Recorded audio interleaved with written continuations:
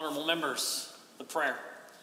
Lord, the God of righteousness and truth, grant to our Queen, to her government, to members of the Legislative Assembly, and to all in positions of responsibility, the guidance of your Spirit. May they never lead the province wrongly through love of power, desire to please, or unworthy ideas, but laying aside all private interest and prejudice, keep in mind their responsibility to seek to improve the condition of all. Please be seated. Quite the full house in here.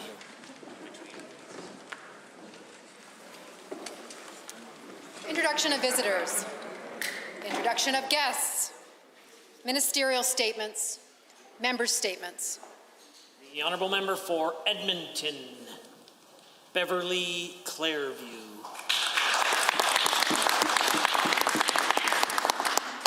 Thank you, Mr. Speaker. Last week was Small Business Week, and I want to acknowledge every single small business that has had to overcome the challenges of the last 20 months. Unfortunately, this UCP government has hindered small business rather than helped. The Premier's continuously abandoned small business owners and their workers, who have been stuck on the front lines protecting Albertans and keeping our economy going. Now, Alberta small businesses are struggling to deal with the fourth wave, a wave that was directly caused by this UCP government. As case numbers rose and revenues fell, the Premier went on vacation and no one was left in charge. Instead of implementing business-saving measures that could have reduced the spread in August and increased consumer confidence, this government did nothing. Instead of standing up for small businesses, the UCP was too busy infighting and paralyzed to speak out against their anti-vaxxer base. The UCP claims to be the party of small business. This is clearly not true. The Alberta NDP has been calling for small business supports from day one. We've been dragging this UCP government through this pandemic to take action. Equal support for new small businesses, increased SMRC payments through the second and third wave, and improved rental supports are just a few things we called for weeks to months before this government took action. Now we've been calling for an additional round of SMRC to help small businesses deal with the fourth wave, a wave that was preventable. Instead, this UCP government's announced a measly $2,000 to help with implementing the UCP's vaccine passport. This is nowhere near enough and months too late. Many estimates have the additional labor costs alone to implement the vaccine passport at over $60,000 a year. These businesses need more. I urge everyone to go to albertasfuture.ca to check out all of the policies we've called for and see for yourself. The UCP does not have small businesses' backs. We do. The Honourable Member for West Yellowhead is next. Mr. Speaker, many of my constituents are frustrated with a federal government that continually treats Albertans with little to no regard. This is why our government committed to pushing for a fair deal for Alberta within Confederation, and we have been delivering on that promise. We established the Alberta Parole Board to provide a faster and more responsible justice system to stop allowing repeat offenders to target everyday Albertans. We also established an Alberta Chief Firearms Officer to respect responsible, law-abiding Albertans' long history of firearms ownership. Alberta Senate elections are another tool to give Albertans a say about their representation in Ottawa. After the NDP let the Senate election legislation lapse in 2016, our government reinstated Senate elections to allow Albertans to pick who would best represent them in the Senate. Alberta deserves Senate representation that is actually accountable to Albertans. Appointed Alberta senators often vote against the interests of the people in the province they represent, and I believe a lack of elected accountability is a core reason. Key Senate votes in recent history point to the importance of Albertans having proper representation in the Senate. On Bill C-48, Trudeau's tanker ban, senators who Albertans elected voted against the legislation, while unelected senators voted in support of the bill. Again, on Bill C-69, the No More Pipelines legislation, appointed senators voted to pass the bill, while elected senators voted the bill down. These two bills are a key example of the importance of having senators that are held accountable to the interests of this province by way of elections. In the recent Senate election, over 1,118,000 Albertans voted to send Ottawa a message they cannot ignore. This is overwhelming support from Albertans who elected senators to represent their interests. Mr. Speaker, Albertans want, need, and deserve fair and accountable representation in the Senate. I encourage the Prime Minister to respect the democratic wishes of this province. Do not ignore these results. Thank you, Mr. Speaker. The Honourable Member for Taber-Warner. Mr. Speaker, I want to tell you about a friend of mine and one of the bravest people I know, Martin de Vlieger. Martin was born with cystic fibrosis, a debilitating lung disease. Martin is the father of 2 young children, energetic 9 and 11-year-olds. All of his life, Martin was in and out of the hospital dealing with lung infections, constantly on antibiotics, which cost his family $3,000 to $4,000 a month. However, Martin is the type of person that makes lemonades out of lemon.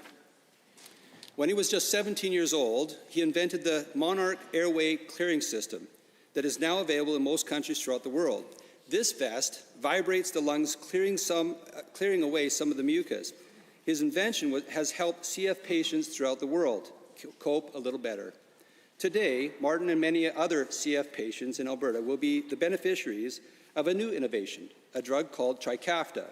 Prior to today, Martin had to purchase this drug out of the States at great cost to himself. He describes his experience this way. I took the first dose at 8 a.m. By noon, my lungs were purging. Within 2 weeks, my lungs had gone from 49% FVV1 to 72%. Martin is starting to gain weight. His liver function is improving. He hasn't been to the hospital or been on antibiotics since he started this treatment. This has truly been a miracle drug for Martin. Martin never thought he would make it to the age of 50. Today, Martin has a new lease on life. Because our government made this drug available to Martin and the hundreds of other CF patients in Alberta, Martin believes that he will see his children graduate, marry, and even see his grandchildren. Mr. Speaker, as a proud grandfather of 4, I am so happy to know that Martin will be able to see his grandchildren because of the work he advocated for and we completed.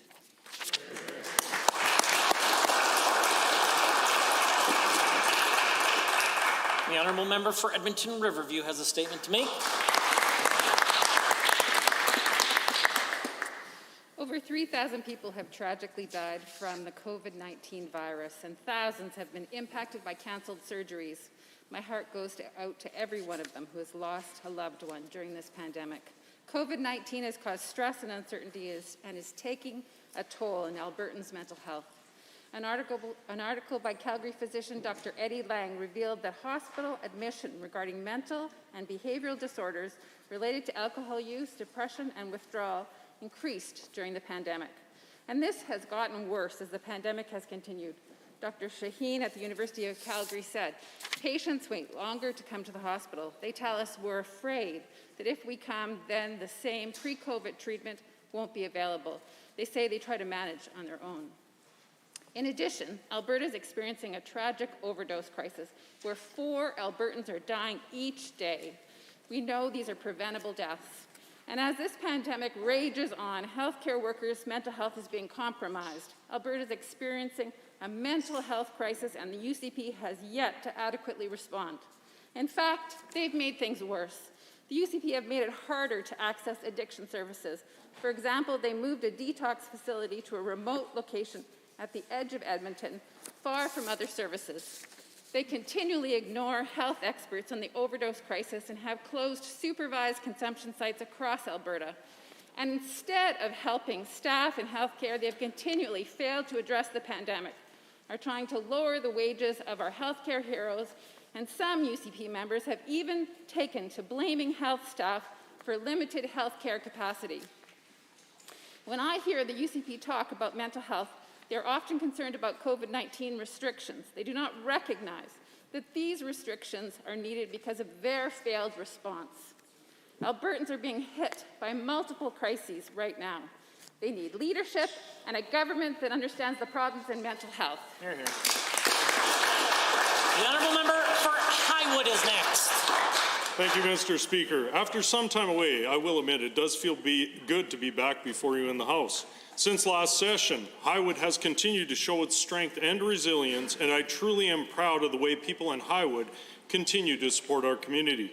Over the past few months, the Okotoks Car Show saw a record number of cars generating thousands of dollars for charity. Okotoks received a Municipal Excellence Award for their public transit system.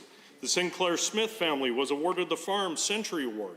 Our Ag Minister presented Millerville Race Ag Society with an Ag Innovation Award, and maybe, most importantly, our entire province can look forward to Highwood hosting the 2023 Alberta Summer Games. Highwood is truly honored and humbled to be given the opportunity to be the first host in 5 years of the Alberta Summer Games, and I can assure you that Black Diamond, Okotoks, and surrounding communities will not disappoint. Bringing the Alberta Summer Games to the area was a primary goal of our late Mayor, Bill Robertson. He knew that our area is full of outstanding people, volunteers, sports organizations, and local businesses that will ensure that all visitors from across the province are well taken care of. Most importantly, the great people of Highwood will make you feel welcome and at home. The Alberta Summer Games is an incredible opportunity for youth and our communities to come together through sport and competition, a time where we will all have an opportunity to cheer on the best athletes our province has to offer. The youth who wish to compete in these games will need our support starting now, and I would encourage everyone to do all they can to help support sports organizations in the area. The work they do far exceeds the Summer Games. It supports mental wellness while building strong life skills in our youth. Thank you, Mr. Speaker. The honourable member for Edmonton, Castle Downs.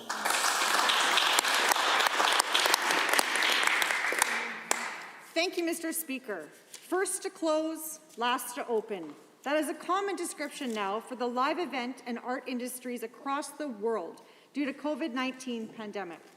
Here in Alberta, the arts and live entertainment sector have been steps behind because of this government's mishandling of the pandemic. They were promised the best summer ever. What followed only weeks later as hospitalization soared was a sweep of restrictions for live events and the spaces where artists earn their livings. For 20 months, the rug was continuously pulled out from under these workers just as they were starting to find their footing. They needed to be able to stay open because the supports put in place for profit spaces from this government were next to zero. And with the literal hundreds of thousands in debt venues and art spaces were taking on over the pandemic, artists began to see the spaces where they earned their paychecks disappear. We have lost almost 10% of Alberta's arts, entertainment, and recreation businesses over the last 20 months, and we're far behind the national average. The UCP are bringing in legislation today, but I am doubtful that it will address the damage that they have caused. The sector is drowning. I implore this government to pay attention to the cries from this sector and use the legislation to develop a long-term plan to ensure that we don't turn our backs on an important piece of our identity and communities. Thank you. The member for Calgary-Falconridge is next. Mr. Speaker, I would like to congratulate all the candidates, win or lose, who participated in the recent municipal elections throughout Alberta. The number of candidates trying to seek elected office and their dedication to the public service is a strong indication of the vibrancy and strength of our democracy. I would especially like to congratulate the new mayors of two largest cities, newly elected Mayor Amarjit Sohi in Edmonton and Mayor Jyoti Gondet in Calgary.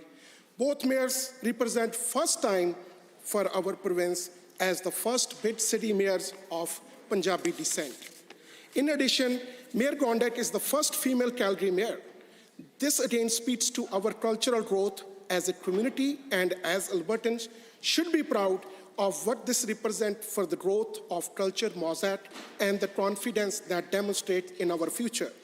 I also want to congratulate the two winning councillors in my area of Calgary Northeast, my good friend Raj Daliwal, who is with an impressive energy background, and Andre Chabot on his return to the Calgary Council. Mr. Speaker, while we had a lot to celebrate, there is also a cause for concern. Yesterday, racist graffiti attacking the Sikh faith was spray painted on the road leading towards the Gurdwara Sahib located in southwest Calgary. While this incident is concerning, I am even more concerned by the rising number of hate-motivated crimes targeting ethnic minorities across Canada. I encourage community members to remain vigilant and report any such incidents to local authorities. Today, I stand with the Sikh Society of Calgary, Gurdwara Sahib, in condemning this disgusting racist act of hatred. Racism has no place in Alberta, and as Albertans, we always stayed against intolerance. Thank you. Hear, hear. The honourable member for Lethbridge East. Thank you, Mr. Speaker.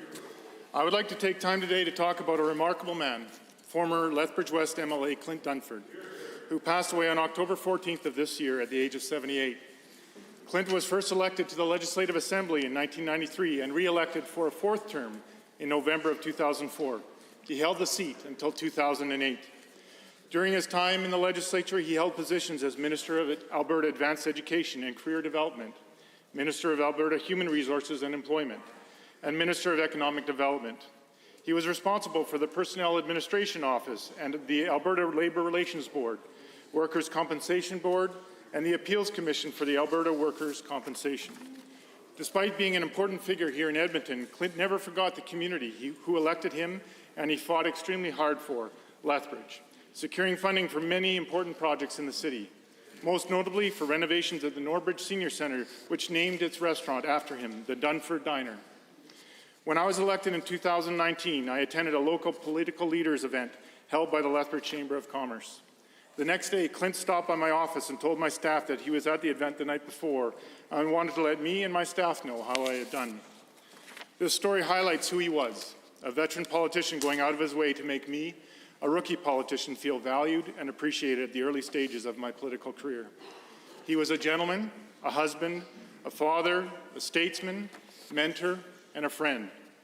I would like to thank Clint for his kindness and to celebrate his service to our province and to Lethbridge. My heart goes out to his family as they grieve the loss of an amazing man. To Clint Earl Dunford, may the Lord bless you and keep you, make his face shine upon you, and be gracious to you. The Lord lift up his countenance upon you and give you peace. The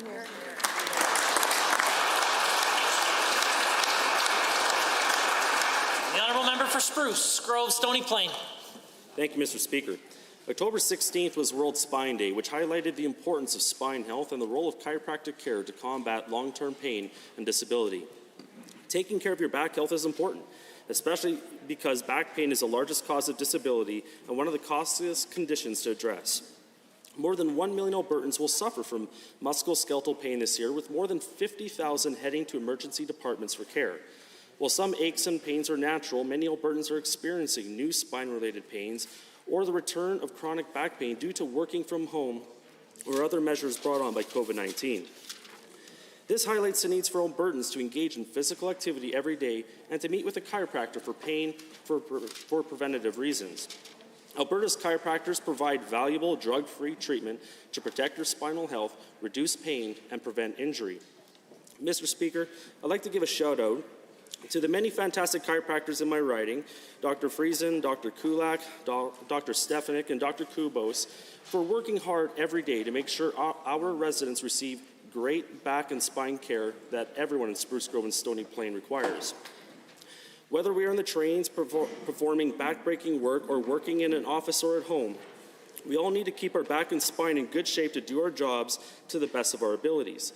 And one of the recommendations chiropractors make to help prevent back pain is to stretch. There's a great routine at straightenupalberta.com, which includes 12 stretches that can be performed in just under 10 minutes. Mr. Speaker, I invite you and all of my colleagues here in the House to try those stretches during this legislative session. Thank you. Honourable members, the time is 1:50 and it is oral question period. And the Leader of Her Majesty's Official Opposition has the call.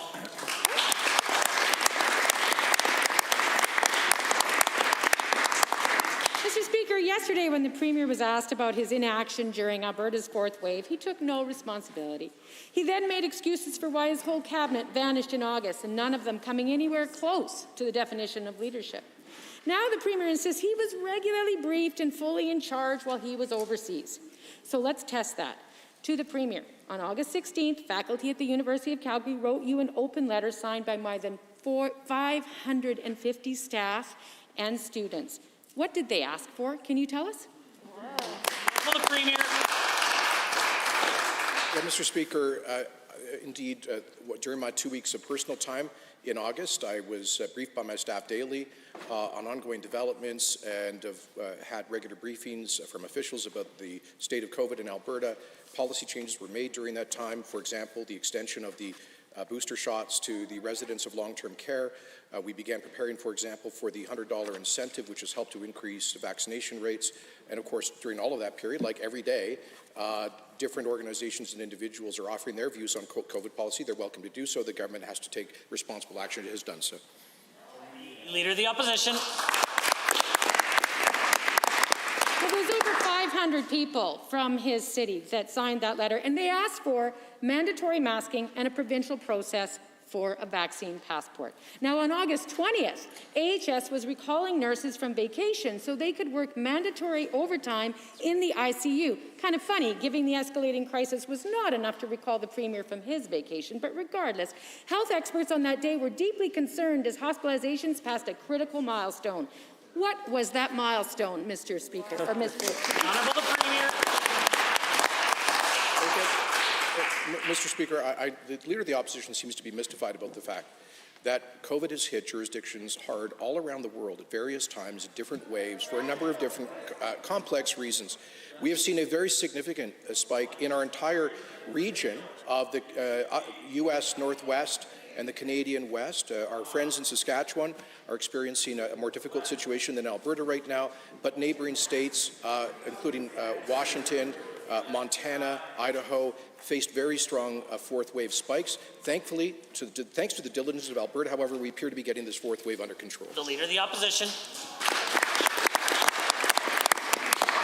Allow me to help the Premier. That day, Alberta's hospitalizations crossed 200 for the first time, and there were 6,000 active cases. Now, on August 24th, Alberta's ICU numbers reached a 2-month high. It was clear the plan was failing. Still, no one said a word. The next day, August 25th, Alberta reported more than 1,000 new cases for the first time since May. Not a word.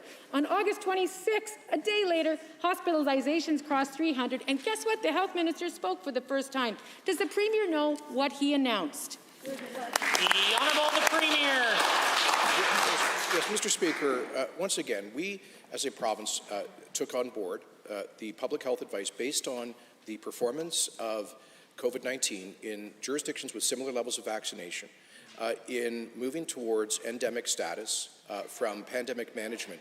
It's clear that the policy was not based on there was an analytical flaw in terms of the data, Mr. Speaker, particularly in the United Kingdom and the age structure of their vaccination rates. When we needed to course correct, we did so, and I want to thank Albertans for having risen to the challenge in this fourth wave. The Opposition, first, second set of questions. The answer is that the health minister announced that the UCP would not implement a vaccine passport. Now, the Premier had no idea what was happening when he was away, and no one was in charge. On August 29th, as cases skyrocketed, QE2 Hospital in Grand Prairie reached capacity and COVID patients were started transferring to Edmonton. This riding is represented by the Minister of Finance. He knows that hospital was already facing a critical staff shortage, so to the Minister of Finance, why didn't he do anything while his boss was away? Why was he silent? Is that what leadership looks like to him? The Honourable the Premier. Well, Mr. Speaker, we know where the NDP is coming from. They have always wanted to maintain a hard and continuous lockdown, indiscriminate violation of people's lives, of their personal and professional lives, Mr. Speaker. What their model for COVID policy is the state of Victoria in Australia, where they rolled the military in to enforce stay-at-home orders for months on end. Mr. Speaker, I don't believe the people of Alberta would have accepted that kind of approach. We have taken a balanced approach, looking at restrictions as a last and limited measure, and I want to thank Albertans for rising to the challenge of this fourth wave. The Leader of the Opposition. Mr. Speaker, the only person asking for a hard lockdown was the federal Conservative leader on this Premier during that time. Nonetheless, August 30th, when the member for Lethbridge East explained the UCP strategy, he said, let the Delta variant rip through Alberta's unvaccinated population. Now, at the time, not a single member said anything, not even the cabinet, not the House leader, arguably the person in charge in the Premier's absence. To the House leader, why did he stay silent? Who was in charge then? And is that his idea of leadership? Good question. The Premier. Well, Mr. Speaker, the government took action when necessary in order to address this fourth wave. What we have not done is to follow the NDP's advice to maintain. Mr. Speaker, there would have been, had the NDP been making these decisions, people would have been unable to attend summer weddings. They would have been unable to gather in backyard barbecues. They would have been unable to go to work. And kids never would have been in our schools for in-classroom instruction over the past 18 months. Thank goodness we didn't have their rapidly ideological approach to this very difficult problem of managing this pandemic. Might just provide caution to members of the opposition that even though you might be making comments off the record, if they're unparliamentary, the Speaker may ask you to withdraw and apologize. The Leader of the Opposition. By September 1st, Alberta was reporting more than 1,300 new cases per day. There were 487 people in hospital, 114 in ICU. Doctors and teachers were begging for action, and business owners in Calgary were desperate for this UCP government to put in some kind of vaccine passport. To the Minister of Jobs, supposedly, these businesses are in his city. Yet the Premier and the Cabinet said nothing and ignored them for weeks. Is this that minister's idea of strong leadership? Hey, hey. The Honourable the Premier has the call. Once again, Mr. Speaker, all 10 Canadian provincial governments and the federal government expressed opposition to proof of vaccination programs earlier this year, and I think all of them, certainly this government, did so in good faith. But, Mr. Speaker, circumstances changed. And one of the things that we all know about COVID is that we have to be prepared to face the emerging reality, as this government did. As one of the 10 provincial governments changed its approach because of low vaccination rates, because of the virulence of the Delta variant, and the need to protect lives in the healthcare system. We took that responsible decision, Mr. Speaker. The Leader of the Opposition for a third set of questions. Mr. Speaker, this complete inaction caused immense stress during back to school. This government decided to stop providing any information on school outbreaks after suspending contact tracing in schools and lifting requirements for students to isolate. 1 month into the new school year, Alberta saw more than 50 school outbreaks and 700 active alerts. Yesterday, the Education Minister refused to answer this question. So to the Premier, how many Alberta children contracted the virus at school since September 1st? And if you don't know the answer, why not? Yeah. The Honourable the Minister of Education has risen. Thank you, Mr. Speaker. And I am happy to report that right now we have less than 1% of all students and staff that have the current active cases. We have 0 schools. From September to date, we've had 9 schools that have had to transition to online, but right now we have 0 schools that are online. So, in fact, we are quite happy to say that students are in school learning in front of teachers. The Opposition. Well, Mr. Speaker, neither the Premier nor his minister seem able to answer that basic question about schools. On October 5th, the Premier reversed his position and announced contact tracing would be restored at some point.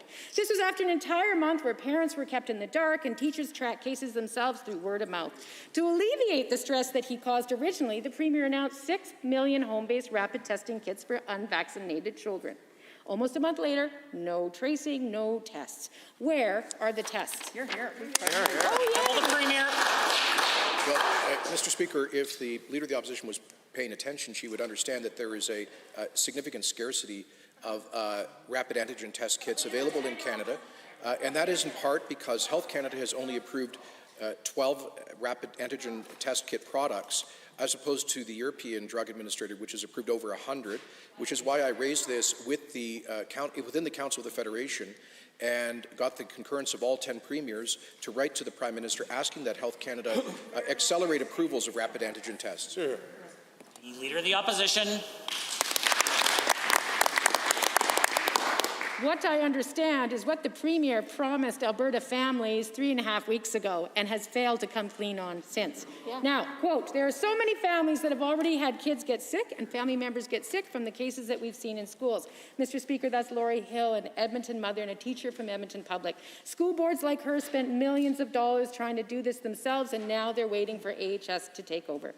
What is the date parents can expect contact tracing to be finally back online, given the delay caused by the original decisions of that UCP cabinet? And will the Premier admit the correct answer should have been September 1st? Yeah. The Honourable Minister of Education.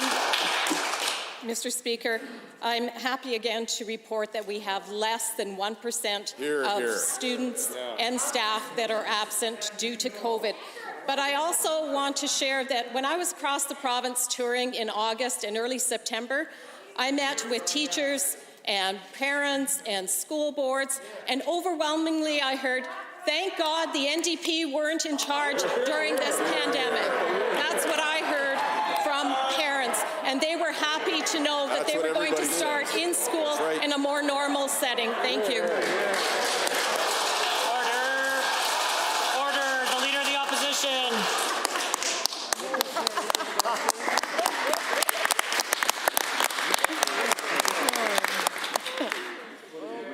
Yesterday, this Premier admitted his government will not be sending a single representative to COP26 in Scotland, a massive missed opportunity for our economy. COP is the forum for global leaders, government officials, and industry to set shared goals in humanity's fight against climate change. And for the first time in years, the U.S. is back at the table. As a leading energy producer, it is shocking Alberta would give it a miss. Does the Premier actually believe that a duck and cover is the best strategy for growing Alberta's markets on the international stage? The Honourable the Premier. Well, Mr. Speaker, I admit to being a bit confused by the NDP's approach, because just a moment ago they were demanding a hard lockdown. We're in a state of public health emergency, but now she wants us to send dozens of people on intercontinental flights to go and attend a conference overseas, Mr. Speaker. So perhaps she could provide us with a little clarity on which lane is it, Mr. Speaker? In terms of the Glasgow conference, of course, Alberta is not a national government. We will make our views very well known to the Government of Canada. The Leader of the Opposition. Mr. Speaker, our province's largest producers are committed to achieving net zero by 2050. Our clean tech sector is developing game-changing reductions in emissions, and Alberta is phasing out coal-fired electricity generation, something we should all be proud of. Just last week, the Energy Minister said Alberta needs to be asserting herself on the world stage to protect our industry. So, Premier, why is this government missing an opportunity to set policy, set the record straight, and set the stage for economic growth and job creation for those working Albertans who need him to do his job? The Honourable the Premier. Mr. Speaker, how dare this NDP leader talk about jobs and the economy in the context of the energy sector, which was devastated. Tens of billions of dollars of investment fled this province. Record high unemployment under that government that colluded with Justin Trudeau to kill Northern Gateway and Energy East, that opposed the Keystone XL pipeline, that stood on a stage with Stephen Guilbeault, the former Greenpeace extremist, to announce a carbon tax in Albertans. How dare she, Mr. Speaker?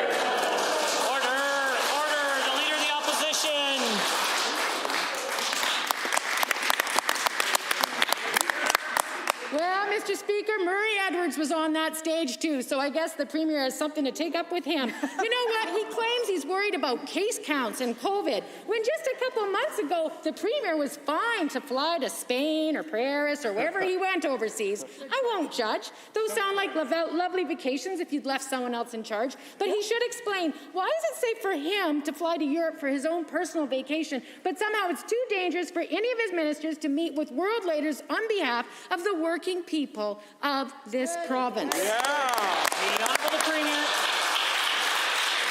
Speaking of working people, Mr. Speaker, I am pleased to report that there are 60,000 more Albertans working today than 3 months ago, 90,000 more Albertans working today than at the beginning of the year, that Alberta is leading Canada in economic growth, that we are projected to lead Canada in growth next year, that we have the second fastest growing number of jobs in the entire Federation, that we just saw an announcement of the largest capital investment in at least a decade in Alberta with the Dow project, the best year ever in our film industry, the best year ever in technology, the best year ever in forestry. Thank God the NDP's not there, Mr. Speaker. The Honourable Member for Livingston-Macleod. Thank you, Mr. Speaker. Last Monday, Albertans went to the polls to have their say on important issues that deeply affect the future of our province, such as the referendum on equalization. For decades, Albertans have contributed a tremendous amount of money to the Federation through equalization, only in turn to be taken advantage of. But this year, thousands of Albertans came together for a chance to speak as one united Alberta. Can the Minister of Justice and the Solicitor General tell this House about the message Albertans sent to the federal government with this referendum? The Minister of Justice and the Solicitor General. Thank you, Mr. Speaker, and thank you to the member for that important question. Indeed, Mr. Speaker, Albertans sent a strong message to the federal government about the way they are treated by Confederation. Mr. Speaker, this government is proud to join the strong collective voices of 62% of Albertans in calling on the Prime Minister and his government to treat Alberta fairly and ensure that their voices is heard, their tax dollars respected, and their value recognized. Mr. Speaker, let me be clear. Albertans are demanding change, and this United Conservative government is listening. We are taking action, and we will obtain a fair deal for this province. The Member for Livingston-McLeod. Thank you, Mr. Speaker. Given that Albertans spoke loud and clear on setting a clear direction for their government to move forward in removing equalization payments, and given that this government, in keeping its campaign promises to Albertans, fulfilled its commitment of putting the question of equalization to the ballot, again, to the same minister, can you tell this House what the next steps for this government will be in Alberta's fight for a fair deal? The Minister of Justice. Thank you, Mr. Speaker. Mr. Speaker, our direction and mandate by the people of our province is clear and resounding. We have committed to moving forward with pursuing the removal of equalization payment from the Constitution, and I can promise you we are getting straight to work. Over the last 25 years, Mr. Speaker, Albertans have contributed over $400 billion more to the nation in taxes than they have received from Ottawa. Mr. Speaker, it is shameful that our tax dollars are being taken away by a federal government to be spent across the country by a government that seeks to shut out the sectors that drive our economy and way of life. The Honourable Member. Thank you, Mr. Speaker. Given the resolve that this government has shown in achieving a fair deal on behalf of Albertans, and given the loud voice of Albertans calling on the Prime Minister to move forward with removing equalization from the Constitution, again, can the Minister of Justice and Solicitor General please tell this House what are the key concessions that the government is seeking from Ottawa on behalf of Albertans? The Minister. Mr. Speaker, unlike the previous NDP government that caused it up to the federal government in their attempts to thwart Alberta's economy and make it harder for Albertans to support their families, we are stepping up to the plate to negotiate a better deal for our province. We know that the NDP and their friends want to curry favor from Trudeau Liberals. That is why, Mr. Speaker, the NDP and their supporters opposed and voted against this referendum and tried to silence Albertans' grievances. It didn't work. And for that, Mr. Speaker, I am grateful to all Albertans. Albertans don't back down, Mr. Speaker, and neither will this United Conservative government. Member for Edmonton Northwest is next. Mr. Speaker, I have served 4 terms in this House, and I have never been so horrified at the damage being caused by a sitting government. This Minister of Advanced Education is bringing in legislation today to tinker around the edges of post-secondary. Meanwhile, his government has taken almost $700 million in cuts to post-secondary education in Alberta. If this minister really wants to demonstrate that he supports post-secondary and its potential as part of Alberta's economic future, will he reverse the devastating cuts from this crucial sector right here, right now? The Honourable Order, the Honourable Minister of Advanced Education. Thank you, Mr. Speaker. There's a number of things that we've done over the course of the past couple of years, including developing the first strategic plan for our post-secondary system in 15 years, providing $5.6 million to fund new micro-credential opportunities, creating new scholarships to help more Albertans access post-secondary education, creating more work-integrated learning placements, and being more accountable with taxpayer funding to our post-secondary institutions, as well as including ensuring our post-secondary institutions are complying with free speech policies and principles. Mr. Speaker, these are some of the measures we've introduced. Honourable Member for Edmonton Northwest. Well, Mr. Speaker, given that cost-cutting post-secondary leads to costs being downloaded onto students, cutting off access for thousands of students in the process, and given that this government has also increased interest paying by students on loans to go to post-secondary schools, increasing costs again. And given that the cost of living is rising substantially for students and for Albertans generally, and this government has done nothing to protect students from car insurance costs, skyrocketing utility bills, and so much more. Can the minister tell the House right now whether he thinks attending post-secondary is already too expensive for students in this province? Advanced education. Mr. Speaker, I think it's a good opportunity to inform the House today as we speak. Tuition rates in Alberta are comparable to that in British Columbia and well below the national average. However, it's important that we continue to provide financial assistance to our students. That's why our government has created new scholarships to help more students access post-secondary education, including the High School Apprenticeship Scholarship and other awards. And Mr. Speaker, we've also continued to fund pressures in student aid and growing demand for other scholarships as well. Hear, hear. Well, Mr. Speaker, given that yesterday I asked this minister exactly how many students and staff have become infected with COVID-19 while attending a post-secondary school in this province, given that the minister did not have an answer yesterday, but certainly has many people amongst his staff and the public service that could help him to get these facts straight, given that we also know that the spread of COVID-19 on campuses is a major concern, especially as schools attempt to implement a vaccine passport system with no government support. Minister, for the record, how many Albertans have contracted COVID-19 on our campuses in Alberta? The minister. Mr. Speaker, I've always made myself available to all of our post-secondary institutions and reiterated on a number of occasions that Alberta's government is standing ready to support them in what they need to implement successful vaccine passport programs. Mr. Speaker, and further, I know that many of our institutions have implemented vaccine programs at their institutions. I also know in talking with many of our institutions that a high degree of them, including both students and faculty, are vaccinated. Many of our institutions, that's north of 90%, but I encourage more to get vaccinated. The honourable member, order. The honourable member for Edmonton South. Well, it's good to be back to doing the people's business in this chamber. And it's important that Albertans who have suffered through the fourth wave of this pandemic, which was driven by the incompetence and arrogance of this government, see their elected representatives leading by example. That's why it was so sad to see this government vote down our simple proposal to require Alberta's elected leaders show proof of vaccination before entering this chamber. That proposal sends a clear-cut message that vaccinations are safe and our way out of this pandemic. Can the government House leader explain to Albertans why his government is so opposed to leading by example? The Honourable the Government House Leader. Thank you, Mr. Speaker. This caucus is leading by example. Happy to report every member of this caucus has received a vaccination, Mr. Speaker, except for one who's working through a medical circumstance, Mr. Speaker. We continue to lead the way to show Albertans that vaccines are the #1 way that we can be able to manage the COVID-19 pandemic and move forward, Mr. Speaker. It's unfortunate that the honourable member went to member services with a motion that should have been before the chamber, Mr. Speaker, but eventually they'll catch up to the process here after all of these years, and if he needs any help to understand the difference between member service and the chamber, he can give me a call. I'll be happy to help him out. The honourable member for Edmonton South.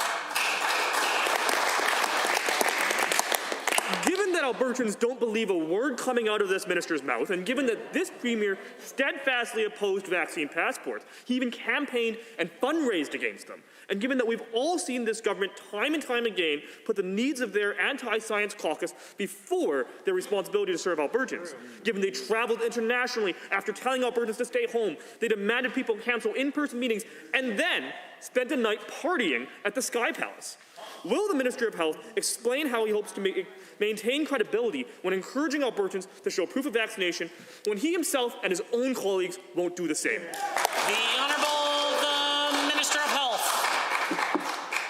Mr. Speaker, thank you for the question, and thank you to the honourable member for the question. Mr. Speaker, our government put in the REP to protect Albertans and to also encourage Albertans to get vaccinated. And Mr. Speaker, that's been successful. Vaccination rates have increased.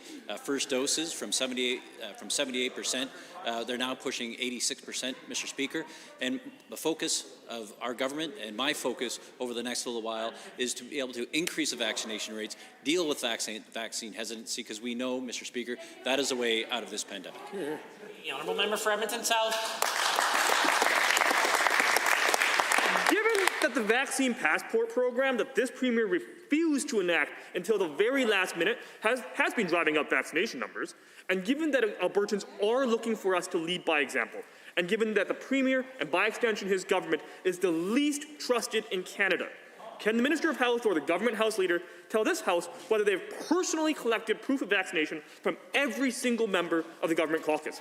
Have they reviewed the proof of vaccination for every single Government MLA, or was this just another empty promise by the UCP? The Honourable Government House Leader. Thank you, Mr. Speaker, for the question from the honourable member. One day he might ask something about something that's important to his constituents, but happy to answer it. As I have confirmed in a letter to you, Mr. Speaker, leadership has checked the vaccination status of our caucus, Mr. Speaker, except for the 2 members that are taking tests as they go inside the chamber, Mr. Speaker, just like it's outlined in the letter. So, Mr. Speaker, has that honourable member and his caucus checked all their vaccination status? There you go. So, Mr. Speaker, problem solved. Let's get back to work. Order. The Honourable Member for Calgary-Curry. Thank you, Mr. Speaker. Commissioner Allen's public inquiry into anti-Alberta, anti-energy foreign-funded campaigns has revealed that hundreds of millions of dollars have poured into Canada to keep Alberta's responsibly produced energy in the ground. And given that these campaigns have held back major investments and stifled the responsible diversification of our energy industry, to the Minister of Energy, can you highlight how these anti-Alberta campaigns have impacted our oil and gas sector and the people who rely on the industry for their livelihoods? The Honourable the Minister of Energy has risen. Well, thank you, Mr. Speaker. While the Engos and proponents and participants in the campaign celebrated and boasted about their success as pipelines were blocked and projects were abandoned, real Albertans lost their jobs. Businesses went under, families were hurt. We lost billions of dollars in royalties as we saw pipeline bottlenecks. We had heavy price discounts.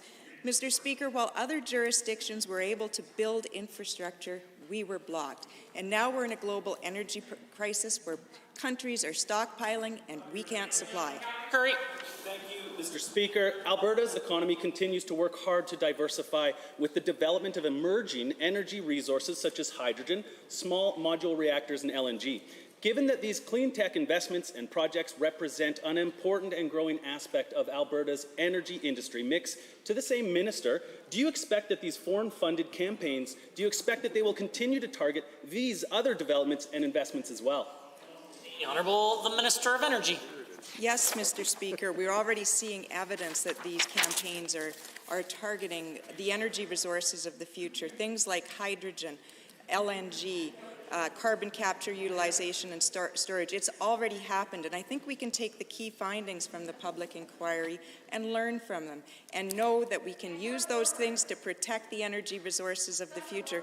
Mr. Speaker, if anything we learned from the public inquiry is how organized and sophisticated these groups are, and how we have to protect Alberta for the energy of the future.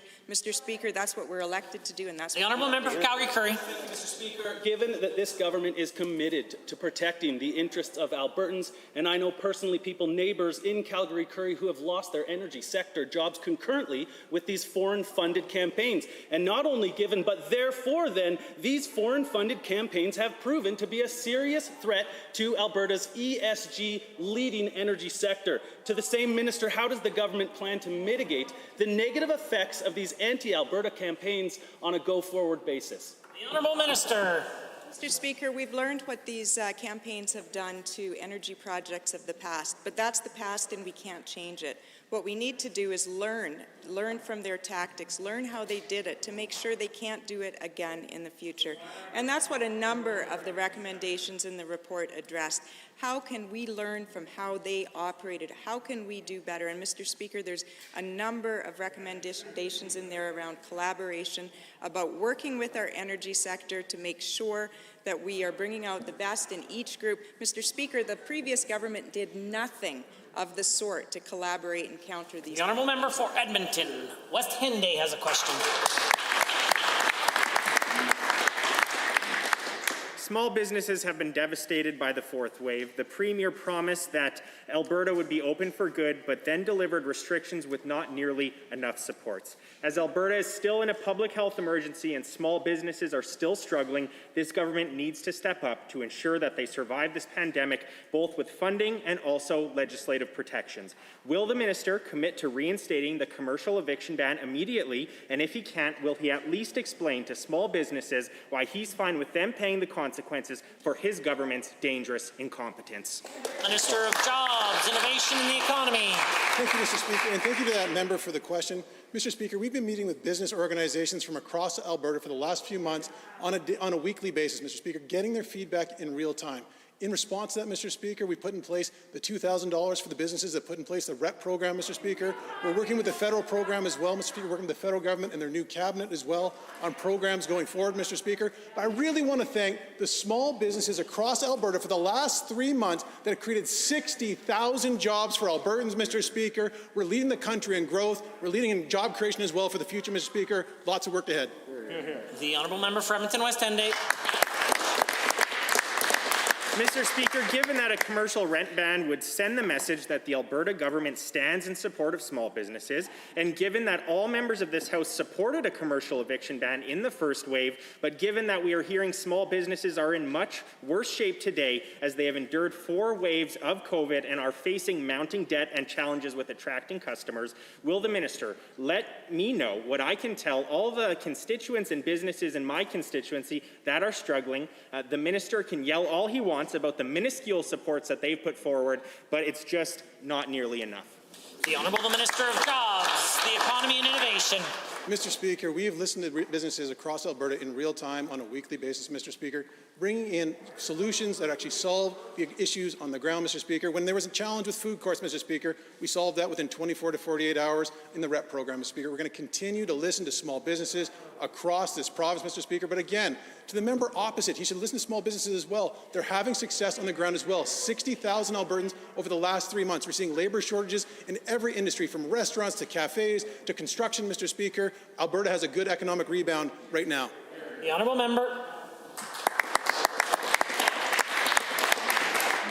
Given that along with the commercial rent ban, our official opposition has also called for a ban on business utility shutoffs for 6 months, a 50% reduction on small business insurance costs, and a risk index that would allow businesses to better prepare for potential public health restrictions, and given that we called for similar measures in waves 1 and 2 of this pandemic, Minister, please explain to businesses across the province why this government doesn't believe these measures are necessary, because they are truly awfully tired of waiting for the sorry excuses that this government has put forward so far.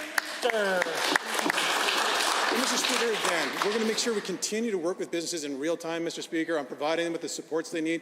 The support that we're providing to businesses that implement the REP program of $2,000, Mr. Speaker, is the only one of this kind right now in Canada that's doing this. We're going to continue to work with the tourism industry, Mr. Speaker. We've done that with the tourism levy abatement. We're continuing to work with hotel associations. But, Mr. Speaker, right now in Alberta, we're seeing significant growth in diversification across our economy. The film industry is doubling, Mr. Speaker. The tech industry is growing gangbusters. And we're seeing the bounce back of our energy sector, Mr. Speaker. That's good news for the future of Alberta. The Honourable Member for Edmonton City Centre has a question.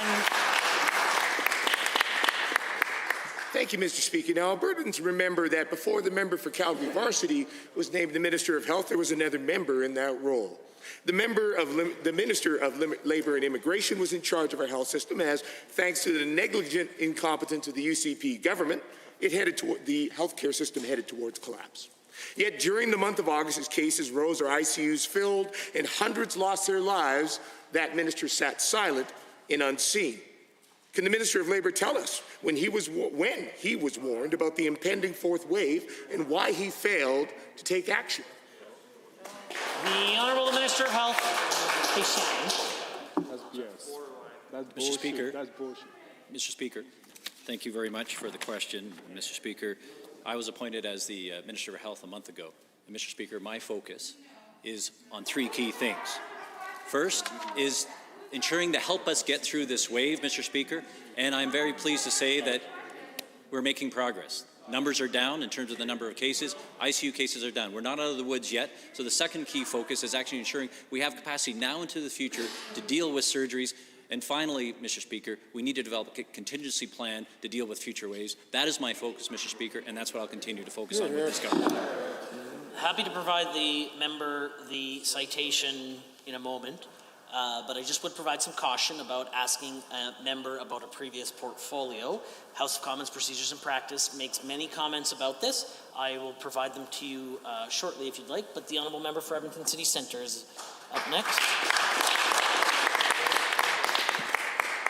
More empty platitudes, Mr. Speaker. No plan, no accountability. Given that Albertans went weeks without seeing their premier and a month without seeing their health minister during a looming health crisis that everyone except apparently this UCP cabinet could see coming. And given that during that fourth wave, compounded by the failure of the previous Minister of Health, we saw thousands of life-changing, life-saving medical procedures being cancelled. Maybe he knows the number because his replacement apparently doesn't and won't share it. I must ask then the Minister of Health, on behalf of his colleague, where was he? Because the Premier said his vacation was the reason he ignored the crisis, but where was the Minister? Of order is noted. The Honourable Minister of Labour and Immigration. Order. Because Edmonton City Centre was asked the question, Mr. Speaker, all throughout August, I continued to work, continued to be briefed, continued to meet with stakeholders, and continue to work with the department and AHS as our new Minister of Health is continuing to do since he's now become into the role. Mr. Speaker, this is, again, the NDP continuing to play politics, continuing to not tell the truth to Albertans, continue to be dishonest. You got it.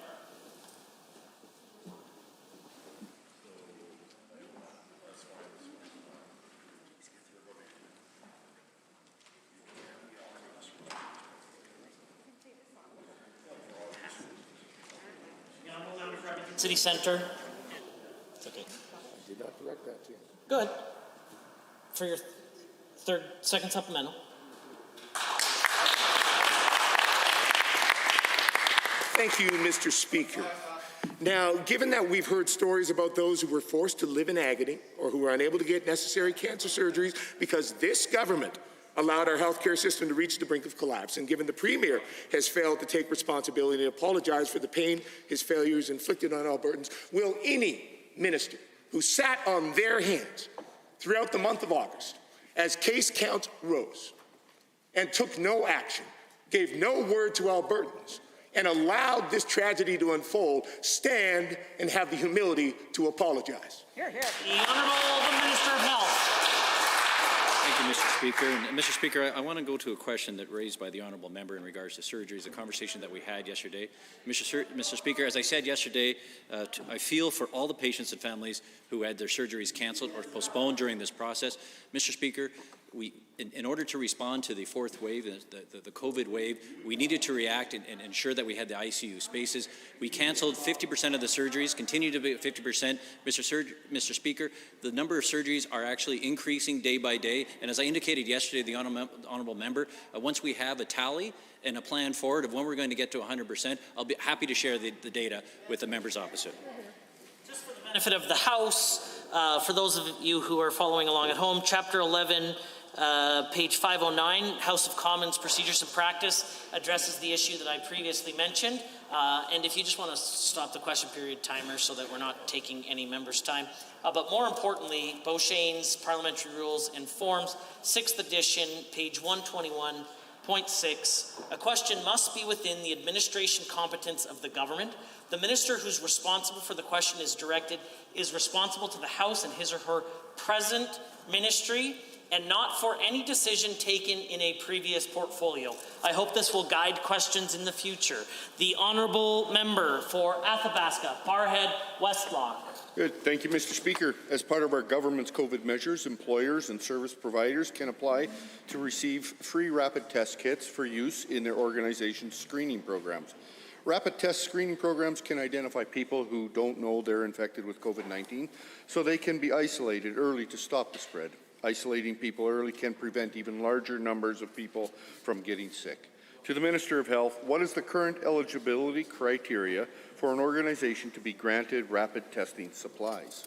The Minister of Health. Thank you, Mr. Speaker, and thank you to the honourable member for the question. Mr. Speaker, the rapid testing program is open to any public, private, or not-for-profit employer or service provider with an approved COVID-19 screening program. The application process prioritizes organizations involved with vulnerable populations, including high-risk settings and essential services. Rapid test kits are provided free at cost to successful applicants who must ensure proper protocols are in place for COVID-19 screening, testing, and reporting, and organizations are responsible for all costs related to their screening program and assume all responsibilities. Member for Athabasca West Barrhead. Mr. Speaker, as we all know, these rapid tests have been successfully piloted in long-term care homes, hospitals, homeless shelters, industry, and other areas that have had outbreaks. Given that rapid testing has helped to stop the spread in these environments and could do even more if made available for at-home testing. The European Union, for example, currently has rapid testing available for purchase at local pharmacies. For €20, you can get 30 tests. To the Minister of Health, does the government have plans to offer affordable, in-home rapid antigen testing? The Minister of Health. Thank you again, Mr. Speaker, and thanks to the honourable member for the question. Mr. Speaker, the antigen test has a wide variety of uses, but it comes with a caution. The World Health Organization has in fact outlined specific situations where they should not be used due to their lower sensitivity compared to PCR tests, which are considered the gold standard of testing. They shouldn't be used for people who are asymptomatic, airport or border screening at points of entry, or areas with minimal community spread. But that doesn't mean that doesn't have its use. As the honourable member pointed out, we see these in other jurisdictions. Health Canada is responsible for authorizing new medical technology and has identified these tests as a high priority. We support that, Mr. Speaker, and are working with them. Full member for Athabasca Barrhead Westlock. Mr. Speaker, given that COVID immunity is attained either naturally or with a vaccine, and Alberta has experienced less than a 1% reinfection rate for individuals that have recovered from a COVID infection, and given that health officials are concerned about waning immunity, whether from a vaccine or an infection, going forward, antibody testing may be the only way to truly understand the level of immunity an individual has. To the same minister, will the government add a checkmark on the QR code for individuals showing high enough levels of antibodies, regardless of whether they were attained naturally or through a vaccine? The Honourable Minister. Thank you, Mr. Speaker, and again, thanks again for the question. I completely understand, Mr. Speaker, why Albertans might be curious about serological testing for COVID-19. The test detects the antibodies produced in response to an infection. However, they can't confirm immunity or diagnose an active infection. So even if a test reveals the presence of antibodies to a virus, these antibodies may not be protective and they may not last very long. Now, widespread serology testing does not have a proven clinical or public health benefit. It can provide some data in terms of what's going on before. So while Health Canada has authorized the sale of more than 20 of these devices that are freely available online, we've only made publicly funded serology. The honourable member for Edmonton Whitemud is next.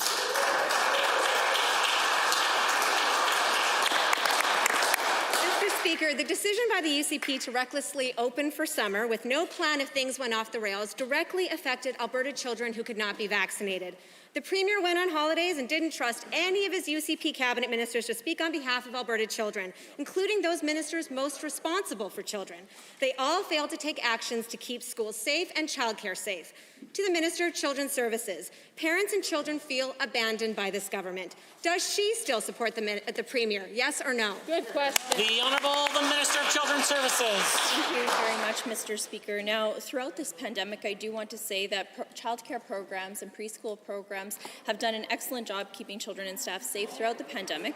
We have, in fact, provided $150 million of pandemic relief funding and dollars that go towards cleaning supplies, PPE, recruitment, and staffing.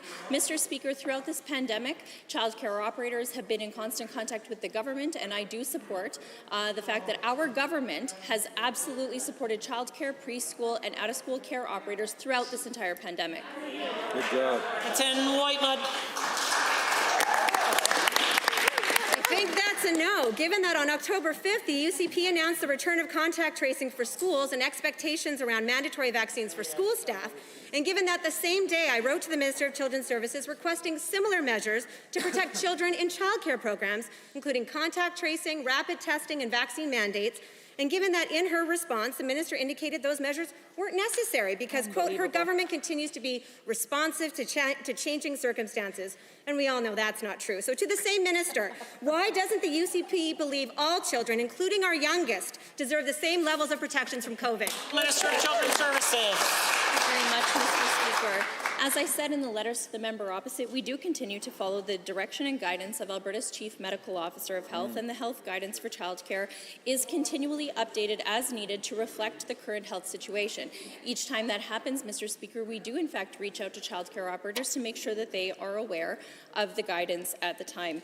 As always, we are fully committed to reaching out to operators as updates do change. But Mr. Speaker, I will point out that at the advice of the Chief Medical Officer, the COVID-19 outbreak notification, investigation, and response have continued in childcare centres. Given, Mr. Speaker, that last year I repeatedly asked the Minister of Children's Services to release unspent dollars in the childcare budget directly to childcare providers so they could stay open for Alberta families, and given, despite denying the money even existed, the UCP then handed out over $100 million from the childcare budget in Kenny cash that did nothing to help the sector, and given once again there was surplus... Order. The use of a name inside the Assembly, of course, is unparliamentary. I'm sure it was just an error, but you can reword your question in the most appropriate way possible. Apologies, Mr. Speaker. And given once again there is surplus funding in the childcare budget and Alberta's economy and families need all the childcare spaces we have to stay open, I will ask again. To the same minister, will she commit today to ensuring the survival of the childcare sector by providing all available unspent funding directly to childcare providers? The Honourable Minister. Speaker, $110.4 million in pandemic relief, $16.2 million to the critical worker benefit, $20.57 million, and I do want to make sure that the member opposite hears this number. She may not be aware of this investment, but it is for staffing, recovery, and retention grants, $18 million about of which has already been provided. And I would like to quote, Mr. Speaker, a childcare director from Edmonton who said, quote, "I would like to take the opportunity to thank you and your staff for ensuring all childcare centres, whether they be for-profit or not-for-profit, are treated equitably and fairly. It is through your financial support and assistance that we are able to continue in these most challenging..." The Honourable Member for St. Albert has a question. Mr. Speaker, I have a question for the Minister of Culture. Ça fait 2 mois depuis la démission du député pour Fort McMurray-Lac-La-Biche et la secrétaire parlementaire pour la francophonie. Depuis lors, ce gouvernement n'a pas nommé un nouveau secrétaire pour laisser les francophones sans voix au cabinet. Ce voix aurait peut-être dit au cabinet d'écouter la commission scolaire de francophones quand il disait que le nouvel programme d'études cherchait à effacer l'histoire de francophones. Est-ce que le ministre peut expliquer pourquoi il n'y a pas déjà nommé un remplacement? The Honourable Minister of Culture. Thank you, Mr. Speaker. I will confess I had a bit of a hard time hearing the details of that, but I think it has to do with CFEP, and what I will say is that... No? Sorry, carry on, fine. So CFEP granting has actually... community grants are actually up by 17%, $64.4 million. We've invested $37 million, an increase of 88% in the Community Initiatives Program. So, thank you, Mr. Speaker. The Honourable Member for St. Albert. Donner, ça ne devrait pas prendre 2 mois pour cet gouvernement à nommer un représentant pour la communauté francophone. Et donner, si le ministre respectait la communauté francophone, il serait une priorité. Est-ce que c'est parce que c'est personne au caucus qui est qualifié ou parce que n'est pas respecté par les Albertains francophones? Expliquez le retard, s'il vous plaît. The Honourable Minister of Culture. Thank you, Mr. Speaker. So yes, with regards to naming a Francophone secretary, that is something that we're definitely working on. The Francophone community has been a great community here in Alberta. We're working together with them. It's a very important and growing community from all over the world, and so it's something that we're going to continue to proceed with. And stay tuned, we'll be naming a new Francophone secretary very soon. The Honourable Member for St. Albert. Donner la communauté francophone se sentir déjà attaquée par ce gouvernement avec les compressions budgétaires de Campus Saint-Jean, Donner ce gouvernement n'a pas écouté la communauté francophone qui leur ont dit que le programme ne répond pas aux besoins des élèves et donner la communauté francophone continue d'avoir mal à obtenir une réunion avec le ministre. Est-ce que le ministre va nommer un secrétaire parlementaire aujourd'hui? Pas demain. Sinon, The Honourable Minister of Advanced Education. Thank you, Mr. Speaker. When it comes to Campus St. Jean, continuing to support Campus St. Jean is an important priority. I heard the question. I'll hear the answer. Well, thank you, Mr. Speaker. I know sometimes the members opposite don't like to listen, but I'll try again. Mr. Speaker, supporting Campus St. Jean is an important priority. Our government continues to provide funding to the University of Alberta, who provides funding to the campus. As well, we're in discussions with the federal government to find additional solutions for the campus. Hear, hear. Honourable members, that concludes the time allotted for oral question period. In 30 seconds or less, we will return to the daily routine.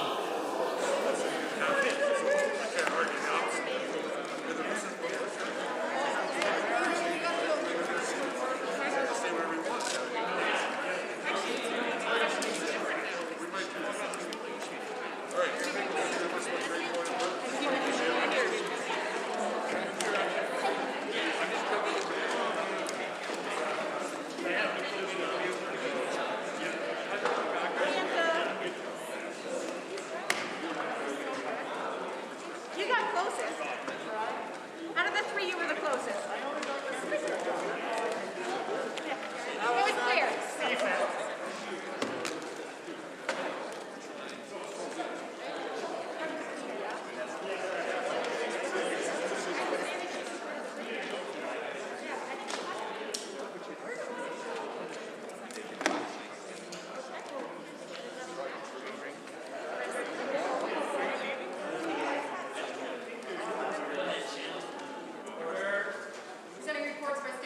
Committees. Presenting petitions, notices of motions.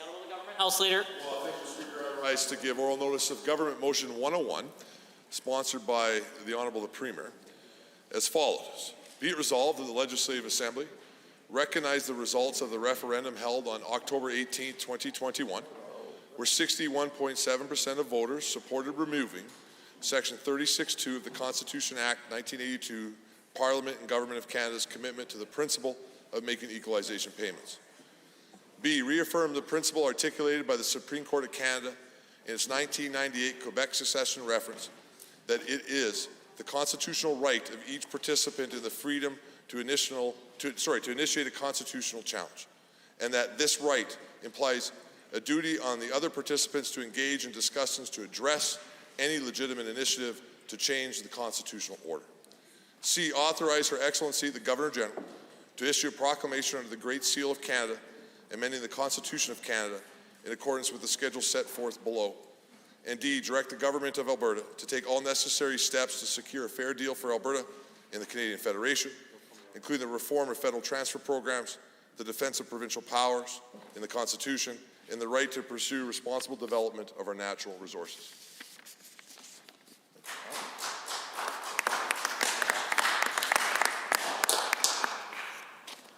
Just note. Do you have another one? Okay. Okay. Bills. The Honourable Minister of Advanced Education. Thank you, Mr. Speaker. I request leave to introduce a bill being the Advanced Education Statutes Amendment Act 2021.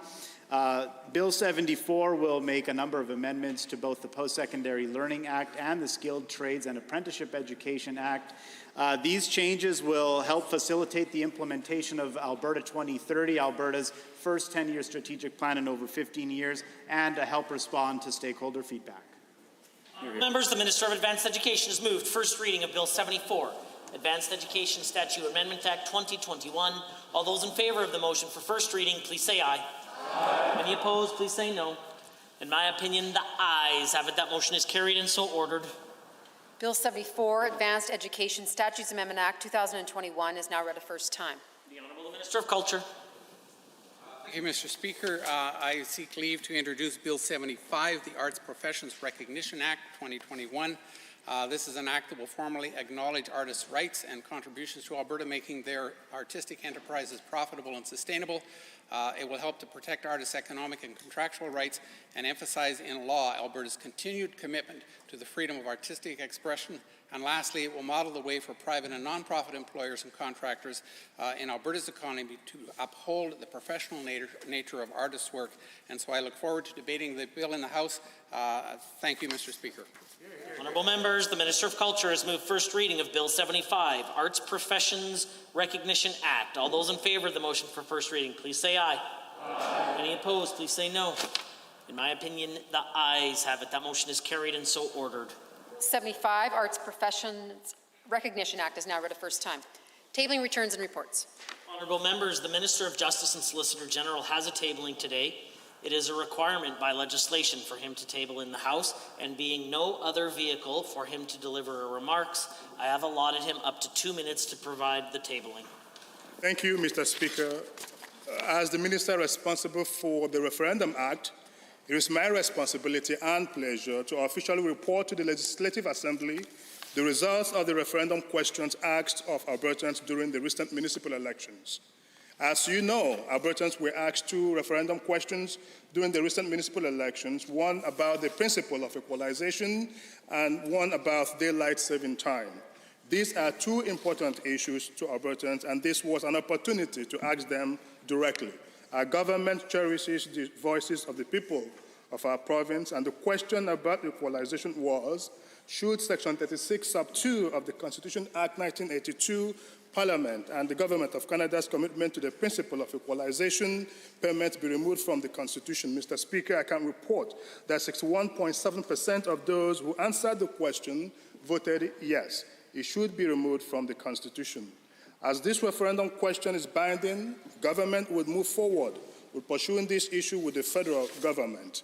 The second question we asked Albertans was, do you want Alberta to adopt year-round daylight saving time, which is summer hours, eliminating the need to change our clocks twice a year? Mr. Speaker, I can report that 50.2% of Albertans who answered the question voted no, representing a majority. This means that government will not pursue the elimination of daylight saving time. The people's voice is the cornerstone of our democracy, and we believe it is in government's duty to ensure Alberta's voices are heard. These referendum questions, Mr. Speaker, were an opportunity to hear directly from Albertans. We thank all those who participated in this important democratic process. With that, Mr. Speaker, I have 5 copies of the returns for tabling. Are there other tablings? Seeing none. Tablings to the clerk. Honourable members, we are at points of order, and the Honourable Government House Leader has withdrawn his point of order. However, I would like to provide some clarity to members of the Assembly. The Languages Act, Section 5.5, Language in the Assembly. Number 1, members of the Assembly may use English and French in the Assembly. While it may have been courtesy at times to provide translations, it is certainly not required. If a member speaks any other language than French or English, a translation is required. We are at orders of the day. Oh, correction. I will now proceed. Yesterday, the Honourable Member for Calgary-McCall rose on a point of privilege, and I will provide the opportunity to respond to that point of privilege to the Government House Leader, and followed by any other member of the Assembly should they wish to do so. Well, thank you, Mr. Speaker. Yesterday, the member for Calgary-McCall came into this chamber and made an allegation that the Premier, while the Premier was responding to a question, misled the Assembly. On behalf of the Premier, first of all, I can state that the Premier did not mislead the Assembly. Members should be aware that the threshold for a prima facie breach of privilege is incredibly high. These thresholds are established in the 3rd edition of Parliamentary Practice in New Zealand, Mr. Speaker, 2005, at pages 653 and 654, as you know, which state, there are 3 elements to be established when it is alleged that a member is in contempt by reason of statement that the member has made. First, the statement must, in fact, have been misleading. Second, it must be established that the member making the statement knew at the time the statement was made that it was incorrect. And third, in making it, the member must have intended to mislead the House. The member for Calgary-McCall, in his lengthy submission, made a number of points and statements based on false information. First off, Mr. Speaker, he claimed that the Deputy Chief Medical Officer of Health indicated the government was undertaking modeling related to the Delta variant at a press conference on June 15th, Mr. Speaker, 2021. When asked to share the Delta variant modeling, the Deputy Chief Medical Officer, Dr. Cornvay, stated, "I don't think we've done that modeling yet. It's a work that is in progress." Work in progress, Mr. Speaker, is very different than the information presented to the Premier or members of Cabinet. When on June 16, 2021, the Premier answered, "There is no Delta variant modeling." It is a truth because no such modeling existed on June 16, 2021. So this clearly fails the first of the three-part test required for successful contempt of the Assembly motion for misleading this Assembly. However, Mr. Speaker, it also fails the second and third parts based on the arguments put forward by the member from Calgary-McCall.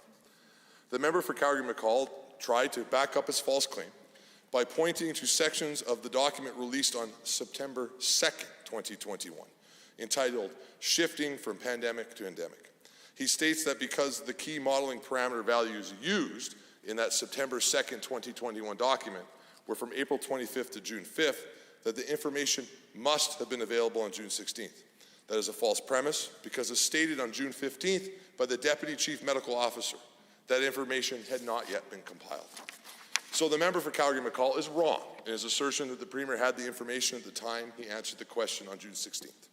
So if he didn't knowingly make a misleading statement, he also certainly could not have intended to mislead this Assembly, therefore failing parts 2 and 3 of the test. I will refer the member to read Beauchesne's, through you, Mr. Speaker, to the member, to read Beauchesne's 494, where it says, "It has been formally ruled by speakers that statements by members respecting themselves, and particularly with their own knowledge, must be accepted. On rare occasions, this may result in the House having to accept two contradictory accounts of the same instance. Accordingly, Mr. Speaker, I believe that this does not rise to being a prima facie breach of privilege, Mr. Speaker, and hope that you will rule accordingly." Members who would like to provide submissions to the point of privilege? Seeing none, as I mentioned yesterday, point of privileges are serious matters. I will take some time to consider both of the arguments made and report back to the Assembly at my convenience. Now, we are at point orders of the day, orders du jour. Government bills and orders for second reading. Bill 73, Infrastructure Accountability Act. Honourable Mr. Panda. The Honourable the Minister of Infrastructure. Thank you, Mr. Speaker. I'm pleased to rise today to move the second reading of Bill 73, the Infrastructure Accountability Act. We know that every investment into public infrastructure furthers Alberta's recovery plan by supporting jobs for Albertans and building the structure upon which each of us in this place and all Albertans rely on. That's why the Infrastructure Accountability Act is good news for Albertans, especially job creators and, of course, taxpayers. It provides accountability and transparency for how government prioritizes and invests in the capital projects that keep people working and build the economy. It demonstrates Alberta government's commitment to supporting our economic recovery by being strategic in how it manages public assets in the best interest of Alberta taxpayers. It raises the bar on transparency and ensures that government gets right the critical decisions about the public works projects it pursues. The Act does this by legislating a framework to guide how capital projects and spending are prioritized. It ensures criteria are in place to evaluate project priorities and suitability, and this criteria is accessible to everyone. As Minister responsible for delivering the majority of projects approved in the capital plan, I have worked closely with the Minister of Finance and President of Treasury Board, whose ministry is also responsible for the budget and capital plan to develop the Infrastructure Accountability Act. We also worked with all other government ministries and asked the government stakeholders like Alberta Health Services, municipalities, school jurisdictions, job creators, and everyday Albertans for their input. We received strong support for legislating this criteria and for providing transparency around the capital planning process. Through the Infrastructure Accountability Act, all Albertans will know how government decides what capital projects to approve in their communities, how decisions are made to ensure best value for taxpayer dollars, and how we align our capital project decisions in the best interest of creating jobs and supporting economic growth. Stakeholders such as school jurisdictions and municipalities will be able to align their capital project decisions knowing government's criteria and priorities. Job creators will better be able to form their business plans because of government's transparency around capital planning decisions. And while these criteria have been used for the past 3 capital plans, by enshrining them in the legislation, we are tying future governments to the same level of transparency. The Act also legislates roles and responsibilities for government ministries involved in developing annual capital plans. And it formalizes the Deputy Minister's Capital Committee, which provides advice on the capital plan. Alberta has no other legislated Deputy Ministers Committees, Mr. Speaker. We are demonstrating a true commitment to getting politics out of the process when it comes to selecting infrastructure by letting our world-class public servants inform the capital planning process. All government decision makers will be on the same page when it comes to putting forward capital project submissions. The Infrastructure Accountability Act also legislates the development and release of a 20-year strategic capital plan, which has to be updated at least every 4 years. This plan will provide strategic direction beyond the annual capital plan. So it's going to be long-term strategic plan, Mr. Speaker. It will be a key driver in making sound long-term decisions in public infrastructure. The plan will look at how capital infrastructure-related trends may impact Alberta, and considering those trends will provide direction on how government can best meet future infrastructure needs. Should Bill 73 pass, we expect to release the 20-year strategic capital plan shortly after it receives royal assent. Now, I would like to address some of the critique I have heard about the bill from the media. The first criticism I heard is that the Act does not mandate that a list of unfunded projects be released every year. Now, every year, government releases the capital plan in the budget, and the capital plan includes a project list with a minimum of 3 years in anticipated spending on each given project. And, Mr. Speaker, usually capital plan varies from 3 to 5 years. So, but majority of the governments use a 4-year capital plan. And the capital plan includes that project list.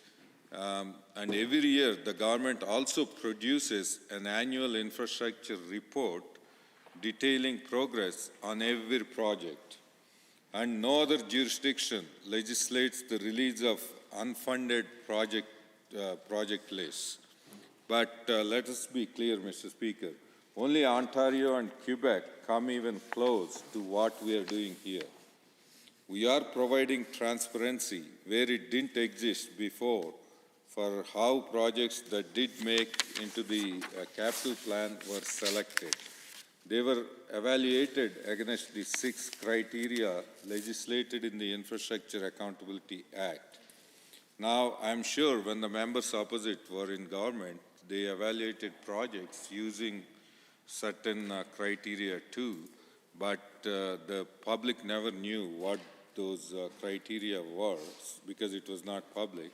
And a school board can now look at these criteria and improve their submission to the Ministry of Education by evaluating it through the lens of this publicly available criteria.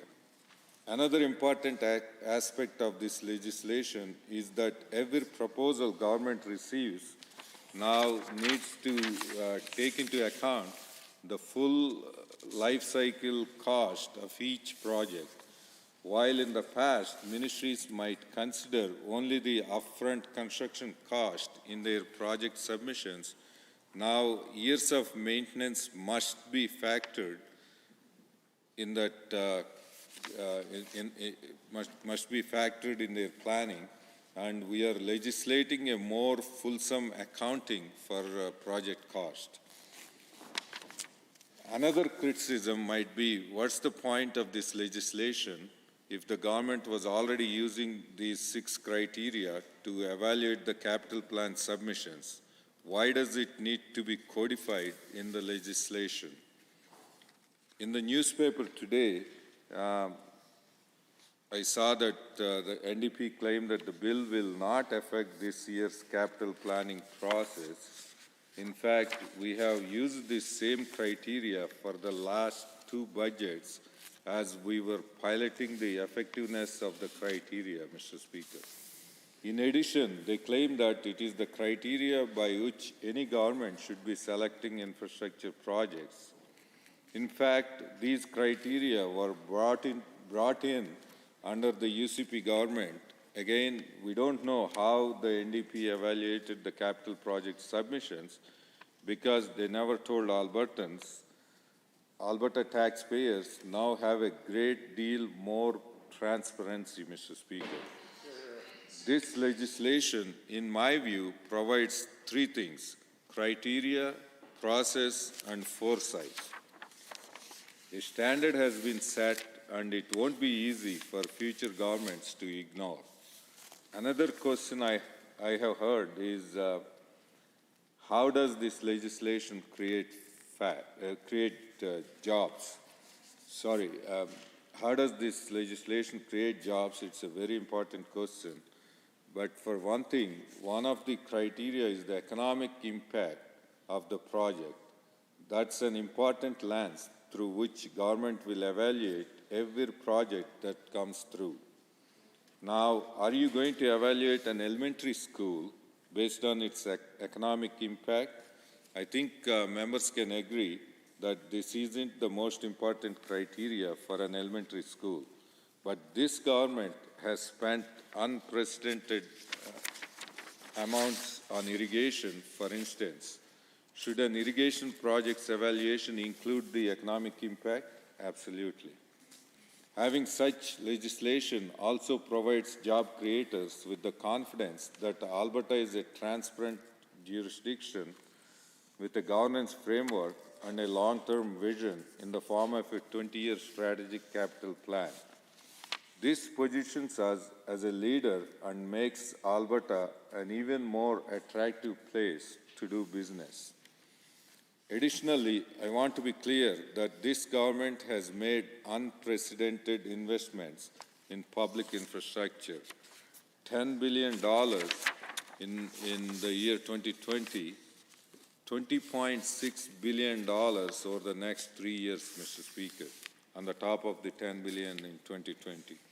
Alberta taxpayers deserve to know that all that money is being spent on projects that have met objective selection criteria, and that's what this legislation does. Another criticism, Mr. Speaker, is that this legislation does not entirely reflect our platform commitment to set predictable funding levels. The pandemic taught us that we need flexibility. I was very glad we were able to respond to low oil prices and economic slowdown by accelerating $1 billion of capital maintenance and renewal. We need the agility to respond to micro and macroeconomic conditions and emerging needs and trends, Mr. Speaker. If we had been tied to a particular funding level, we would lose the agility we need to respond to market conditions. No other government ties dollar figures to infrastructure spending in legislation, and for a good reason. In closing, Alberta's government is raising the bar for transparent, evidence-based decision-making for capital projects. Capital projects that contribute to building a prosperous province where people want to live, work, study, and play. I'm pleased to have developed the Infrastructure Accountability Act in response to recommendations by the McKinnon panel and with the input from Albertans from many different walks of life and backgrounds. And I also want to members of this House for their input to developing this Bill 73. So now I urge all members on both sides of the aisle to support this important legislation, Mr. Speaker. Thank you. Thank you, Honourable Minister. We are on Bill 73, Infrastructure Accountability Act at second reading. Are there any members wishing to join debate? I see the Honourable Member for Edmonton Manning has risen. Well, thank you, Mr. Speaker, and it's an honour to rise in our first big debate day back. Just want to quickly comment on some of the things that the Minister has already mentioned. Just in regards to the Minister's comments around this was a platform commitment, they did some consulting, they were listening, this is something that they said that they were going to do. Fair enough. I have a quote, though, that I think the Minister should review, which is coming from the What We Heard document that was consulted on and with public consultations when it comes to infrastructure. And that quote is, "The criteria used to evaluate capital projects should be defined, consistent, and in line with regional and municipal planning." Great. I agree. I think that, capital investment should be in line with regional municipal planning. What I see in this piece of legislation, though, is that there is an explicit comment that indicates that municipalities do not need to be consulted when it comes to capital planning. So I'm a little bit concerned about that. I'm concerned about that from two perspectives. One, around rural economic development and how that will support municipalities in focusing on their key objectives and ensuring that the capital that is available within this province is actually being invested in the capital projects that they see as benefiting their municipalities. And then on top of that, how this relates to agriculture and how we support agricultural industries to make sure that they have support in the infrastructure and capital projects that they need when it comes to what this government is prioritizing and saying is the regional plan. Now, the reason I say that is, as we all know, municipalities end up covering a majority of the costs that are associated with maintaining many of the capital projects once they're built. We know that with major highways, we know that with ring roads, we see that in dugouts, water access, water infrastructure, irrigation canals, etc. And yet, clearly, in Bill 73, we don't see a targeted and a concrete plan to ensure that municipalities are consulted through the process of the capital project developments. Now, the reason that that's a problem is, like I've said, when we start seeing mass agricultural movements happening when it comes to harvest, we see big pieces of equipment moving between our counties and through rural Alberta. We also know that municipalities then have to figure out how they're going to continue to maintain those roadways, those secondary highways, those dugouts to ensure that we don't have washouts during floods. And that all primarily falls on the municipalities to figure out. So why, then, do we see in Bill 73 that they're not being considered. The government is actually rejecting the very advice that they received through their What We Heard document and through their consultations. I mean, I would think that as the Minister of Agriculture and Forestry, as well as the Associate Minister of Rural Economic Development, that this would be a pretty major thing that they would want to be a part of. That they would want to ensure the municipalities are being heard, that our key economic sectors, such as agriculture, are being listened to, and that any project that's being developed that could potentially support the economic development within those communities is being considered. And yet, again, in this piece of legislation, municipalities have been excluded. And we've seen this historically. I mean, the minister or the critic for municipal affairs will probably stand up and speak to that at some point to talk about the fact that what we continuously keep seeing from this government is a cut to funding for municipalities, removal of their voices from consultation, and very much a top-down provincial perspective of we're going to decide what makes sense. We're not going to listen to the people of rural Alberta. We're not going to listen to the rural municipalities. We're going to decide as the government, as the provincial government, that we know better. And yet, clearly, they were told that capital projects should be defined and consistent and aligned with regional development and municipal planning. So why isn't it in the bill? Why is it excluding municipalities from this this planning process? And how does that then support the economic future of our province? When agricultural producers come to the minister and they say, well, we have capital, we want to invest in these projects, but we need the following things to make them successful. We need infrastructure, we need water access, we need highway access, we need the ability to be able to work with the municipalities to talk about if we were to invest, what that looks like for land access. They're not included in the capital project. So does that mean then, Mr. Speaker, that the minister will just ultimately decide? That the Minister of Infrastructure will say, well, we've decided that this is going to happen. We don't care that in future, the municipalities are ultimately going to be responsible for drainage, for making sure fresh water access, to making sure we have appropriate grey water management, that we're going to make sure that the land that is being provided by the province is meeting within the municipal jurisdictions, that there won't be conflict between agricultural producers and those local municipalities and those individuals living within those communities. I don't see anything in this bill that speaks to that. And so why would the government then say, well, we consulted? Because any of the consultation and the feedback that's been received isn't reflected in this piece of legislation. And in fact, the total cost of these projects, the long-term planning of these projects, the impact that it's going to have on these different municipalities is not being reflected. And in fact, as we look at budgets over and over and over again over the last couple of years, we're actually seeing a decrease in funding in relation to those. We're seeing a redistribution and a reevaluation of MGAs, which are the government agreements between the municipalities. And maybe that's why it was done.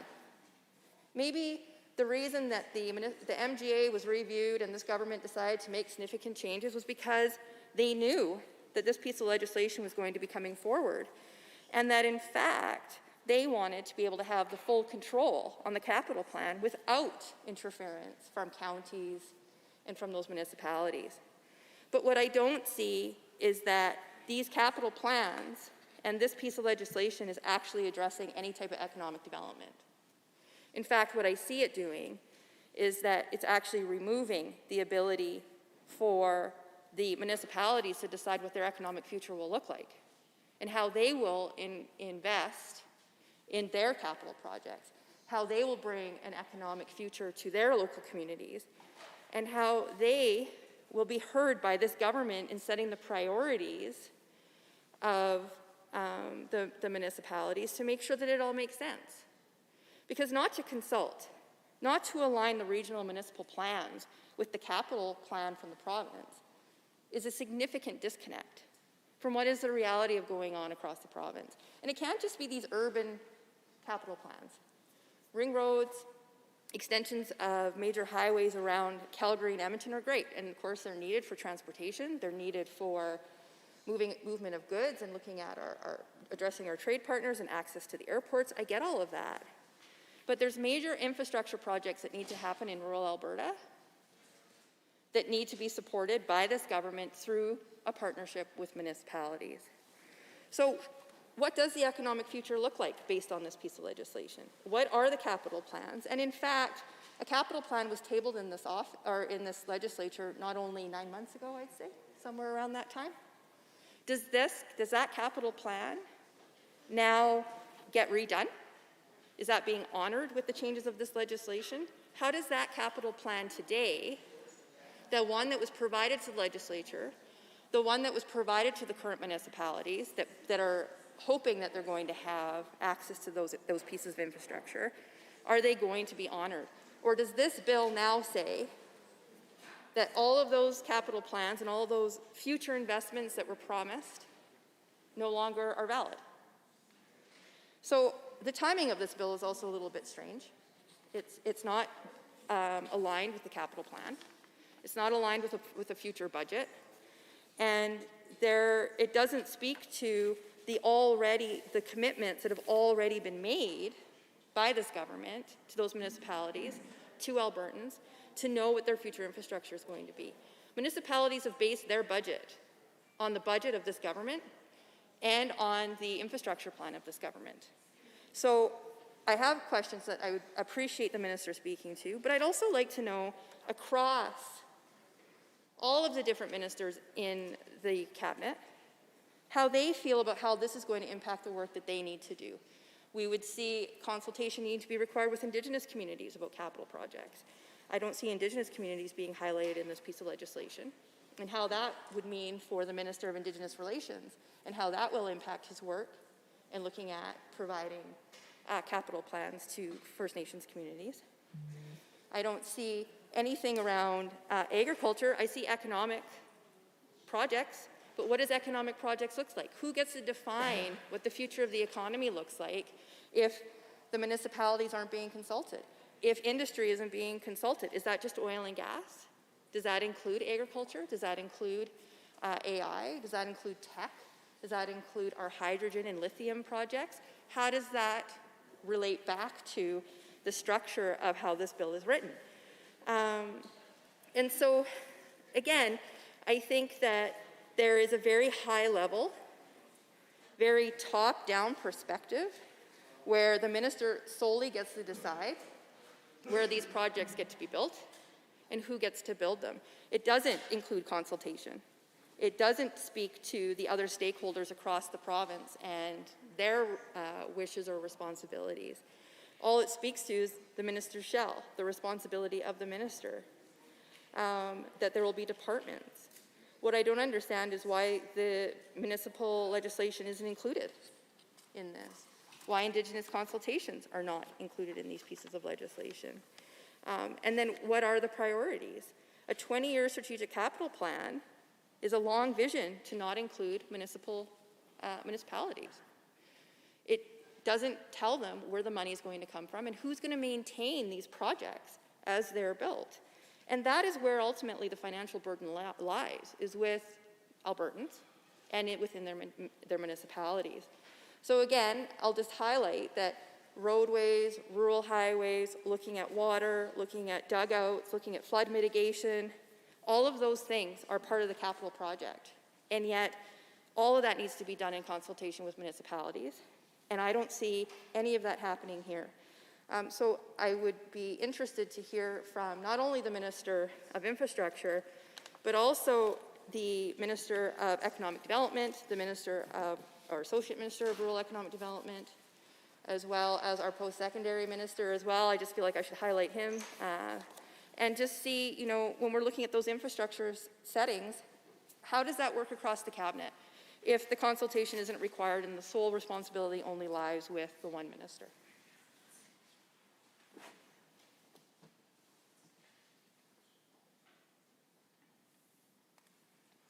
Well, members, we are on the third speaker now on Bill 73, meaning the 29.1 sub 1, is now available for interventions going forward. I see, to join debate, the honourable member for Edmonton Beverly Clareview has risen. Thank you very much, Mr. Speaker. It's my pleasure to rise and speak to Bill 73, the Infrastructure Accountability Act. So I have a number of comments, Mr. Speaker. I mean, I've been going through the bill. I appreciate the fact that it's not very long. So, I mean, I do have, a number of comments just on this bill. I appreciate, on the one hand, the minister is attempting to codify what's been already done, although it was interesting in his opening remarks that he talked about how this is necessary, yet mentioned that the government's been doing this for the last couple of years. So it begs the question of why now. But I can give an example of why it could look like to Albertans that they're trying to close the barn doors after all of the animals have escaped. Mr. Speaker, this bill, at first read, I thought maybe this bill could have prevented the $1.3 billion gamble that this government made on the Keystone XL pipeline. Albertans will remember, and do remember, that this government wasted, gambled, $1.3 billion, taxpayer dollars, on the U.S. presidential election. Irresponsible, it's been described as. I mean, there's a lot of, I'm sure, Albertans have used different adjectives to describe it. But upon a second look at this bill, it's my understanding that as the bill is currently written, it still would not prevent another $1.3 billion gamble. And so, it's a loophole in this bill that is quite significant, Mr. Speaker. And I'm gonna talk about a few others. I mean, I appreciate the spirit of the bill, but we all know in this place, we've all been here long enough to recognize that unless it is written in very, very clear language and is spelled out, there are ways around it. So the minister is talking about how this is setting criteria for how capital planning submissions will be evaluated. What is not in this bill, Mr. Speaker, are definitions of the criteria. You see, as a teacher, teachers provide students with rubrics so that they know what constitutes an A or a B or a C. It's spelled out. It's crystal clear. In the bill as it's currently written, Mr. Speaker, there may be criteria. Okay, so we talk about on Section 4, Sub A, whether a program is expected to decrease the risk of health and safety or security of Albertans. Okay, that's great, but how is a project actually evaluated, one project over another, on how well they will do that? Is it a sliding scale? What is the description of the evaluation tool? In here is the economic impact, which, I think absolutely that needs to be part of the criteria, the economic impact. Now, we have a partial definition as far as the direct and indirect jobs that are associated. Again, are we talking job numbers? Are we talking FTEs? Are we talking about additional jobs that would be created or affected through an infrastructure project that would potentially attract other businesses? That's not clear in the current bill, Mr. Speaker. For me, at the moment, one of the areas that I'm most concerned that's missing, and I hope that the minister will look at this as an opportunity to fix and possibly will bring forward an amendment. But in this, and one of the differences between Ontario and Alberta, and my colleague, the member for Edmonton Manning, pointed this out, in Ontario, in their legislation is criteria, or it codifies that the process of capital planning and how projects are evaluated work with municipalities, that there is an alignment. This is a glaring omission, Mr. Speaker, that if we want to look at ways to maximize our dollars and respect orders of government, then they need to be in here. And if you ask me, Mr. Speaker, under the previous government, one of our programs was a regional and community economic support program that awarded additional points. So there was a scoring system, there was metrics to municipalities that collaborated as a region. Because, Mr. Speaker, what we noted was that Alberta has over 340 different municipalities in the province of Alberta. 340 municipalities all competing to attract investment, to attract companies. And those that are the most successful, Mr. Speaker, are ones that collaborate on a bigger basis or more broadly than just the individual municipality. And so here in this bill, what concerns me is that not just municipalities, but some of the regional economic development associations are not included in this. For example, out of the city of Calgary, Calgary Economic Development is the economic development arm of our largest city in the province. You would think that Calgary, both their economic development arm and the municipality, the leaders that are elected at the local level would have opportunities to provide input into the priority list of capital funding. Now, I'm sure at some point the minister will get up and talk about how, well, we will consult with these different stakeholders.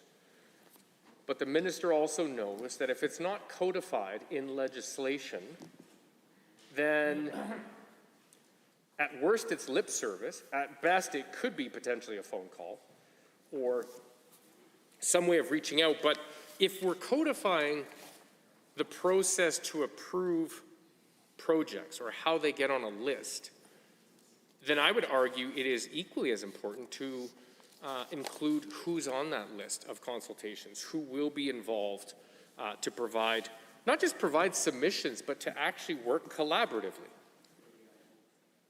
Governments talk about that all the time, yet when rubber hits the road, often they fall short. So I'd like to see in this bill, I appreciate that there is a section that talks about alignment between capital planning submissions. I think that's positive to the minister and government, that there is a whole of government approach.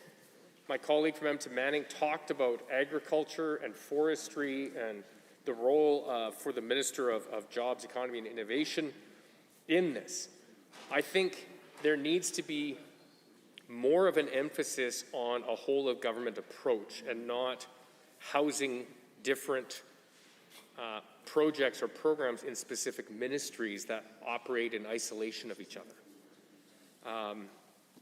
And I think that those challenges, there's still much work that needs to be done. And so I would argue that in addition to looking at coordinating the different ministries, that there's an opportunity here to coordinate with the regional economic development associations, to coordinate with the municipalities as an entity, as an order of government, but also with municipalities, their own economic development agencies. Here in Edmonton, we have Edmonton Global. Down in Calgary, we have Calgary Economic Development, and then, of course, the many smaller economic development agencies that exist. In fact, I'll direct the minister to take a look at Lethbridge. Lethbridge is really an incredible example of different entities that have come together to successfully plan their future. And I've said this to Team Lethbridge for years now, that their model really should be replicated around the province. They bring together the municipality, their economic development agency, all of their college and the university, so their post-secondaries. They bring in their RETA, their Regional Economic Development Association. They're all at the table having a conversation. So you have business talking to post-secondaries to ensure that they understand what the needs and demands are, what the skills are that they're going to need from their graduates. You have the city and the county there to look at the whole region as far as what are their priorities, what investments are they trying to attract, what infrastructure dollars could they possibly use or need from the government. I'll give you a great example of a government that listened to that. Of course, it was the previous NDP government. When you look at the Cavendish investment, and I encourage the minister to look at this, it was a number of different ministries, from infrastructure to agriculture to economic development to environment and parks, that all came together working with the town, the county, their economic development agency to see what could be done as a Team Alberta approach. Now, I appreciate ministers and members on the other side like to talk about Team Alberta, but I think that there are limited examples that I've seen and that I've heard through stakeholders where there is truly a Team Alberta approach. But the Cavendish example is one of those examples. And truth be told, as members know in this House, I will give credit where credit's due. If that was an initiative brought in under this current government or a different government, I would still give them credit, because it took that whole of government approach working with the local entities. So I'd encourage the minister to look at a way to codify that involvement, that process. The other question I have, and I'm not sure how much time I have left in my comments, Mr. Speaker, but one of the concerns, thank you very much, sir, that we've heard in the past and that continues is around the issue of procurement. Now, government dollars and governments spend significant money. And so I appreciate that this bill is about infrastructure, but I think that there's an opportunity here to ensure that the procurement process doesn't unfairly bias the companies who traditionally, regularly receive contracts from government. We've heard, and I've heard, that there are a lot of smaller companies that struggle. I'll accept the member when I finish his thought. That struggle to get onto that procurement list. And whether or not that's culture within the different departments that need to be improved upon, or if there needs to be more specific guidelines. In this as well, I don't see innovation being one of the criteria for evaluating projects as far as tapping into creative solutions to challenges we face. And I'm happy to give the member 60 seconds. To be honest, I wanted to try this, and I do appreciate you bringing up the topic of procurement. It is always a challenge to get that balance right, to not emphasize the ability of large established companies to bid on it, and see an underrepresentation of smaller companies. And again, in the hope of collaboration, I was wondering if you would speak to how do you see finding that balance between allowing new competition into the market while still allowing those who have established to continue their specialization in whatever project, if the member would care to speak to that. Thank you, Speaker. Before the honourable member for Edmonton Beverly Clairview speaks, I indicated to you that you had 3 minutes. That's not quite necessarily correct, and so just for the benefit of everybody here, he has currently another 1:44. If there was another intervention that was taken, then actually another 2 minutes would be added to your time as well. So just as part of this learning that we're all doing. Please, the honourable member, if you could please continue. Thank you, Mr. Speaker. No, and I appreciate that, and I appreciate even the ballpark of what I have. And I'll thank the member for Lethbridge East on his question. And so, with procurement, I don't know if there's a simple answer, but I do think part of it is establishing criteria that needs to go beyond who can do it for the cheapest cost. Now, I recognize that is a factor. I'm not saying that shouldn't be part of the criteria. But what about companies that are looking at using different or more innovative products or practices? I know on the construction side, there were companies, and I believe, and I hope I don't mess this up, but on the use of concrete, that materials have to all be new, that none can be recycled. And I remember meeting with some industry who said, if we were able to use a percentage of recycled products, it'd be better for the environment. You'd have a greener footprint, and it actually would result in being more cost efficient. But again, the current legislation is written that they cannot use recycled materials at all. So, as a tiny example, I think looking at how can we be more innovative in our procurement practices, but I also believe that is an issue of culture, and ensuring that those who are making those decisions have a clear rubric or set of criteria that they're evaluating companies on, and that they're encouraged to look local, to support Alberta companies here in the province before looking elsewhere. Thank you, Honourable Member. I just want to take a moment to draw attention to the fact that the Honourable Member for Lethbridge East has made history as the first individual in this House to complete an intervention, and obviously you were the first to respond. Are there any members wishing to join debate on 73? I see the Honourable Member for Lethbridge East has risen. Thank you, Mr. Speaker. And thank you. I did not mean to take any of the credit away from our honourable member across the aisle. And I do appreciate the topic that he did bring up on procurement. It is a personal passion of mine. Though it's not in my prepared notes, I will speak to that a little bit. That I believe some of the language he's looking for, and I would look for his support if this ever came up, and the opportunity for it to come up would be available, is the term best value. It's something that I constantly strive to understand better, make sure my colleagues understand, so that we can get the best value for Albertans, that it's not just the lowest cost. It can take into consideration the length of the lifespan of the materials used, or the amount of materials, as the member indicated, that were restored or renewed or recycled. I think those are some very key topics, and I look forward to that continued conversation with the member under the new intervention style. And I do think he also raises a very salient point in terms of looking local for local contractors.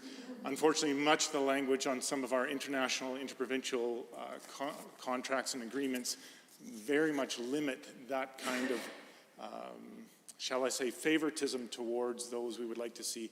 But I do look forward to more debate that could allow for the understanding the value that local businesses do provide in a number of other ways. So we'll have to get creative and innovative in our debate so that we can possibly come to a solution that serves Albertans even better as we move forward. Today, Mr. Speaker, I am honored to speak to Bill 73. This morning, my daughter drove to her public high school in Lethbridge, and my wife went to the work at Chinook Regional Hospital, and my son went to his university campus here in Edmonton. As mundane and routine as these actions seem, they are all great examples of just how much our lives are impacted by infrastructure, and that's why Bill 73 is so vitally important. This legislation will help the Government of Alberta make critical capital project investment decisions and provide Albertans with that much-needed infrastructure. If passed, the Infrastructure Accountability Act legislates the release of a 20-year strategic capital plan, which must be updated every 4 years. I must say that this particular part of the Act is one of my personal favorites to support. I believe it is essential in terms of good government planning to look beyond the possible 4-year mandates that government currently works on, to set a larger and a longer-term vision so that people understand the priorities that are out there. They transparently can see those projects listed years in advance and understand as those projects come up and get completed, the movement of their particular project as it moves up that list in that 20-year plan, moving to 18 years, 14 years, 12, and so on, and seeing that project rise on the priority list. and I look forward to seeing that in action. This act demonstrates our government's commitment to being transparent, accountable, and unbiased when making capital plan decisions, while at the same time setting up the decision-making process to outlast the political parties of any given election. We are prioritizing the needs of Albertans to have access to consistent planning and decision-making processes for vital infrastructure projects in their communities. And I believe the member opposite also did a good job, as did the member before him, on talking about the criteria needed for capital planning submissions. And I look forward to that. I look forward, Mr. Speaker, to speaking further to this debate as 73 moves through the House, and as it's a passion of mine. And I thank you and all members for their time today. But at this point, Mr. Speaker, I'd like to adjourn debate on Bill 73.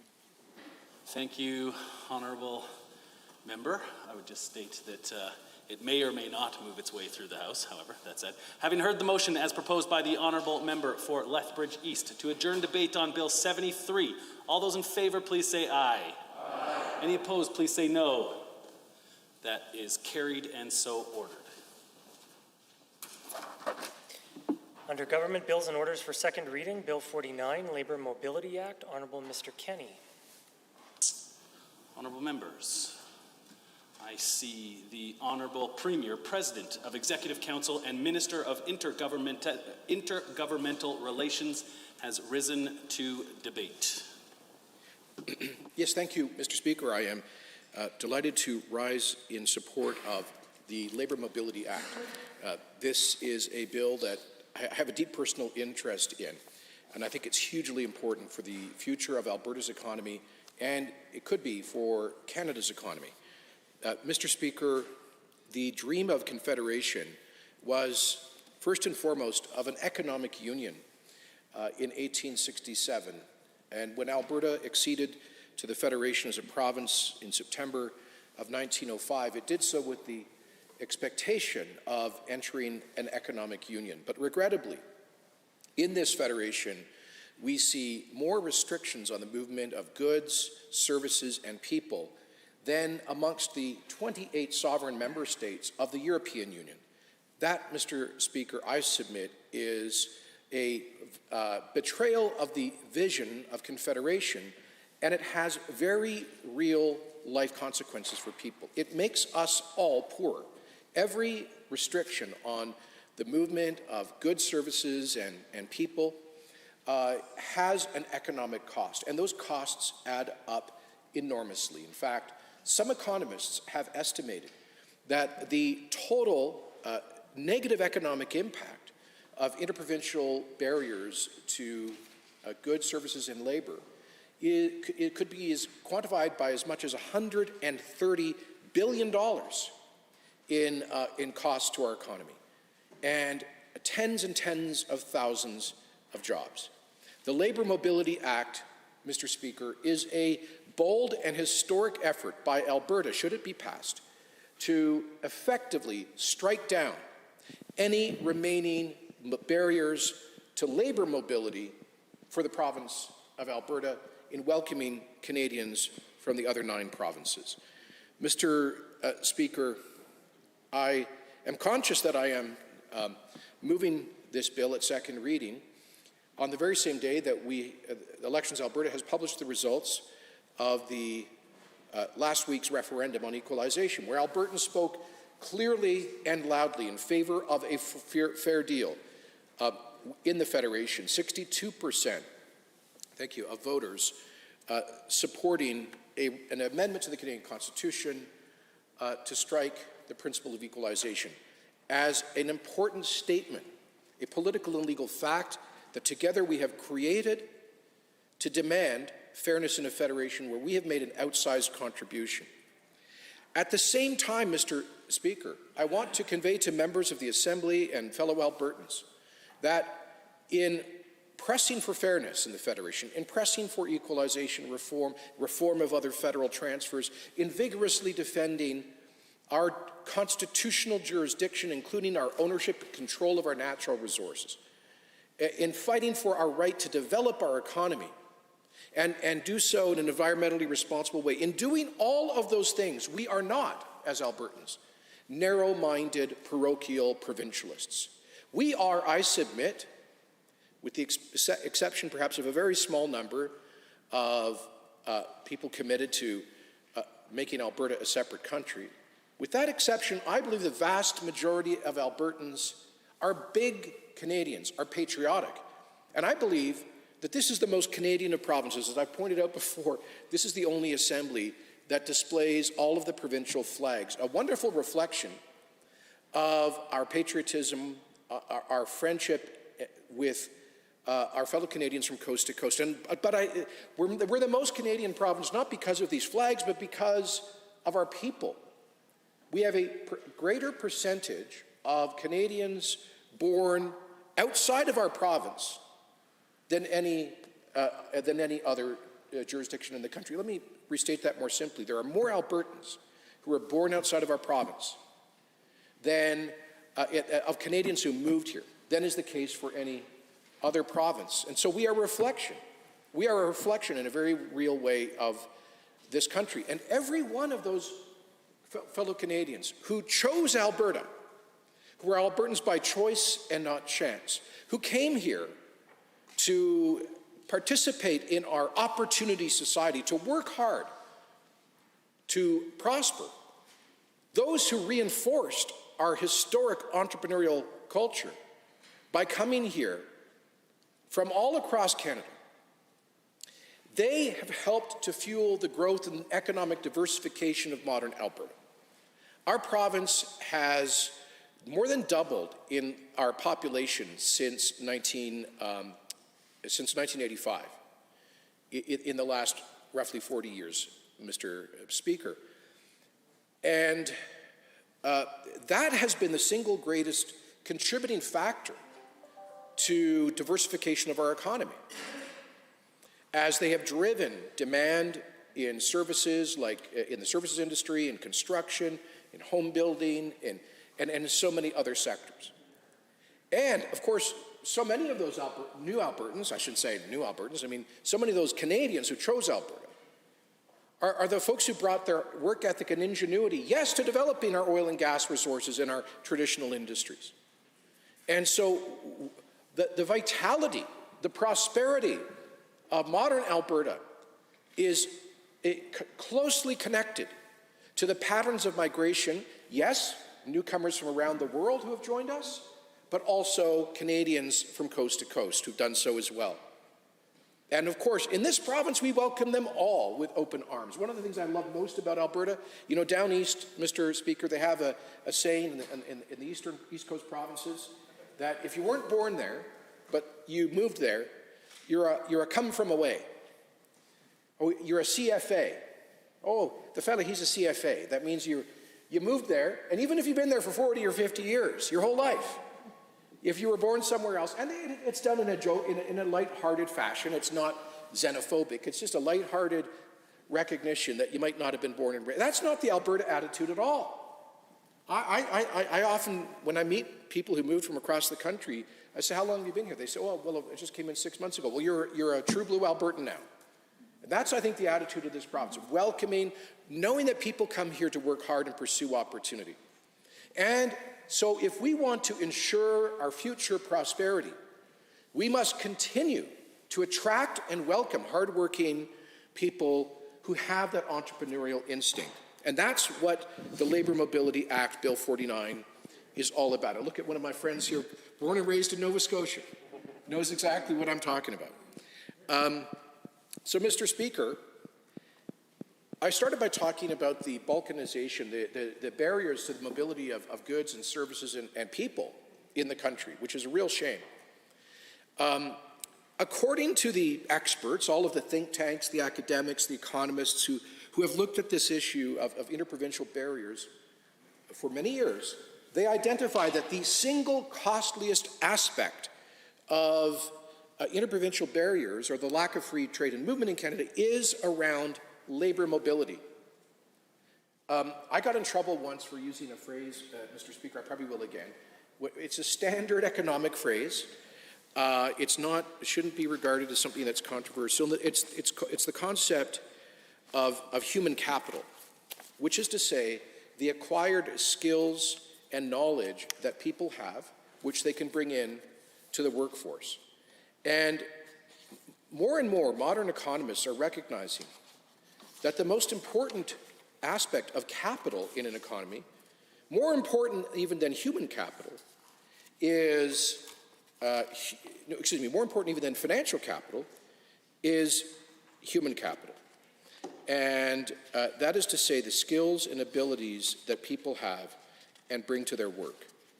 And Mr. Speaker, in this respect, Canada has a patchwork regulatory framework for the recognition of people's learning, of their skills, of their credentials.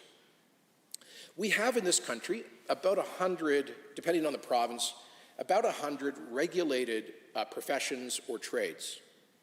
Now, about 45 of those typically are professions, doctors, lawyers, nurses, chiropractors, and optometrists, and so forth. And about 55 of those are trades, which are typically more practical vocations.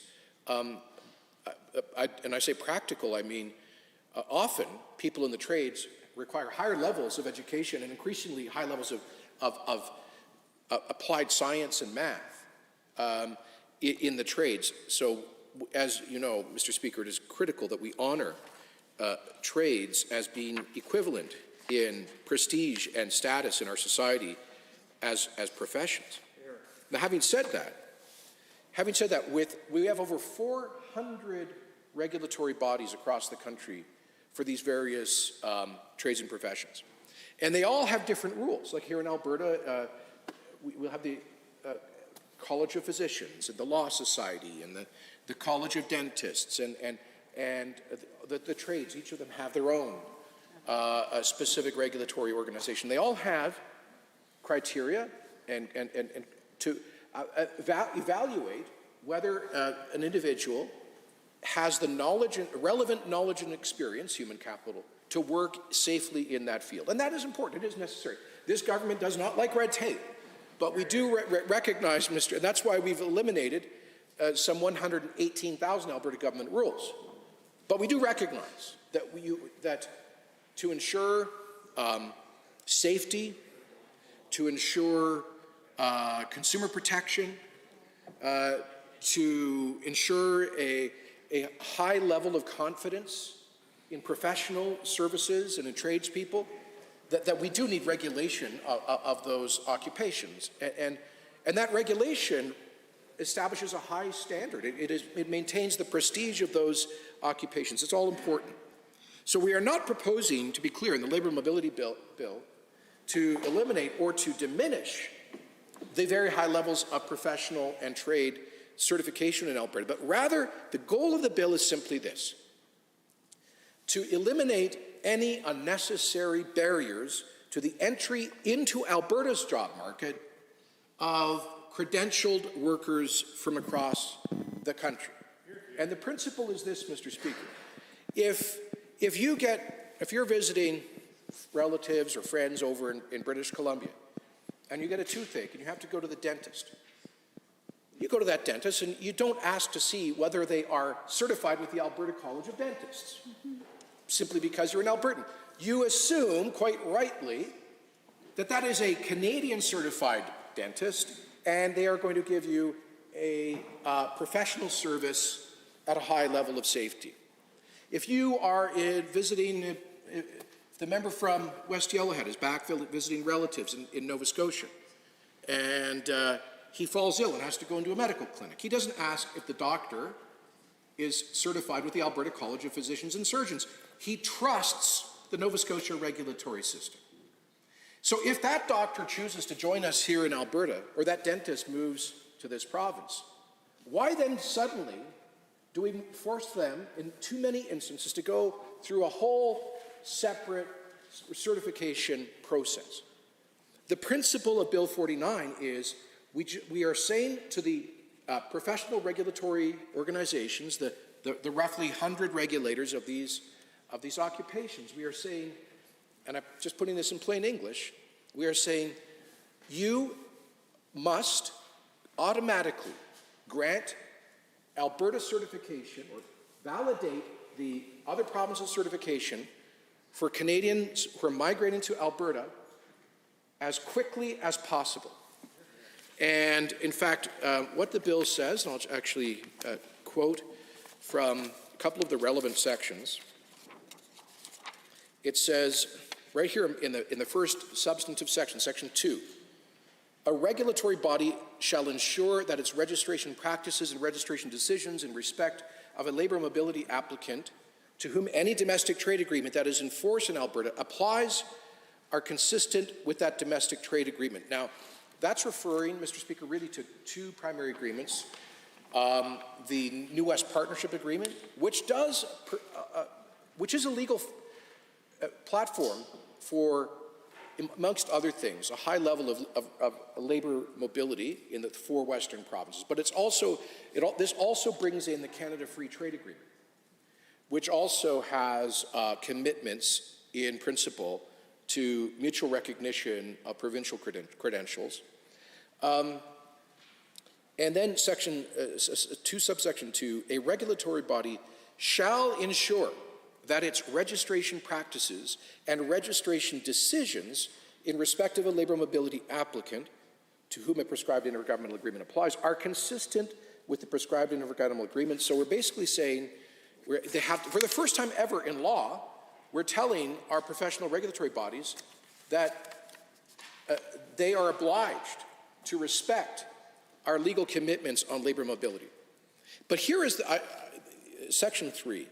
This is perhaps the pith and substance of the bill.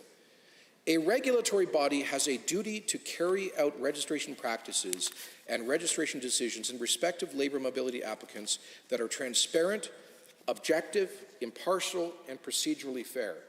So what we're saying to, and it's section 7, where a labour mobility applicant has provided proof of certification to a regulatory body and has met all of the other requirements imposed by the regulatory body, the body shall register that applicant without restrictions, limitations, or conditions. Now, that's the key of the bill, Mr. Speaker. We are telling them in law, the Law Society, the College of Physicians, all the nurses, the engineer, all of these groups, we're telling them that they must certify people who have credentials from other provinces without restrictions, limitations, or conditions. And finally, we lay down timelines, very tight timelines. And I know some of the PROs, professional regulatory organizations, won't like this. But frankly, Mr. Speaker, we believe that there is a compelling economic interest and that if you can move from Portugal to Ireland as a certified nurse and begin practicing virtually the next day, why can't you do it between Saskatchewan and Alberta? Good question. So we're saying, we're to these organizations, we respect you, we appreciate the good work that you do, we thank you for maintaining high standards, we want you to continue to do all of that, but we're simply saying that we, as the legislature, as the lawmakers, we trust the Canadian standard from coast to coast. Now, there are exceptions that are permitted here, and I won't go into too much technical detail, but we do recognize that there are, in some cases, different scopes of practice within different provinces. I'll give you one example. In some provinces, dental hygienists are certified to administer local anesthetics for dental surgery. In other provinces, they're not. So that might be an example of a significant difference in scope of practice, in which case it's reasonable for the regulator of Alberta dental hygienists to ensure that somebody coming from another province has that skill. And so they might send them for an additional course. But there has to be a limited, legitimate, compelling reason why they would not automatically recognize certification. In terms of the timelines, I point to section 8.3, and it says that a regulatory body shall, within 10 business days after making a registration decision in respect of a labour mobility applicant, provide written communication of the decision to the applicant, and then it goes on to say that a regulatory body shall, actually I'll back this up, within 10 days after receiving an application, provide written acknowledgement of the receipt, and then within 20 business days, they must make the decision. So basically, just to simplify it, if this bill passes unamended, we will be creating a 40-day maximum processing timeline from receipt of application to approval and informing the applicant. And I think that's reasonable. It should be enough time for the regulators to simply validate that the person has real credentials from the other province. Because what we're saying is they don't need to go through a whole individual, substantive, separate review. They don't need to put this person through more tests. And for goodness knows that in some of these occupations, people coming here have had to wait for months and sometimes years to get through the red tape. Our colleague, Mr. Speaker, the member for Leduc-Beaumont, is the Government of Alberta's liaison to the Canadian Armed Forces. And he tells me, I know this as a former Minister of National Defense, that many of the spouses of Canadian military personnel are caught in this trap because the military personnel are transferred a lot around the country to different bases, and their spouses go to move with them to support them. So you get a family from CFB Petawawa will move to CFB Edmonton. And the spouse often works in a regulated profession. And they show up here in Edmonton, and they have to start, in a sense, their careers all over again. And it can take months or longer for them to get certification. This isn't right. Now, we've actually gone to the regulatory bodies and said, could you please give, kind of special consideration for the military families because they're serving our country. But let's do this for all families that come to Alberta, Mr. Speaker. 40 days should be plenty enough time for the regulators to get this done and constituting basically automatic certification of the credentials of somebody moving here. Now, why are we spending, people might say, well, this all sounds like really technical stuff. Doesn't mean a lot. Well, Mr. Speaker, as I said, the costliest part of the barriers between the provinces are on labor mobility. A very interesting study was published by the Conference Board of Canada in 2015 entitled Brain Gain, the State of Canada's Learning Recognition System. And if people are really interested in the issue, I commend the report to them. And in this report, the Conference Board gives an estimate of the cost of these barriers within the country to labor mobility. And they estimate that improving Canada's credential recognition system could increase the annual incomes of those affected workers by an average of $15,000 to $20,000, totaling in excess of $3 billion for those with out-of-province credentials. And about 260,000 Canadians move from one province to another each year. They further say that one of the key barriers to interprovincial migration is migration costs. And this includes delay in certification recognition, and actually this is now, I'm quoting from the report of the C.D. Howe Institute that our government commissioned last year, entitled Alberta's Opportunity, the Ins, Outs, and Benefits of Greater Job Mobility. And they estimate that reducing migration costs by about $500 a person per year would attract about 20,000 additional workers to Alberta and increase the overall provincial economy by $2.8 billion, or 0.8%. Mr. Speaker, to quote from the C.D. Howe Institute report, Alberta, in short, can promote economic revival and long-term economic growth by ensuring that it is the most welcoming jurisdiction to talented workers and entrepreneurs from across Canada. That is our vision. That is advanced by this bill. Mr. Speaker, let me address now what I believe is one of the greatest emerging economic challenges that we are facing as a province, and that is that is the issue of labor, access to labor.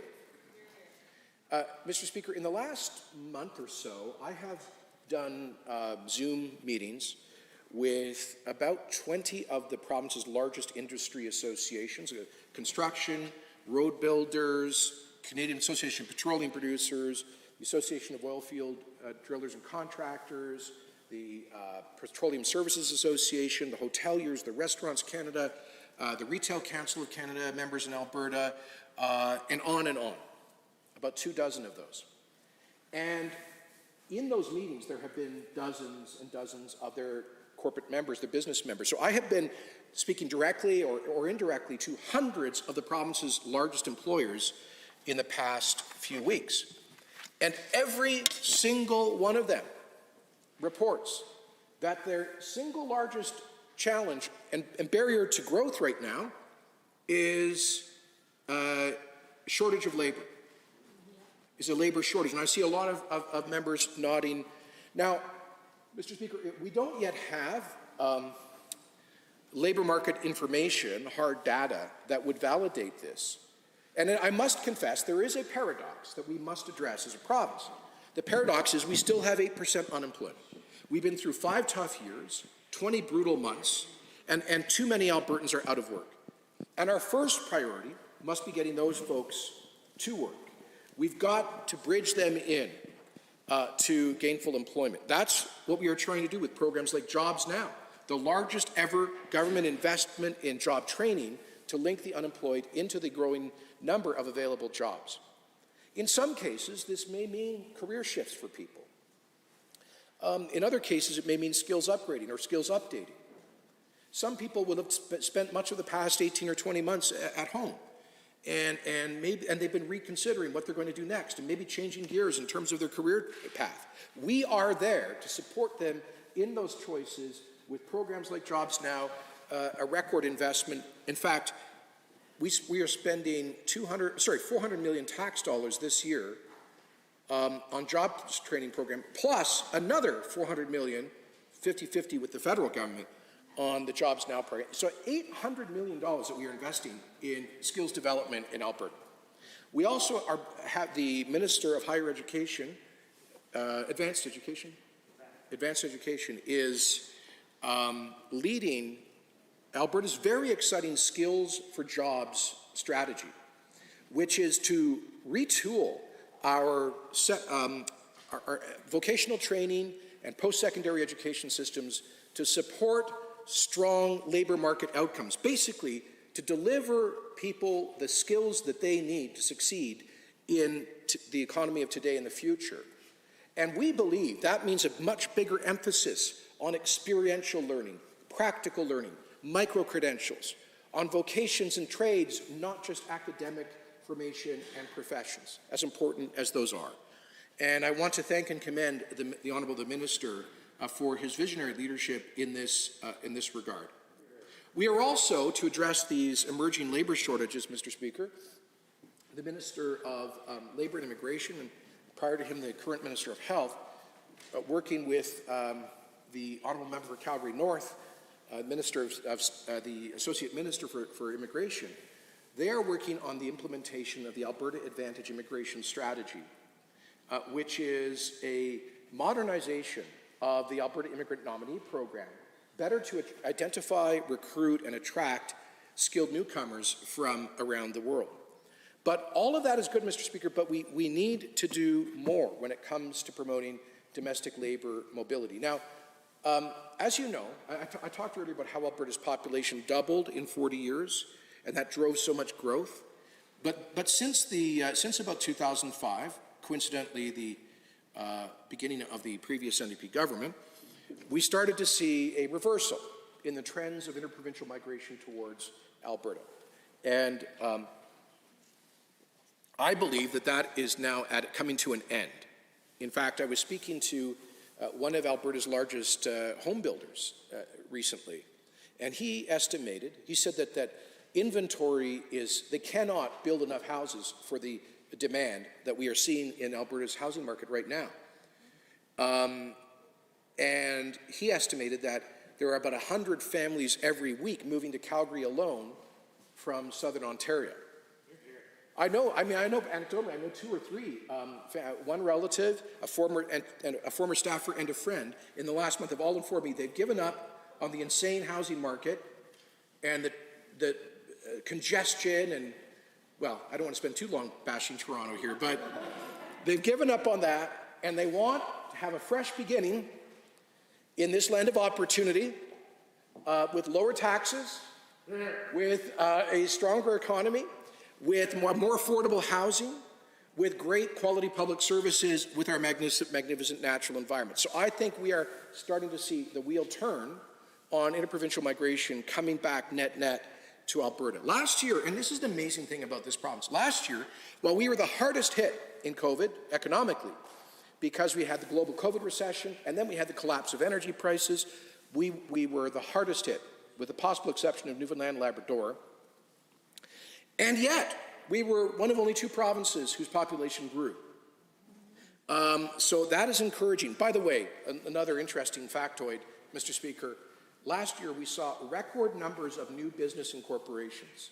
In 2020, during a double recession, I think nothing speaks more powerfully to the entrepreneurial culture of this province. How typically Albertan. You lose your job, you're in the midst of a massive global crisis, and what do? You go out and start a new business. That's the Alberta spirit, Mr. Speaker. And those are the kind of people who, once again, are coming here. We need to help them get to work the moment they arrive. We don't want them wasting any of their skills or talent or education. And that is why this bill is so important as part of our broader labour force strategy. Mr. Speaker, I won't be much longer. I just wanted to give a little more context. In the July of 2019, about 3 months after this government had been sworn in and elected, I attended the Council of the Federation meeting in Saskatoon. It's all the premiers meeting.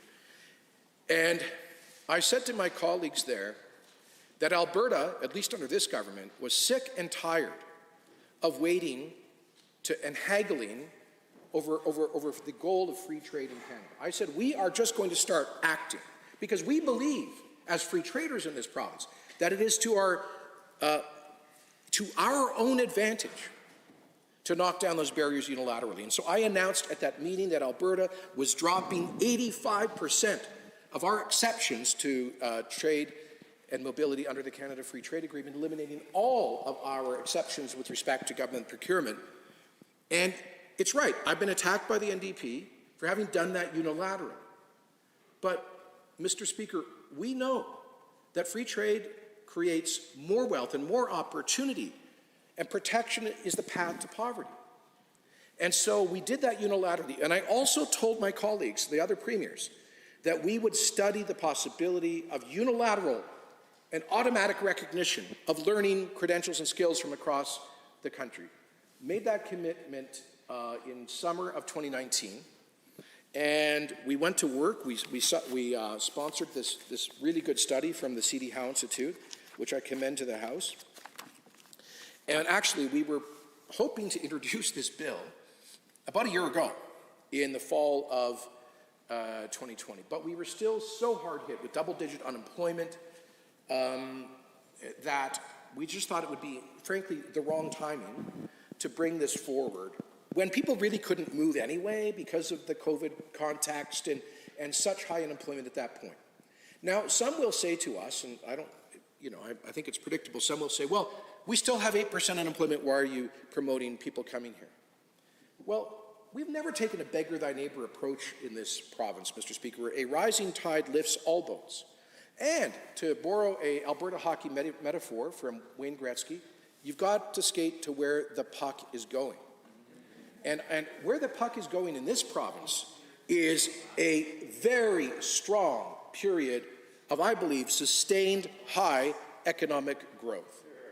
I think a year from now, we're going to be talking about the Alberta boom. This economy is expanding this year by something like 6.4%, leading the country in economic growth. Every economist, think tank, projects that we will be leading the country in economic growth in 2022.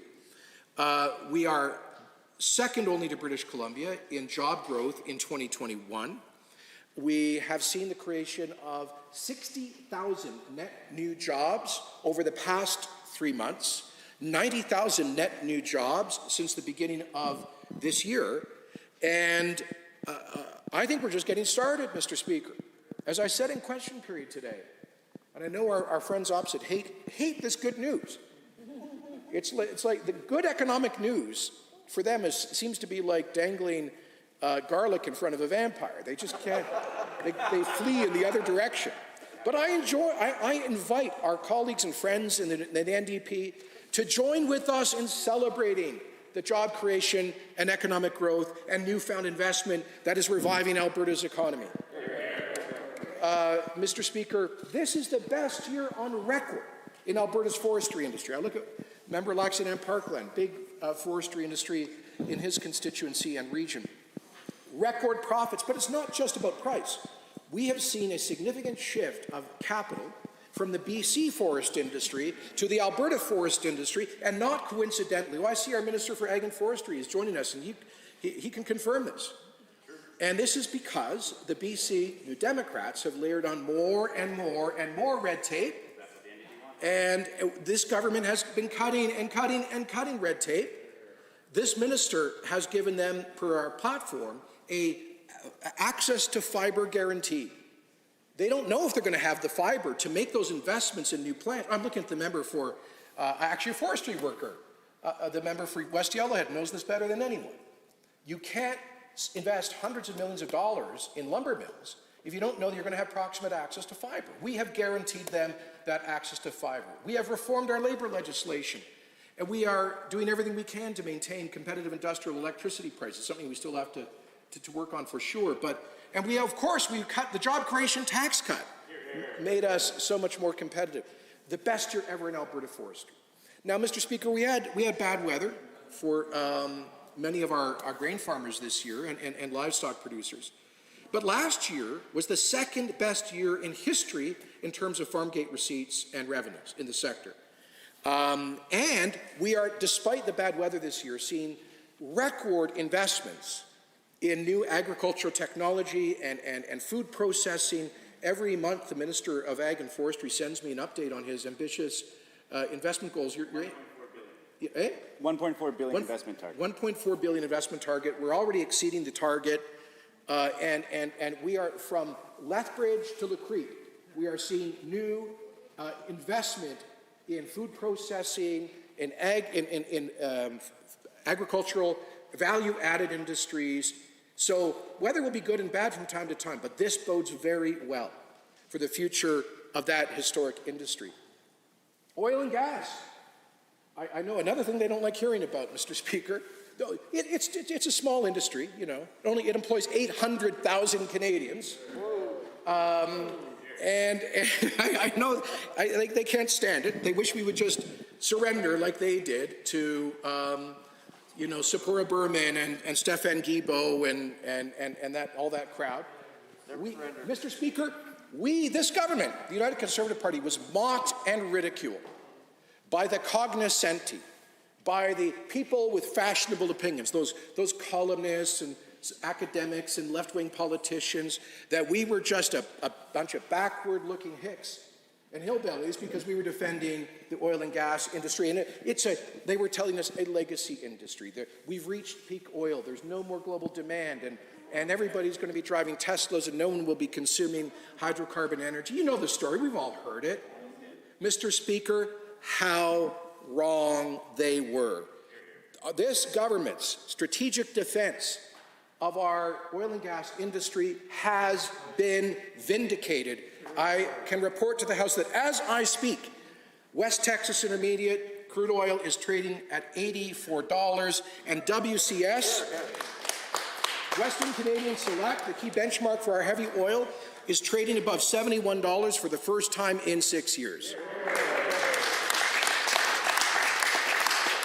And I want to thank the Minister of Energy for her leadership in all of this. In fact, she's almost become an adjunct minister for OPEC. She is so well respected in global circles, And Mr. Speaker, the Associate Minister for Natural Gas is not here, but I think we should give him a bit of credit for natural gas AECO prices being at nearly $6 today as well. And Mr. Speaker, I was on the phone with the 5 largest oil sands company CEOs. My friend from the Minister of Infrastructure knows them very well because he's a former senior engineer from Suncor, and the Minister for Red Tape Reduction, a former executive at Canadian Natural Resources Limited. This because on this side of the House, we understand and fight for our largest industry. Mr. Speaker, those CEOs told me, they told me that we are going to see a significant increase in capital investment, in compensation, and in job creation in that industry over the next 2 years in this province. This is the best year ever in our venture capital industry, which is the jet fuel for the digital innovation and startup space. We are seeing the best year ever by orders of magnitude in the tech and digital industries here in Alberta, Mr. Speaker. I mean, global giants like Infosys and Emphasis, Indian global giants, have announced with us that they're creating thousands of jobs with new tech centers in Alberta. The Royal Bank of Canada has announced that their new national tech center of excellence will be located in Alberta, hundreds of high-paying jobs. And by the way, these things don't happen by accident, Mr. Speaker. Well, this government was sworn in on I believe on a Tuesday was it April or April 30th, I think, of 2019. And the next day, the Minister of Energy and I flew down to Ottawa to fight Bill C-69. And then the day after that, I went to Toronto. 2 days in this job, I was in the corporate suite of the CEO of the Royal Bank, pitching him on the job creation tax cut, on the Alberta Advantage, on the deregulation, and on everything. And I said, why are you operating here? Look at the tax difference. Look at the cost of living. Look at the real estate. And right there in our second or third days of government, he said, you're making a good point. He turned to his COO and said, please work with Premier Kenny's team, the Premier's team, and let's see what we can do about this. Mr. Speaker, the creation of Invest Alberta to provide concierge service to these prospective investors. These are the actions that are resulting in these incredible decisions. Rogers, Mr. Speaker, a company that's right now facing some internal challenges, but Rogers has announced, Mr. Speaker, that in the context of their merger with Shaw, a great Alberta company, that they will be investing in a partnership with the University of Calgary. They will be investing in the creation of 500 high-paying jobs in their national telecommunications center of excellence here in Alberta.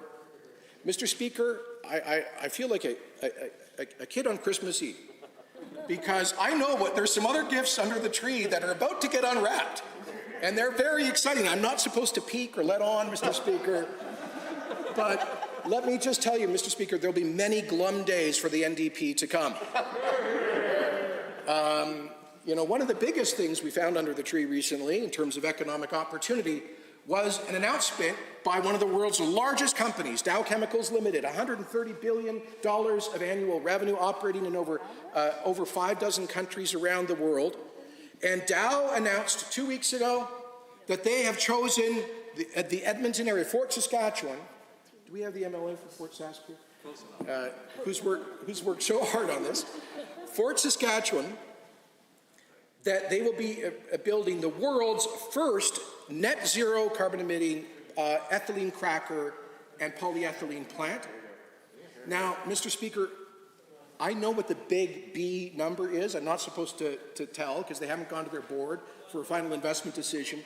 But let me tell you, it is a very big number, and they will be creating thousands of upfront jobs, hundreds of permanent jobs, world-leading technology linking in to the Minister of Energy's strategy on carbon capture, utilization, and sequestration. And Mr. Speaker, I want to share, because I got to get this off my chest. I've told some of my colleagues this, but when I sat down, it was actually at the Banff Global Investment Forum in, I think, September of 2019. And I did a pull-aside with the global CEO of Dow, who was there, with his Canadian team. And they said, we want to talk to you about potential major investments in Alberta. And they said, now, for the first things first, your cut in the business tax rate is why we're having this meeting right now. This is what got you on the radar screen. And they said, you guys need to understand that when we are making decisions on the allocation of tens of billions of dollars of risk capital, we are scoring you against Texas, against Louisiana, against our facilities in West Africa, against our facilities in Southeast Asia. And they said, you need to understand that in all of those jurisdictions, they have lower construction costs, lower labor costs, year-round construction season, and greater proximity to markets. So you're starting net way behind in the competition. But they said your job creation tax cut has brought you in to the range of being competitive for this money. And we worked it, Mr. Speaker. We worked it. I mean, I spent 2 days in Houston with that team. We've had full-time public servants, members of my office, solving problems. You know one thing the NDP opposed?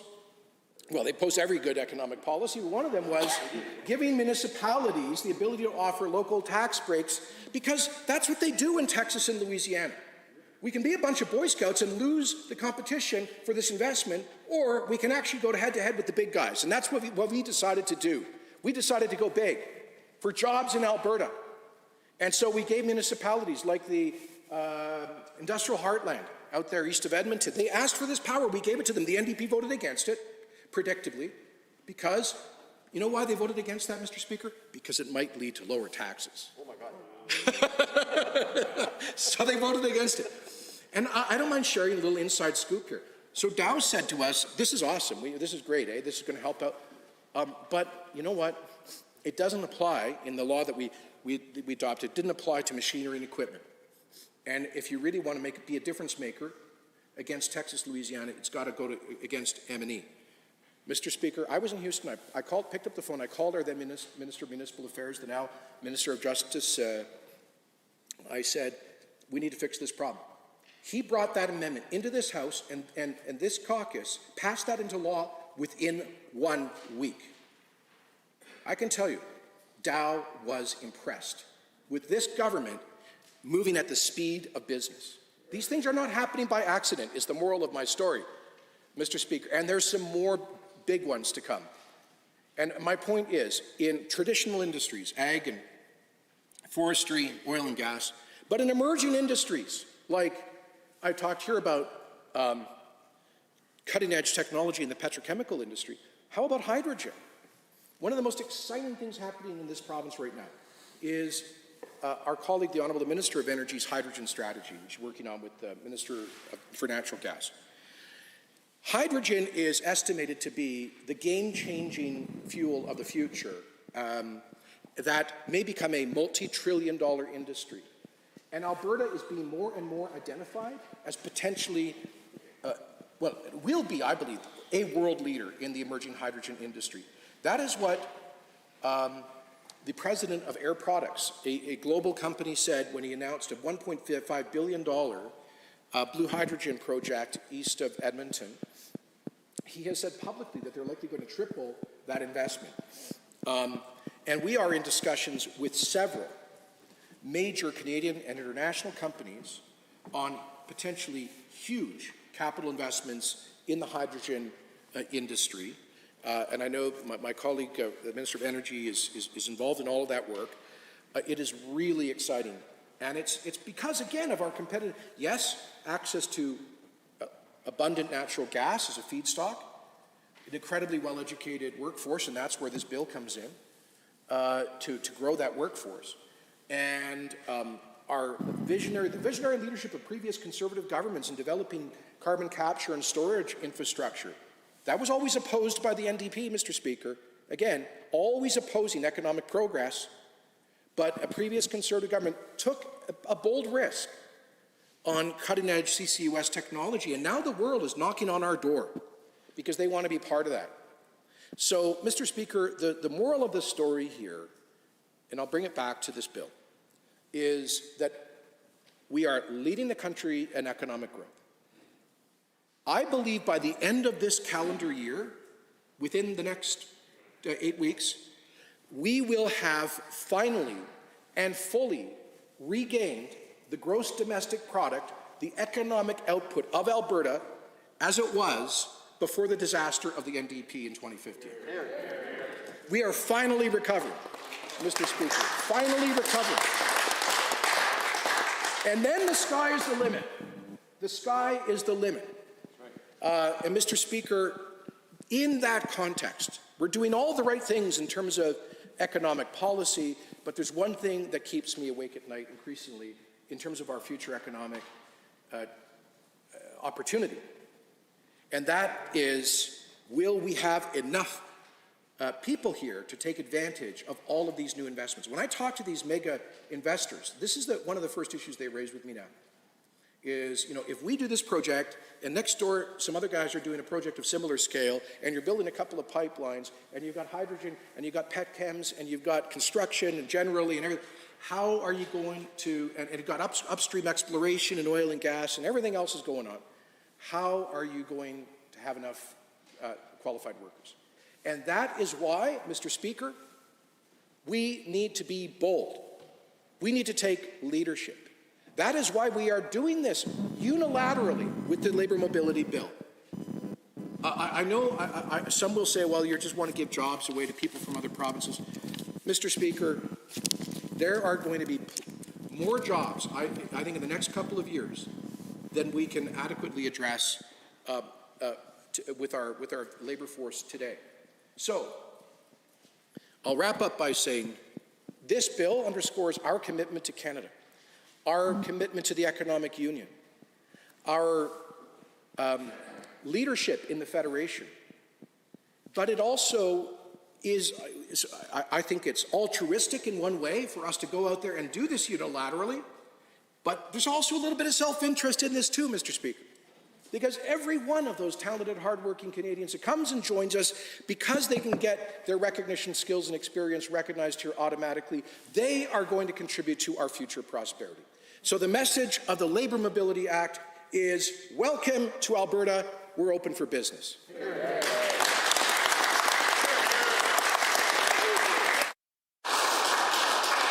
Honourable members, are there others wishing to join in the debate? The Honourable Member for Calgary Mountain View.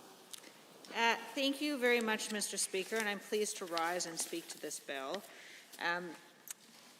I think with respect to this bill, which was introduced yesterday, my inclination at this moment is to view it favorably. I think it has a laudable objective. But there are, in my view, two questions which are always posed of any legislation which comes before the House. The first is, what is the bill's objective? And the second is, does the bill achieve the objective? So certainly we've heard a lot of talk about this bill and labor shortages. It is true there are labor shortages in some areas, but a sort of quick glance through Schedule 1 in this bill, which is the thing that is being regulated, it doesn't include most of the trades. Now, it's not clear to me why that is, because the government communications materials clearly list that those trades are impacted. But they're not actually listed in the bill. So I'm a little curious about how that works.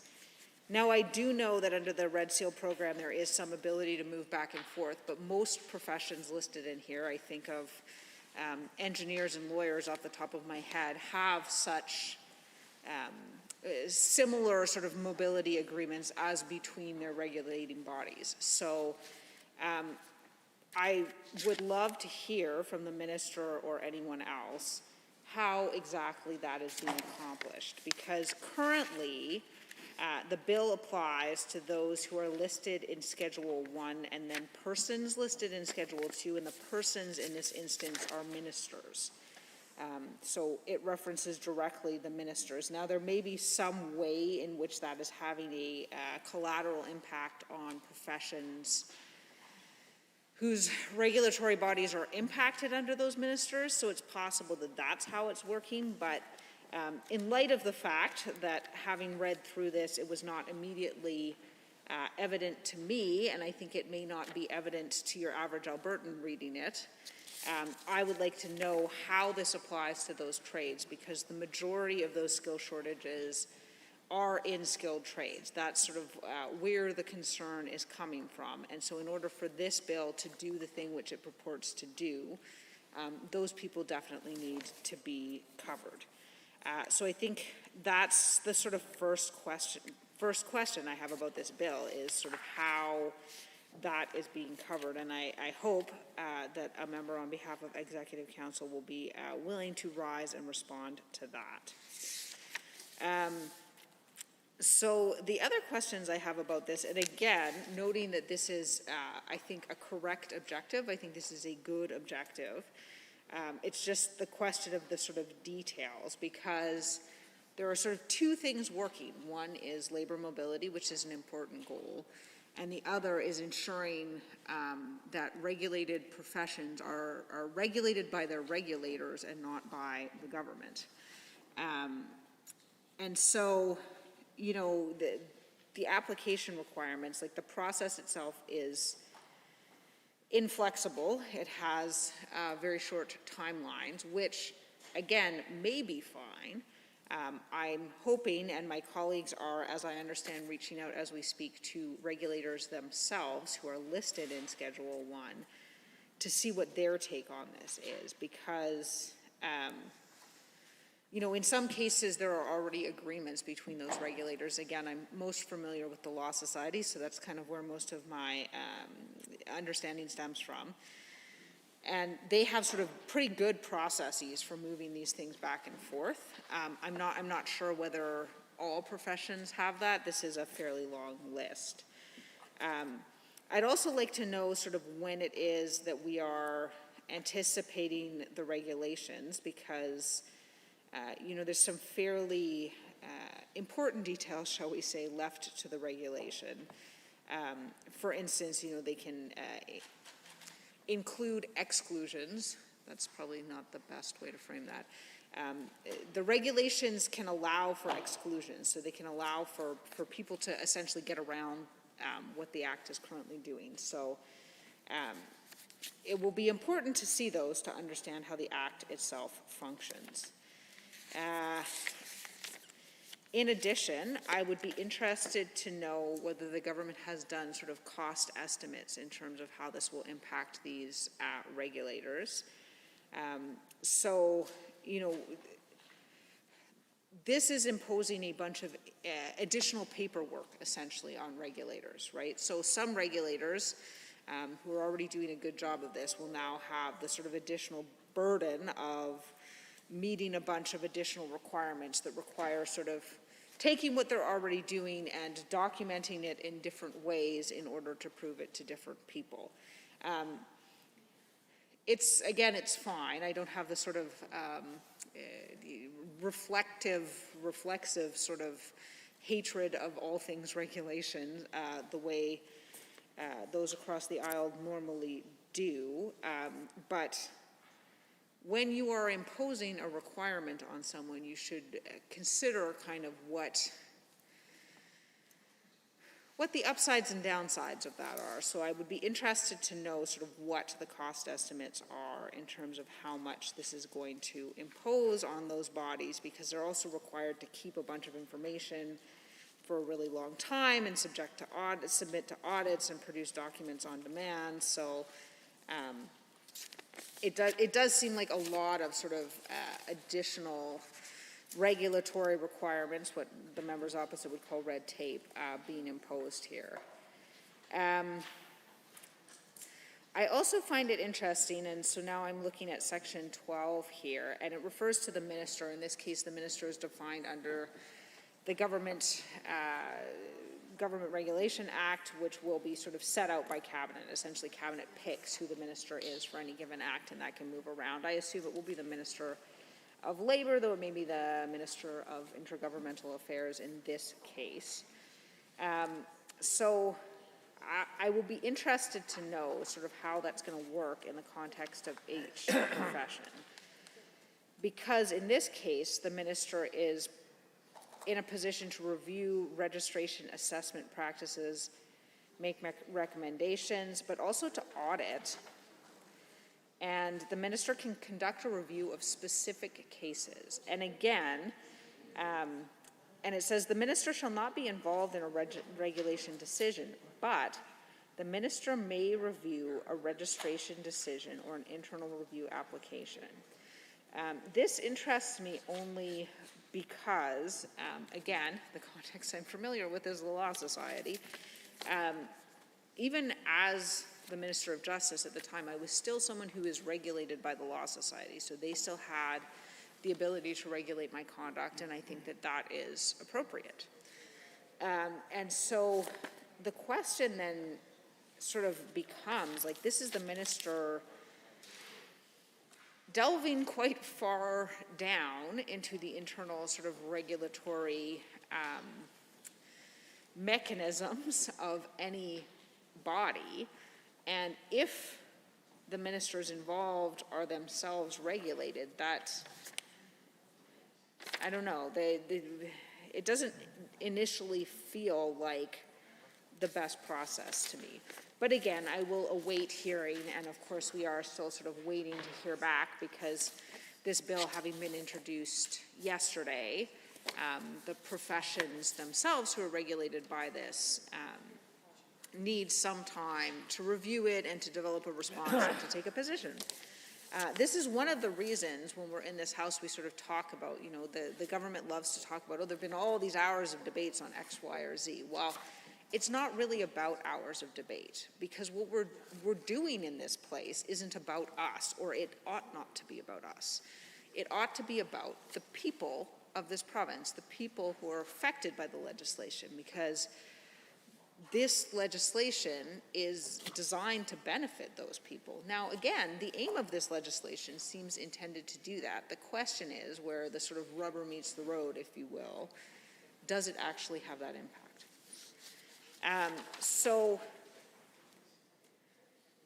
when I'm looking at this particular legislation, those are some of the questions that come to mind. And the reason, as I was saying, that, you know, sort of we talk about how long a bill has been before the House as opposed to talking about how many hours of debate it's had, because that's where the important information is. Really, what should happen with legislation is it should be ready to be introduced. There should be technical briefings for the opposition with the opportunity for questions. There should be technical briefings for the media with the opportunity for questions. And then ideally a bill will be before the legislature for a while, because there are entities and people and all sorts that are impacted by things. And the impacts that legislation has on people is what's in the legislation. It's not what the government says about the legislation. And with this government in particular, we've seen that on a number of occasions. The impact on people is the actual legislation. So if what the government is saying about the legislation is inaccurate, which again, I'm not saying it's the case in this bill, but it certainly has been the case with a number of previous bills, and this particular government. So people deserve the time to be able to go through it, to be able to take it to council if they want to take it to council, to be able to determine what the impact is, and then to be able to raise those concerns. And so in this case, we're sort of still in the awkward position of awaiting a response from those organizations on whether they think this will be helpful, whether they think this will be a hindrance, that sort of thing. Certainly, there is nothing inherently wrong with this, the sort of increase in mobility. Now, certainly, the government is talking about unilateral action here, and that's fine. I think in this case, it is my sort of general understanding that potentially that vests some economic benefit on its own. The concern I would have, so Who doesn't like beer? Let's talk about that, because that's an area in which we sort of delved when we were in government. So it was the case that every province in the country had protectionist legislation around its craft beer, essentially, except Alberta. Alberta was the only province that didn't have that situation. And so basically what we got is the sort of expansion of craft brew industries in every other province except Alberta. And that was problematic. Now, when we were in government, we took steps to step in and to change that, and we have seen the blossoming of the industry as a result of that. And so, yes, I think this is likely to have a beneficial effect. I think I'm likely to be supportive of this legislation. The reason I can't speak at this moment with total clarity is because we are still waiting to hear back from a number of important people who will be impacted by this. We are still waiting to hear back, in terms of the economic impact. I hope what we hear is positive. I really do. It would actually be nice. So it's actually, the public, especially people have started watching, I think, more recently what's going on with the government, probably because there have been more reasons to object to the government. The situation with the parks, the situation with coal mining in the Rockies, the vast mishandling of COVID. There have been a lot of reasons for people who are not normally super engaged to become more engaged. And for those individuals, they may think that this sort of level of animosity is typical, but it isn't. This level of animosity, I mean, it springs from a government that is sort of the least transparent in history. And so that creates a lot of friction. But normally, when you go into a session, you have the situation where an opposition is going to object to a couple of bills, and mostly everything else will be fine. So I look forward with excitement to being able to say that this bill is great and we're really happy with it. But until such time as we hear back, we're not quite in that position yet. But it would be nice to have a moment of getting along, I guess, with the government. It would be nice to see that in here. But I will await those conversations in terms of those regulatory bodies, because I think, again, with the two competing goals of ensuring labor mobility, but also ensuring that we have the proper registration so that Albertans can continue to rely on regulated professions in the way that they normally have. And again, the big question that I have, and I'll repeat it in the hopes that someone from Executive Council will answer it, is how the trades are impacted, because they're not actually listed in Schedule 1. But in light of the way the Act works, affecting also a series of ministers, I'm wondering if maybe that is the route in. And so that would provide a lot of assurance to my colleagues and I that this is in fact doing what is necessary to address those sort of skills shortages that we're actually seeing in the province right now. Yes, I think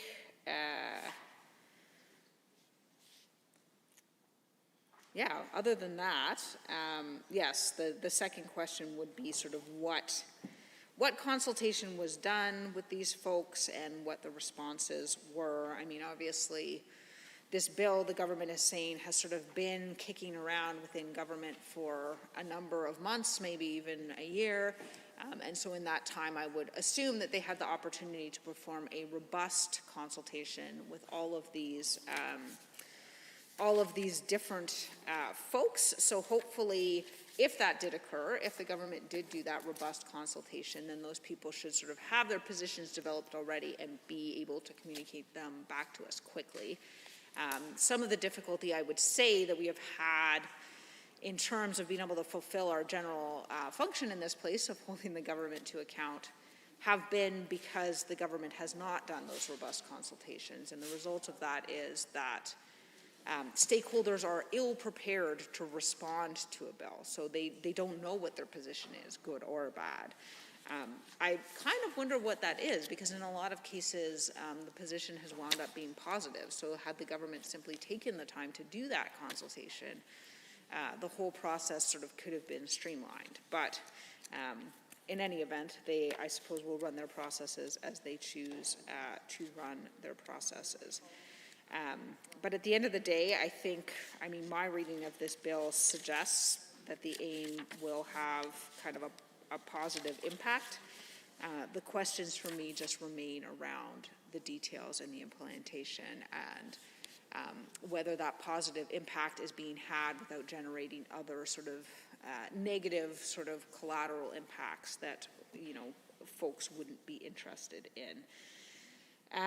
So yeah, I mean, I guess the last thing I would say on this point is that many of these listed entities are sort of what are called self-governing professions, and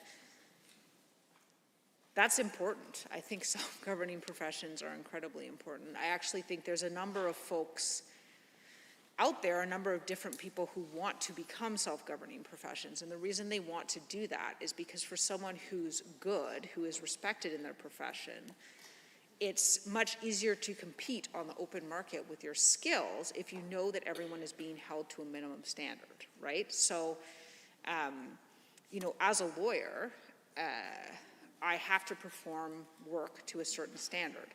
It's important that the public be able to rely on the Law Society to regulate all lawyers, all doctors, all engineers, because that work does need to be performed to that standard.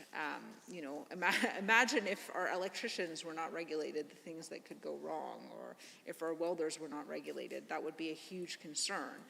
And so the reason it's so important to have those professions is because it allows each individual who is regulated to sort of compete fairly. If you don't have a self-regulated profession, you potentially have some people who are doing the work much, much better and charging commensurate with the well-done work they are performing. Okay, I will wind up. And some who are performing more poorly. And so the importance of those professions is to ensure that everyone has the same standards. And so everyone has the same opportunity to compete. It essentially creates a level playing field. And so obviously, it would be important not to intervene in that. I therefore look forward to hearing back from both the government and those regulated professions on their view about whether or not that is what is occurring here. And with that, I will say thank you very much, Mr. Speaker. Honourable members, Standing Order 29-1 will be available in subsequent speeches. I see the Premier rising. I'm not sure if he's rising to provide a comment or... Perfect. Just for the context of the House, Standing Order 29-2A is no longer available, and only through a matter of interventions, which will be subsequently allowed on this speech that will be coming up. So if there's a member who would like to join in the debate, I did earlier see the Honourable Member for Parkland St. Anne catch my eye. I'm not sure if there are others. The Honourable Member for Parkland St. Anne.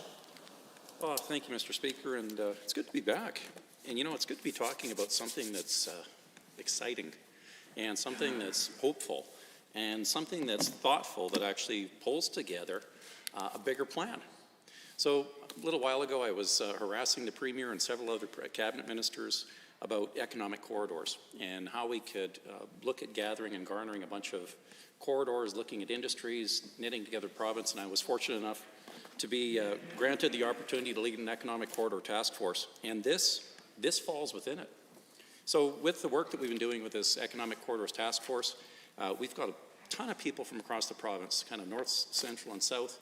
We've been reaching out across the different provinces, talking different industries, and a lot of the issues and the challenges that come up are labor. So when the rubber hits the road, where do we get the labor from? You know, the Premier had mentioned so eloquently some of these other projects that are coming up on the radar, and it's going to be phenomenal. But we have to get ready for the wave. We have to be able to recognize and acknowledge that we have a labor deficit in a lot of these areas. Former life on projects, I was blessed to be able to work in just about all the provinces in the country that we have. up in the Yukon, consulting up there in Whitehorse. Worked on projects out in British Columbia, both in fiber optics and in pipe out there in energy projects in the province here. Obviously with the energy sector, whoever hasn't been to Fort McMurray hasn't ever lived in Alberta. It's kind of like one of those things. And for the record, it's often said that Fort McMurray is the second largest city in Newfoundland, and it's not without good reason.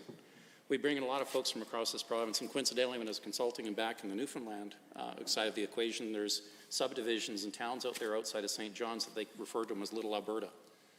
We have connections right across this country in Saskatchewan, Manitoba, Ontario, Quebec, same type of thing.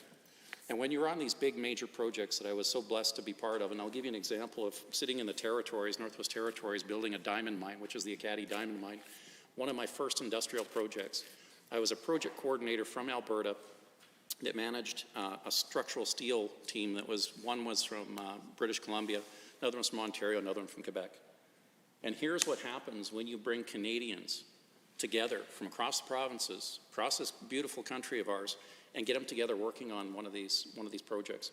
You break down all those artificial barriers that get built up over time. You manage to work on something that's of relevant importance to everybody else. You learn about the fabric and the tapestry of our country. And for us as Albertans to bring something forward like this, like Bill 49, that allows the mobility, recognizes those other jurisdictions are just as competent, if not more competent than ourselves. This is good. You would think this would already have happened. We've got freer trade in a lot of examples where I can go north and south rather than east and west. I can literally, in a lot of circumstances, trade labor or mobility across the border than I can within my own provinces and boundaries. So what this is going to do for some of these major capital projects, it's going to give us that continuity, that access. And, the other thing that happens time and time again is when folks get out here, and I refer to my constituency as God's country, and I say that to get people talking about the province and thinking about it. That's how I feel about the entire province. When they get a flavor of what we have out here to offer, oftentimes what happens is they pick up the phone and they move the kids and the families, and everybody else comes out here to follow with it. So Bill 49, it's the Labor Mobility Act, make it easier and faster for skilled professionals and trade workers. So it's not just the trades. It's those other skills that we have as well. So in the medical side of the equation or other credentials like that. In Alberta, it's always been an attractive place. I've talked about that. People come out here because it is. We say it tongue-in-cheek, it's the land of opportunity, the Alberta advantage. And that's our biggest advantage. It's our fabric of who we're made of. And the new Albertans that come in from the rest of the provinces will welcome you with open arms. This bill's keeping in mind of reducing red tape. So again, talking about those artificial trade barriers that have been set up between the provinces, this meets that narrative in fold. So the fact that we might be an outlier at this point, I'm thinking that's not being on the bleeding edge, it's simply being on the leading edge. And hopefully that will be reciprocated across the other provinces as well. So we can lead by example in this. We've got a bunch of things that have been happening over the summer here because of the job creation tax cut. We've been talking about that. That puts us on par. We're not necessarily on the leading edge of that yet, but we are darn close when you look at the North American footprint. And when we're talking about presidential elections, the other side, I brought that up a little bit. Actually, a bit of a windfall is seeing what that administration is doing and how the taxes are increasing down there. It's actually making that competitive advantage lean more in our favor. So even though they're our largest trading partner, and Texas is that, we're actually being able to compete. And with Dow coming up here and showing that, it's kind of a big deal. When we were looking at some of the infrastructure that's required to move products through the Economic Corridors Task Force, rail comes up lots. And how do we reach these ports? And that's going to be of major importance as well. When we look at the junior rail companies, the short line rail companies, Saskatchewan did a lot better job than we did in Alberta. So they have a workforce that's kind of sitting there in the wings. When we start looking at really opening up Prince Rupert, or you look at some of the other ports of interest, we need to build that farm team. So you're either going to try to grow these and develop these folks from this area locally, or you're going to bring them from across the provinces. And with those different types of industries, the sky's the limit. We had over about 20,000 new jobs in the last third consecutive month. I mean, that's significant growth. There's also the film and television tax credit, which is actually really good to see. I'm happy to see this. And there was a little film that was brought up, and my kids actually brought it to my attention. It was The Last of Us. So I know it's kind of a funny thing. Dating myself, but Pac-Man was a big deal when I was a kid. It's one of those things. You had Galaga and Space Invaders. And then you kind of got into these first-person shooter games and all those things. But understanding how big that gaming industry really is, it eclipses television and movies. And the fact that we now can garner these type of productions to come up here. So my kids were stoked, literally, to see The Last of Us, a game that they've been following, that franchise, being made into a movie. So this isn't by chance. Thanks to the Minister of Jobs and Economy for really working hard on that, and everyone here for helping facilitate some of the legislation that managed to bring these teams forward. So thank you for that. Red tape reduction. Boy, oh boy, we got a long way to go. We've done some really great work, but we're not done yet. And the ability to take a look at this succinct approach, it's not just a one and done type solution. When you look at how our team has been working, some of the MLAs have been working on these little task forces. You've got the different committees working together. You have the ministers pulling this and actually leaning on the bench. You know, we hear lots that we're just backbenchers, we don't really do much. Well, maybe that's how different governments operated in the past. That's not how it works over here. So when we're all pulling our weight and we're offering what we have for different skill sets and bringing that to the table, these are the innovations that are coming forward. And again, it's succinct. It's an overall strategy and an overall plan to help grow our economy and grow our province. And this fits so eloquently into that. You know, I think back to the Alberta Indigenous Opportunities Corp. When we were just, you know, new candidates, that one got me excited, being from linear projects before and seeing how that would be a game changer. In my opinion, this is very similar in that context. We can get access to decent labor. We can make sure that those skill sets are recognized in all facets, in all industries, both professionals and trades. And that's really going to bolster the home team. There's always some concerns of protectionism. You know, you hear the battle back and forth between which license plate should be allowed in which province at which time and which artificial tax will be brought up. That has never been successful in building anything. And again, I'll lean back on those projects that I worked on before. When you lean on the depth of this country, of what it has to offer, the different regional strengths and some of the skills that you bring, that's when you light it up. That's when you can set it yourself apart in the world stage. That's when you become Canadians again rather than Canadians. And if you look at this, all those flags up there, that's who we are. Now, we're the prettiest, best province in the country, I'll say, but those other ones, they come in a close second, depending which room you're talking to and which time. And that project up in the territories, we never would have been able to pull that off without leaning on the Quebec ironworkers, without leaning on, you know, the guys from BC and across the country on that, without leaning on the logistics folks, without leaning on all those Canadians to pull that thing off in the middle of the most remote region, arguably, that I've ever been on, 350 kilometers northeast of Yellowknife, out in the middle of the tundra. And you have this thing flourishing and popping up. You know, when I look at the LNG sector as an example, the Russians got us beat. You know, while we were dragging our feet as a country, trying to shut down our energy sector, protesting pipelines and all the other sort and all this other rhetoric that takes place, the Russians didn't flinch. 2009, they started working on YAML. 2017, this thing is running at 110% of overcapacity. They're looking at 3 more trains that are going in place. They have 17 icebreakers that are up there, and they're all taking advantage of 2 things. Their proximity on the globe, well, actually 3 things. We'll go with the other one. Their proximity in the globe, because when you turn the globe on its head, you're standing at the North Pole. That gives you access to Asia, gets you access to Europe, the quickest route. They took an opportunity, the abundance of gas that they have, the amount of investment that was thrown in there from not only the Russians, but the Chinese, the Japanese. The rest of the European Union was throwing cash in there. ConocoPhillips lining up. You've got Shell was in there. Petro-Canada, ironically, was going to throw some cash in the bucket.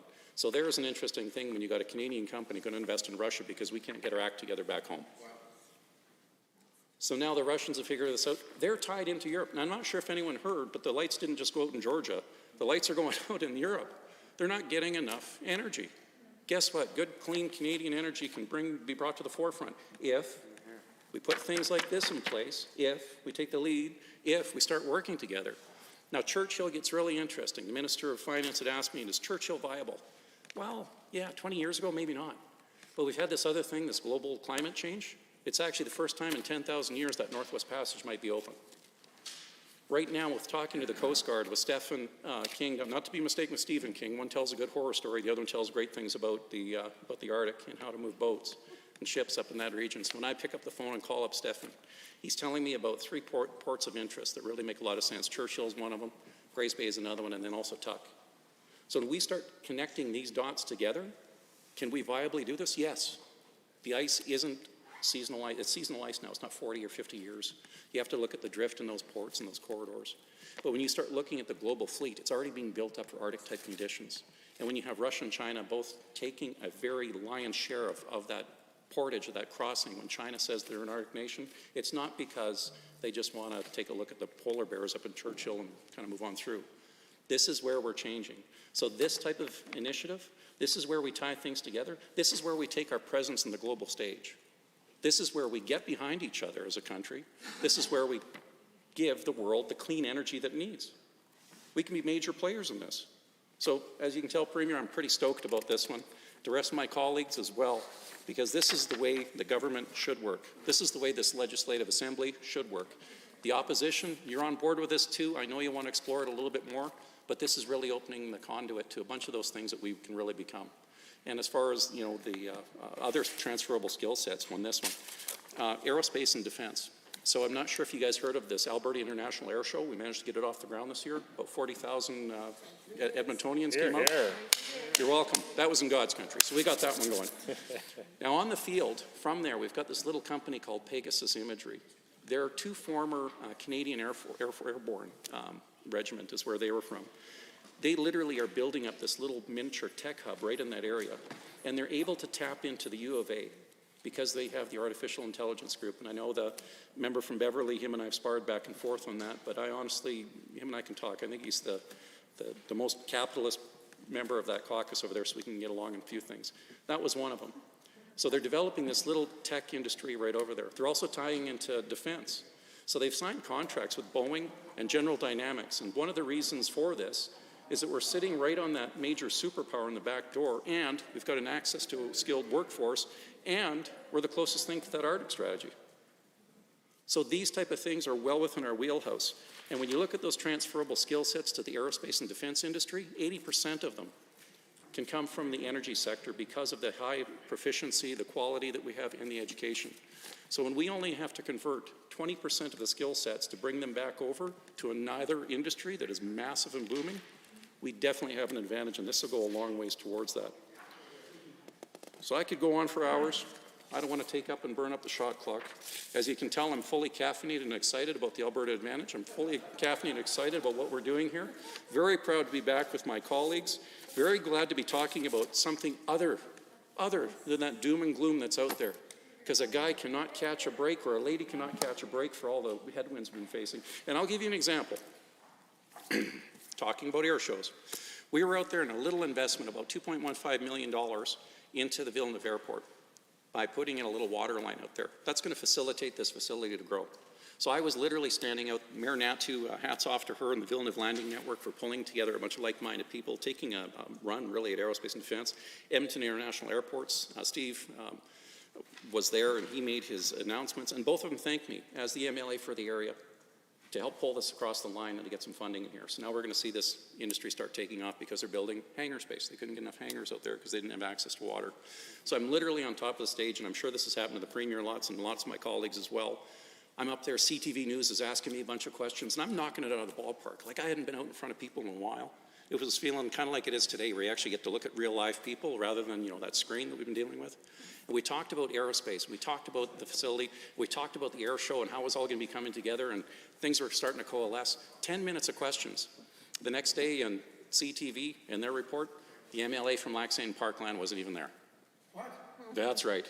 But I'll tell you what, we're here now, and this Bill 49 is going to get us rolling again. Thank you. Thank you, Honourable Member. Are there any members wishing to join debate? I see the Honourable Member for Edmonton Northwest has risen. Correct? Yes, I am correct. Look at that. Thank you, Mr. Speaker. I couldn't quite understand what you were saying, but and I used to be able to read lips so well, and my hearing isn't that great, so I'm looking forward to the day where we can see people's lips moving, and I can employ that skill again. Thank you for this opportunity to speak briefly on Bill 49 in second reading, and I've just seen it here today. Actually, I believe it was introduced yesterday, and so I'm speaking just on first thoughts in regards to Bill 49, the Labour Mobility Act, and certainly on first blush, right, it seems like it's promising. It's an ability for people to move to the province of Alberta with the skills that they have acquired through experience and through education in other provinces and territories, I presume, as well, in Canada, and be able to employ those same skills here in the province. And so, on first blush, I mean, this seems like a logical and reasonable thing to move on.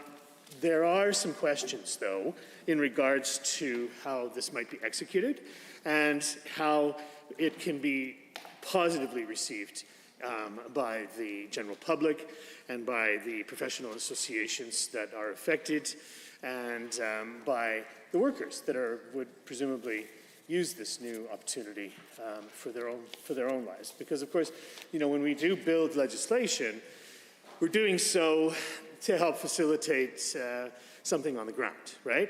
It can be an idea, it can be a good idea or a well-meant concept, but if it doesn't work on the ground, then it doesn't work, right? It's just a moot point. And so some of the things that I was just thinking about, and certainly, we'll have time to flesh these things out and get some answers, I hope.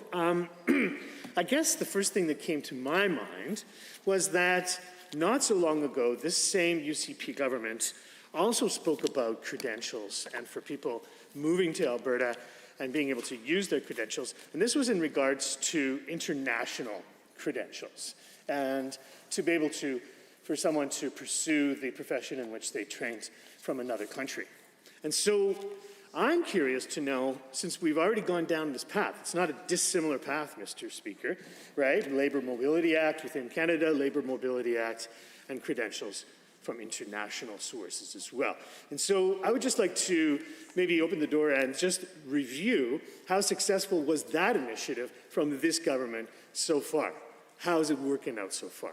And I'm curious to know, because what I've seen from just anecdotal experience from my own constituents, is that they haven't seen much progress on this at all. And everybody has those stories about doctors that are driving cab and so forth, right? And so what I'm seeing is that people are saying, well, I am an engineer, right? And I come from the university, Cape Town or wherever it is, and I'm still not getting any progress in regards to recognition.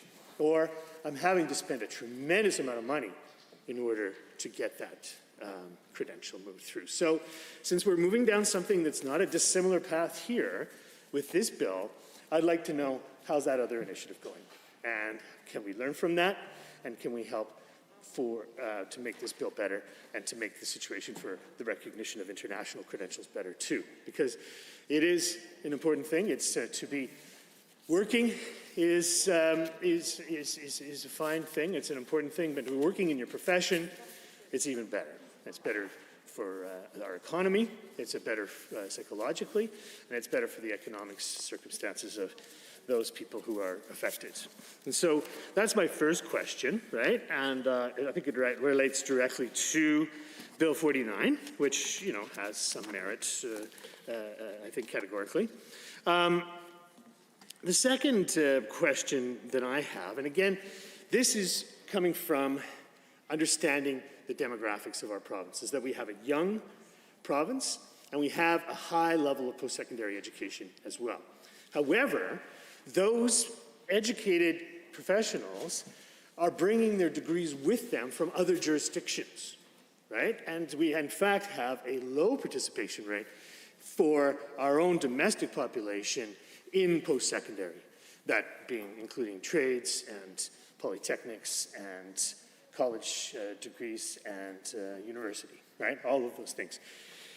An interesting dichotomy where we have a high level of post-secondary degrees in our province and a low participation rate in achieving and getting those degrees here in the province of Alberta as well. It's a problem, and I want to make sure that we're not exacerbating that problem by just continuing on with the same pattern that we always have, which is to bring educated professionals in from other jurisdictions and to leave our own domestic young population without that initiative to push forward, to have affordable post-secondary education, to have post-secondary education available in all corners of our province, and to make sure that we have the relevant programming that we need for young people that they want to study, and the programming to provide professionals and trades in the areas that our economy needs to prosper as well. So I don't want something like this to interfere with another issue that we definitely need to deal with, which is to provide a higher level of post-secondary participation for our own domestic young population, to invest in affordable positions, to invest in the programs that people want to study and that we need for our economy too. So I just want to put that out there. Again, I would be the first to welcome our ability to attract people from all across the country to work here and to build their families and to help prosper. It's a very, very fundamental economic ambition to pursue. So I just want to make sure that we're building something for our young people too. Another issue that I am concerned about in regards to professional and associations, and my colleague from Calgary Mountain View mentioned this, pointed it out as well, is that, when I was looking through the very last page, I often read bills from the last page to the first page, talks about all of the professions that are affected. And I wanted just to ask a question about this list. I think there's looks like 40 some in here, but in the press releases around Bill 49, they mentioned that there's more than, or at least 100 professions that are affected by this bill. And so, I'm just curious when I started looking through this list, is that is this the whole thing, or are there other trades or that are somehow affected, as the member from Calgary Mountain View pointed out, through other ministries, perhaps through labor or through health or something like that? I don't know. So is the list exhaustive? And the second question is that did the government properly canvass this bill with all of these entities? Okay?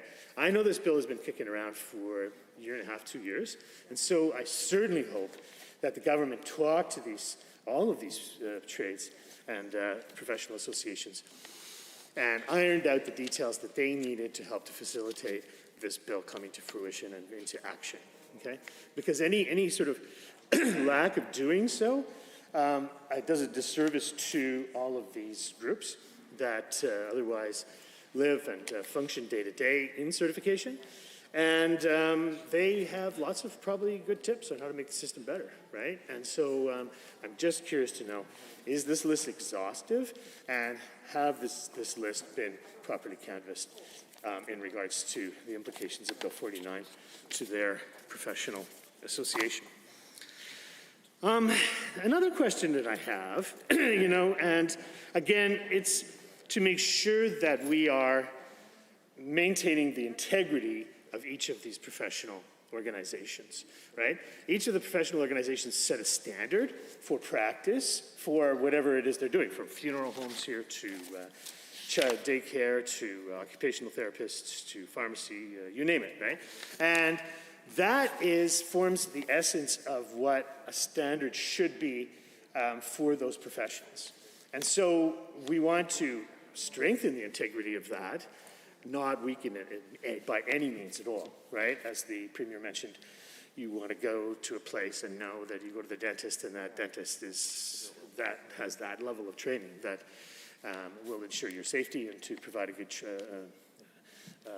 service, right? And so we need to make sure that Bill 49 does in no way compromise the integrity of the professionalism of the standards that these groups provide for us. How would that happen, Mr. Speaker? Well, if you have a rule that you compel someone within 20 working days or 40 days, whatever it is, to move a file to ensure that someone has passed or failed in regards to their professional standard, meeting the standard that we have here in Alberta, that, I just want to make sure that that's not rushing things, number one. Or number two, which is, I think, even more of a possibility is that, you know, if they say, well, we can't do that, then are we going to just lead, is it going to lead to higher rejection rates by that process, right? Where they'll say, okay, we can't process all of these nursing aid applications right now, so we'll just not pass them at all, right? You know, and that can lead to other problems and chaos and uncertainty, and we don't want that. So again, maintaining the integrity of professional associations and maintaining their professional ability to evaluate the standards of the skills that each individual has, and not create a situation where, you know, people are being rejected out of hand because, you know, professional associations are passively aggressively just not participating somehow, just rejecting, stamp all the time, right? Another area that I just wanted to touch on briefly is around cost. And professional associations maintain themselves through fees. And the fees are paid by the members. And for a lot of professional associations I know, the ones that are represented in my family, the fees are not cheap, right? You're paying hundreds of dollars every single year to you know, retain your professional nursing license, or your LPN license, or your teacher's certificate, and so forth. And so you know, I just don't want to create a bill that unnecessarily increases the fees that people have to pay every year to belong to that service, because the professional association has had a serious monetary hit from Bill 49, right? I don't think any of us want that. And I think we have to have a price that's associated with Bill 49 to help to evaluate whether we should support this bill or not.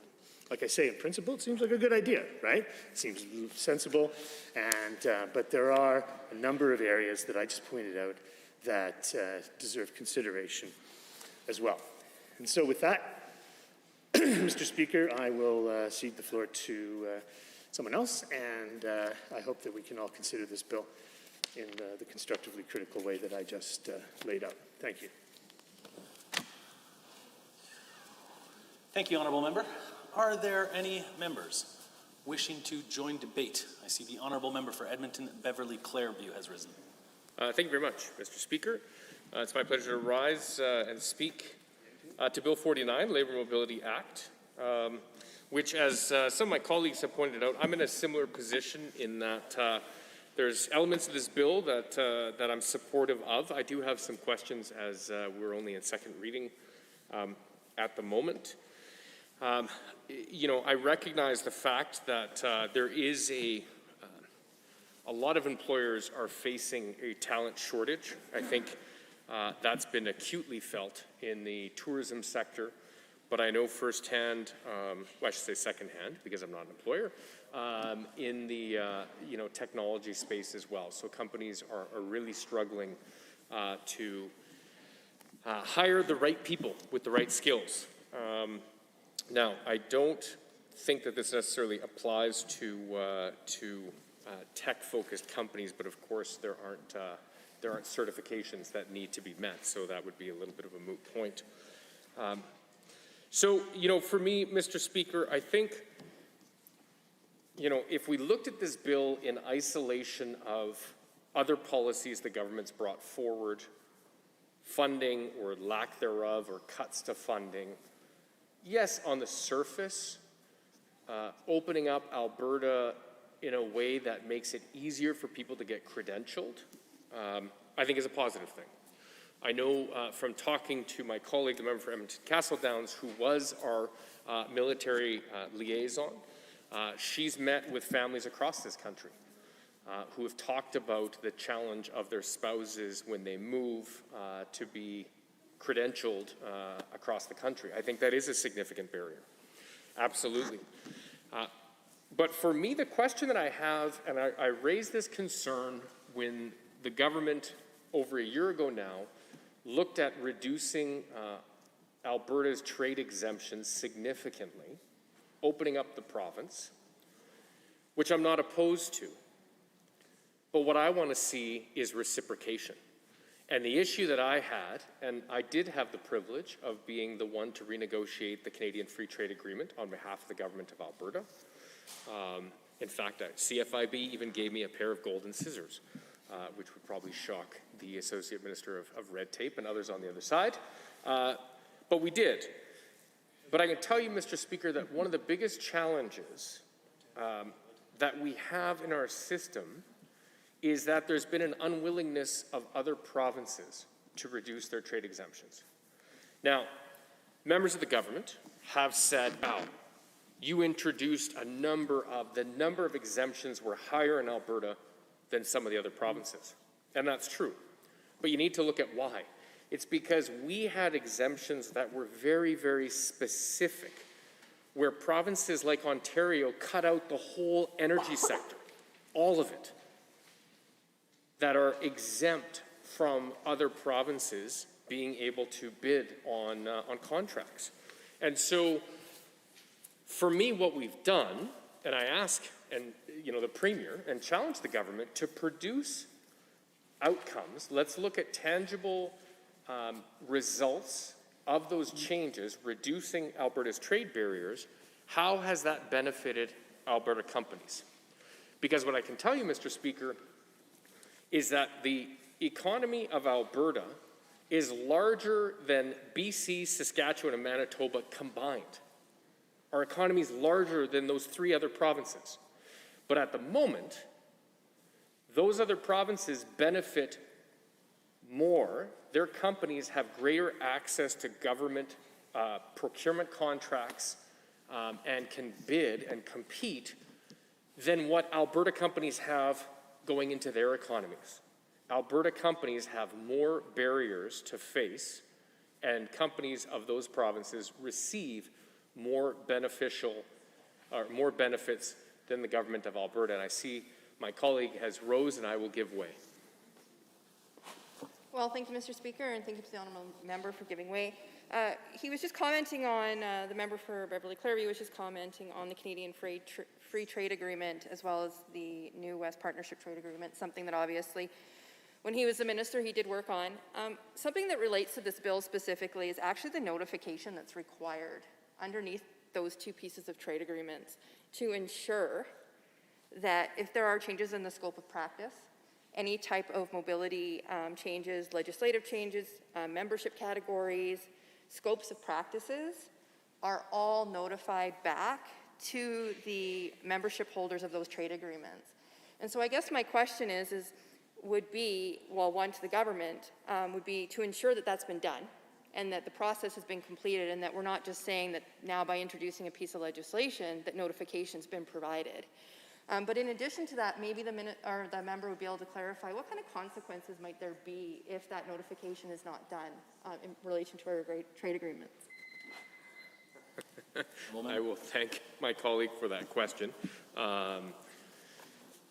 Forcing me to recall, a few years ago, there are a number of processes that provinces can go through if they feel that another province is non-trade compliant. I do recall the bout that I engaged in with the former Premier of Saskatchewan over license plate gate, for those that may recall that, where they accused Alberta of refusing contractors and tradespeople with Alberta or with Saskatchewan plates of coming onto Alberta work sites, which of course it was completely unfounded. There was not one example, and that was eventually dropped. But there is a process, and so the question is still valid as far as have the other members of the New West Partnership been informed of these changes as well as the rest of the country under the Canadian Free Trade Agreement. But for me, again, these moves to loosen Alberta's, or make Alberta more accessible to companies, we'll talk about firsthand, needs to be reciprocated. Otherwise, we are giving unfair access to companies in other jurisdictions that puts Alberta at a disadvantage, where I'd like to see that Alberta companies have a fair playing field. And so if we're going to open up our own borders, which I would argue that we need to, and I do recognize, I think it was the member from Lac St. Anne Parkland who spoke about, and this was my frustration as well, that there are more barriers to companies trading with other parts of our own country than there are with companies going over to Europe or Ukraine or some of the other countries that we have free trade agreements with. Is that ridiculous? Yes, it absolutely is. You know, I'm not convinced that the decisions that were made a year ago by this government to just open up Alberta without negotiating with other provinces to get them to reciprocate has been a fair deal, and now we've lost our bargaining with them because they have access to our province, right? I mean, I guess time will tell if other provinces do jump on board. But with this bill, again, you know, the fact that we are in a position to where there's a deficit of labor. I mean, it is interesting that for the first time in 10 years, Alberta's in a position that we have more out-migration than we do in-migration or net migration. But my point, and this is where we have to look at this bill in the context of what's going on in the province, okay? I've spoken to young graduates from our post-secondaries who are saying they don't want to stay in Alberta because of policies that this government is bringing in. Significant cuts to our post-secondary system, cuts to our healthcare system. I appreciate the fact that government has put in additional money to deal with COVID.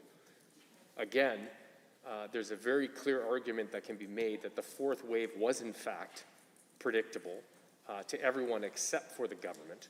And much of what we've been dealing with over the last couple of months could have been avoided had proper planning been followed. But the point is, at the time of the pandemic, this government had picked a fight with doctors and then subsequently nurses.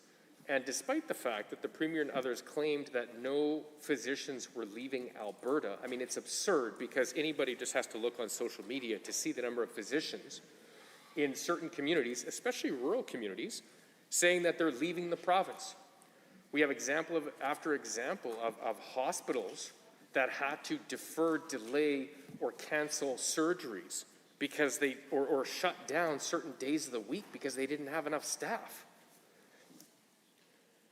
People want to live in jurisdictions that have a high-quality education system, high-quality healthcare system that provide opportunities for families.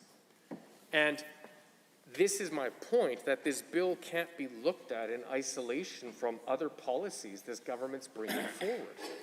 And so part of why we're facing certain labor shortages is because people are leaving Alberta because they don't want to be here. You know, in fact, communications I received from a company that's trying to attract talent has said that people are saying my values don't align with the current government's values. I don't want to stay in a province that is making these cuts and making these choices. And so we are losing talent. We've also seen a number of companies that were supposed to move to Alberta but decided not to. And despite the fact that the Premier talks about the corporate tax cut as the silver bullet, it has not been the silver bullet. And I go back to the area of technology and artificial intelligence, where the corporate tax rate is not even in a company's top 5 of their priorities or top 5 areas of importance when they're looking at what jurisdiction to locate to. Access to talent is usually the number 1, if not the top 3.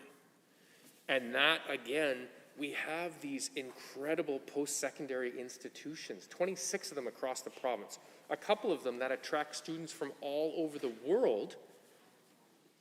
And what we hear from the minister is the reason that they're making massive cuts to these post-secondaries is because we need to get in line with the rest of the country. Well, let me tell you, Minister, that if we want to compete and we want to attract talent, that we need to be investing in them.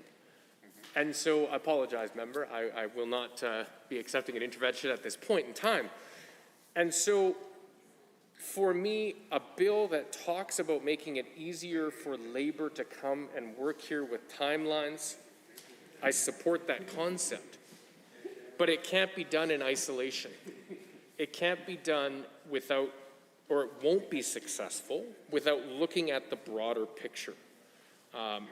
And so, you know, there's a number of things, including not just the talent pipeline, that need to be addressed. But the fact is, we also need to be looking at how other provinces will reciprocate to Alberta to ensure that, again, there's this level playing field. And so part of the reason I'm skeptical is we've yet to see that reciprocation exist with Alberta reducing its trade barriers on interprovincial trade.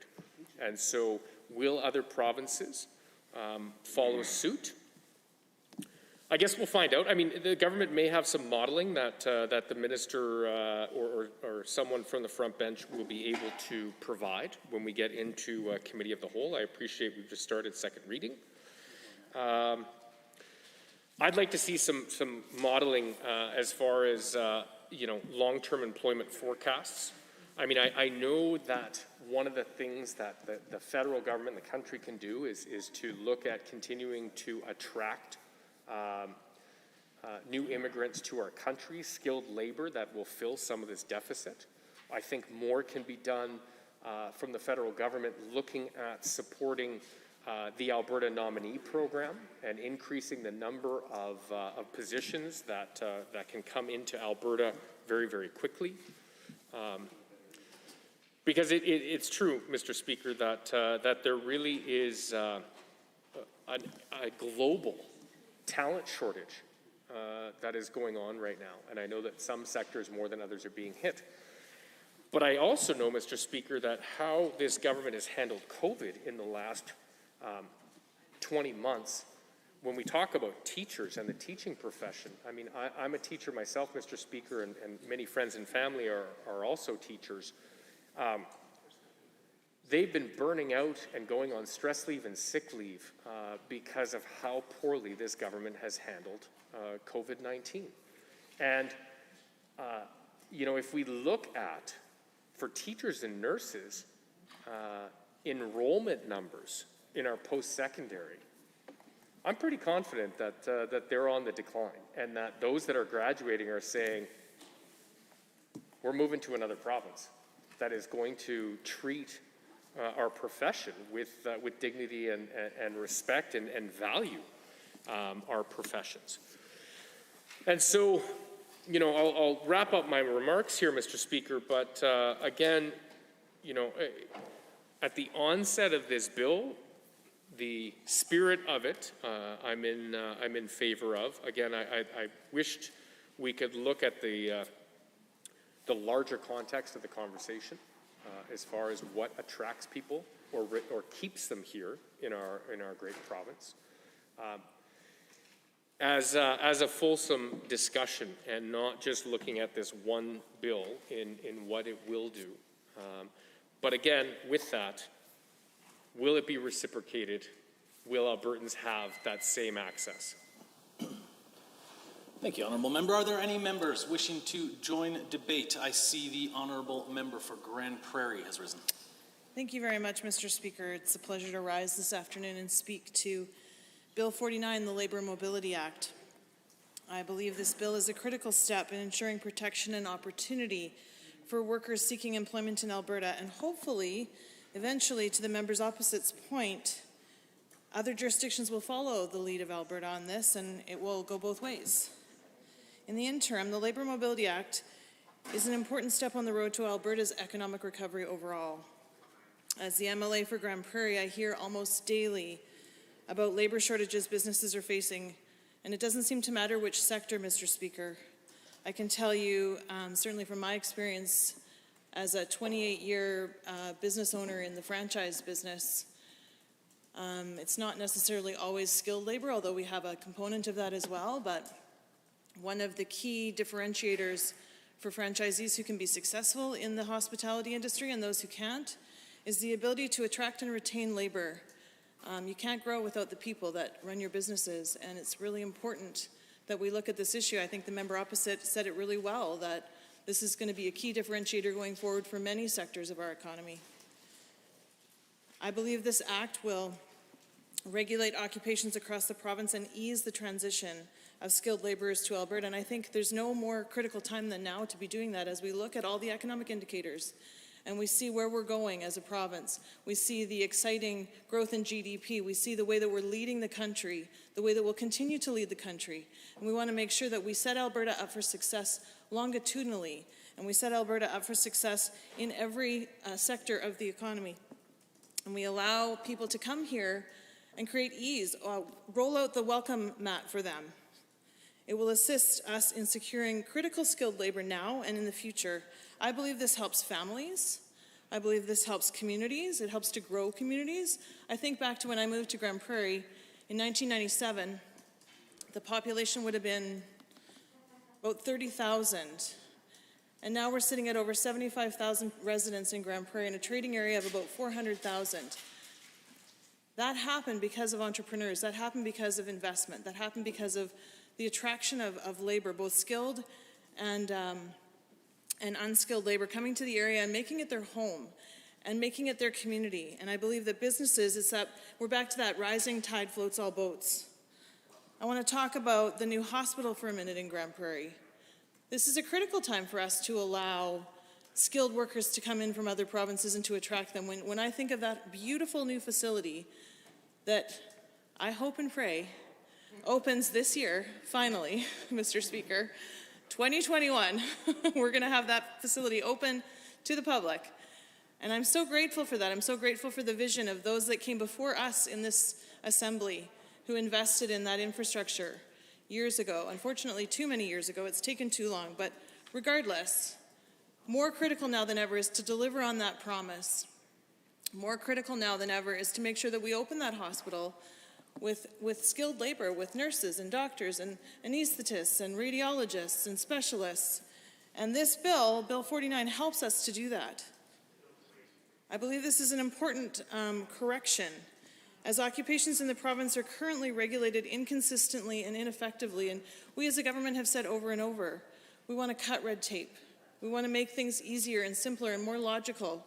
We want to move at the speed of business. We're committed to doing that. Currently, workers face mobility restrictions when they're trying to take up work in Alberta or other provinces for that matter. For instance, they'll have additional examinations or courses, training requirements, or delays. They'll move to the province and not be able to work, and we need them. The Labour Mobility Act will take steps to introduce uniform legislative requirements for regulatory authorities that govern occupations in Alberta.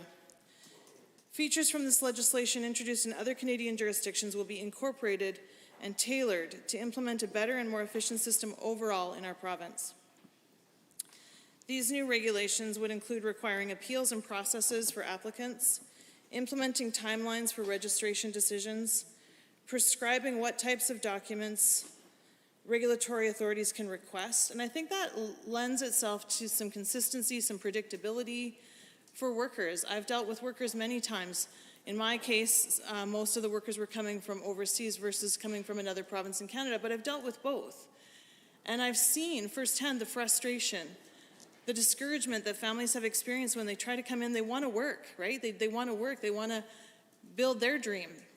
They want to participate in the Alberta Advantage, and they can't because they're held up by a piece of paper that's one piece of paper expired, then you need this other piece of paper and you're waiting for that, and it's just so frustrating for them, and it doesn't help anything in the community, it doesn't help the family, and it certainly doesn't help the economy.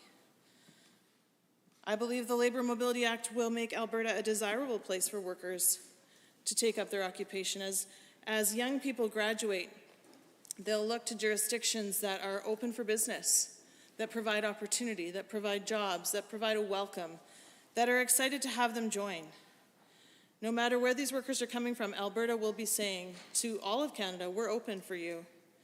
Clarifying processes involved with worker mobility will draw additional workers, I believe, to Alberta and serve as a critical function in ensuring Alberta's economic recovery.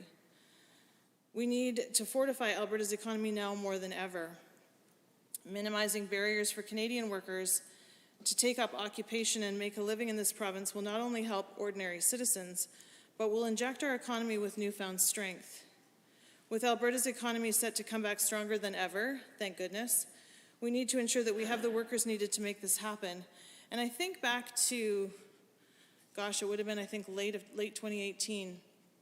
I was just barely involved in politics. I think I had just been nominated as the candidate, and I went to a conference put on by the Manning Center, and I listened to Rex Murphy. And if you've never heard Rex Murphy, so worth the time to spend an hour with Rex Murphy, and he is a compelling speaker. But one of the things he talked about that really made me excited to be involved in Alberta politics was the Alberta Advantage, and from his perspective as somebody from another province, another jurisdiction in Canada, what Alberta had done not only for our citizens, but for all of Canada and the opportunities that we afforded anyone that wanted to come and work, right?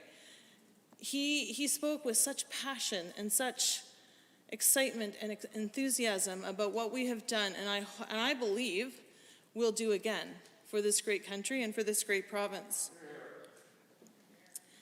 Encouraging skilled workers to come to Alberta to apply their trade or their skill will have enormous benefits to our economy. I've seen it in the past, right? I saw it in 2007, 2008, when we were booming, and we will be there again.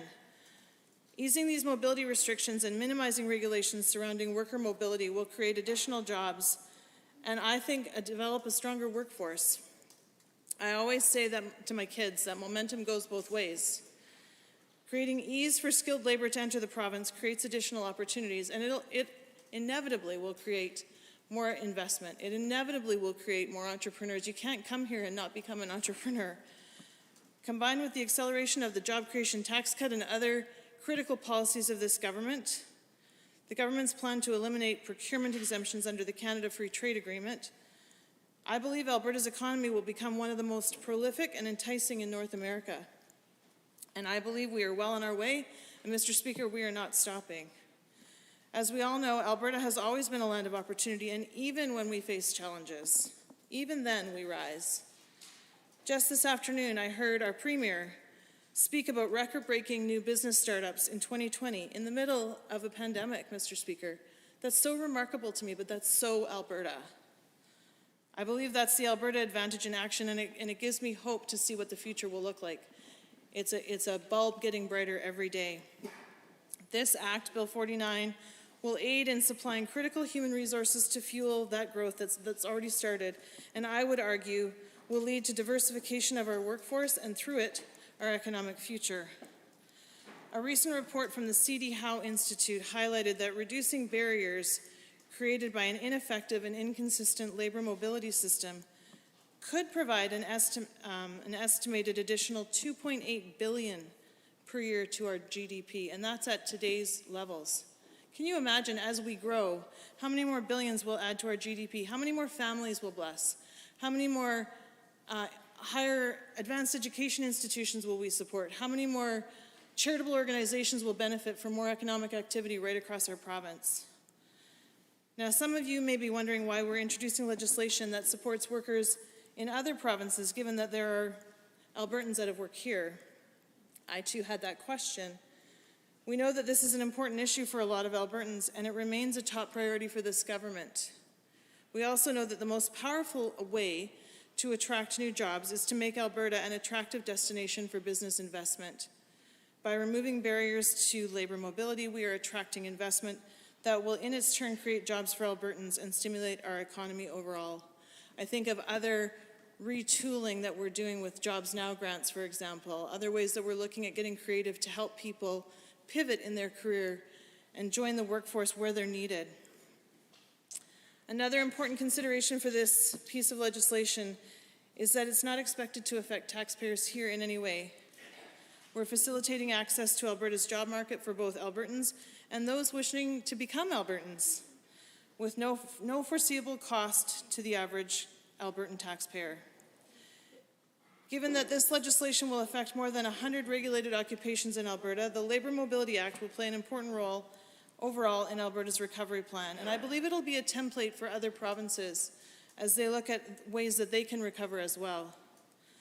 Another benefit of the Act coming into effect is that it will significantly reduce red tape and costs to Alberta's regulatory authorities. And I would argue, in theory, it will reduce red tape and cost to employers, those that are trying to set up shop here or expand, as they bring workers in from other jurisdictions. I know firsthand the pain that can be trying to get workers ticketed and ready to go. So I'm very hopeful about that as well. Given that regulatory bodies will be affected by these changes, the decision to clarify inconsistencies and ineffectiveness in regulatory practices was based off of feedback that we received during consultation with Alberta's regulatory authorities. So they were involved in the process as well. The feedback prioritized balancing the consumer needs and public protections with easing of regulation, which is exactly what this Act will do. I believe, Mr. Speaker, it's time for Alberta to clean up its regulatory policies. I don't think that's any news to anyone that's ever heard from this government. And we're working hard at that. I'm so grateful for the Minister of Red Tape Reduction and the work that she carries on behalf of this government and ultimately on behalf of Albertans. That's who we really serve. It's time to make this province an even more attractive and easily accessible home for skilled labor. It's also important that we take steps to stimulate Alberta's economy by attracting business investment and by this means creating jobs. And that's why, Mr. Speaker, I'm pleased to stand and support Bill 49, the Labour Mobility Act. Thank you, Mr. Speaker. Thank you, Honourable Member. Are there any members wishing to join debate? I believe I see the Honourable Member for Edmonton West Henday has risen. Well, thank you, Mr. Speaker. It's an honor to rise at the closing minutes of this afternoon's debate to speak to Bill 49, Labour Mobility Act, and I have appreciated the conversations that we've heard this evening. In particular, what we heard, well, I've appreciated a lot of it, but from the member from Edmonton, Beverly Clairview, in recalling some of the work that that member did specifically on the tech file and economic development in his time as a minister under the NDP government in 2015 to 2019. I think it's important to recognize, again, in the early stages, like many of my colleagues, I do believe that I would be able to support in principle what we're seeing here in Bill 49. But I continue to be concerned, I suppose, or interested to see how this is actually implemented. Again, we're looking at a piece of legislation that is talking about standardizing and streamlining the processes that recognize credentials and training of out-of-province certified workers. And I appreciate that. I think it's an important conversation. I would reflect on that member talking about the fact that when we've seen these initiatives put forward by this UCP government before, that it hasn't necessarily been reciprocated by other jurisdictions across Canada, and that is very concerning. Of course, whenever we're talking about opening ourselves up for people from outside of the province to come in, I think it is an important initiative as we talk about the idea of labor shortages, but it is important that we see other provinces willing to follow suit as well. And so I'm very interested to see. We've heard from members of the government that these conversations are taking place and that they're hopeful that it will happen moving forward. But I think it's important that we do have those commitments from other provinces, and it's unfortunate that we haven't received that yet. When we talk about labor shortages, as we have heard throughout the discussion here today, obviously, streamlining processes for people from outside the province to be able to come here and work is an important part of that, but I think just as important is the idea that when we are looking at labor shortages, that we are identifying the causes of that. And so while I appreciate what we have before us in Bill 49, we also have to reflect on the other actions of this government. When we talk about the budget that was put forward by this UCP government, we saw massive cuts to post-secondary institutions to the tune of, and this number could have potentially changed with changes to funding, but we saw propositions from this government of thousands of full-time employees or full-time job opportunities disappearing because of the $690 million cut that this government put forward to post-secondary. We saw the massive 7% increase to tuition year over year with I imagine that change is going to continue, and really no commitment from this minister, and quite the opposite from the advanced education minister, that this is only going to continue. And so when we talk about bringing families and workers to our province from other jurisdictions, we have to consider everything. We can't pass legislation in silos, as we see far too often. If a worker wants to come here, they have other considerations. Maybe they have family members, whether that be a partner that works in another industry, whether they be a nurse or a teacher, or maybe they have a child that is in a post-secondary institution. Yet this government is making it more expensive, and at the end of the day, having less opportunities in the classroom for those students. And the same, unfortunately, goes for our K-12 system, Mr. Speaker. Cuts just across the board in general. We've seen thousands of teachers left behind, even through this pandemic, when supports in the classrooms are needed more than ever. And so again, if we're talking about ensuring that workers feel supported, that they want to come to Alberta and work, when we're reflecting on the opportunities for their child in the K-12 system, potentially a child with a disability, yet we've seen this government make massive cuts across the board in the K-12 system, and especially when we look and reflect on the changes that this government has made to early learning opportunities and supports for those with disabilities. We've seen massive cuts to the tune of 76% here in Edmonton when we talk about pre-kindergarten supports. It's deeply frustrating that on one hand we can talk about mobility and ensuring that we are doing our best to support employers in reducing that labor shortage, but on the other hand we can be, or this government can be, so blind to the other decisions that they're making that are leading in some cases, in many cases, to these labor shortages in the first place. The member from Edmonton Beverly Clairview also raised some important points about the idea that we have to consider all of these things, that the idea that reducing the personal income tax, or the corporate income tax, is not necessarily even in the top 5 reasons that a corporation or that a company might move from one jurisdiction to the other. And I think that consideration is very similar for anyone who is considering moving here from another jurisdiction as a worker.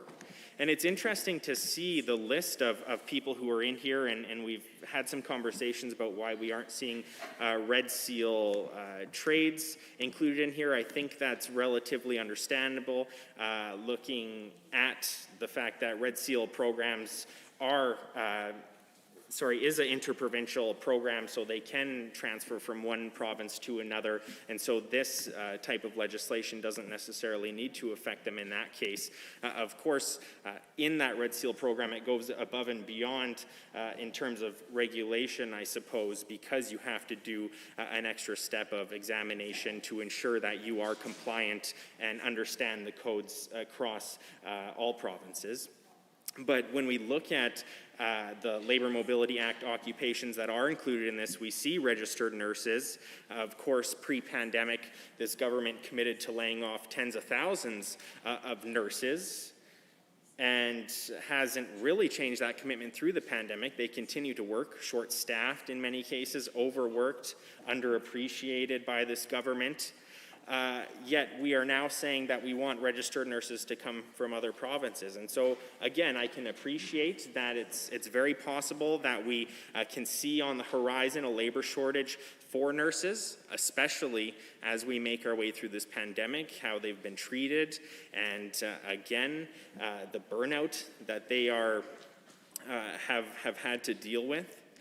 We look further on this list, again, early childhood educators. Another industry that has been attacked by this government and has had the budget cut back yet we are saying that we expect other early childhood educators from other jurisdictions to come Honourable here. member, an individual has indicated that they are looking to have you make way, should you so choose to.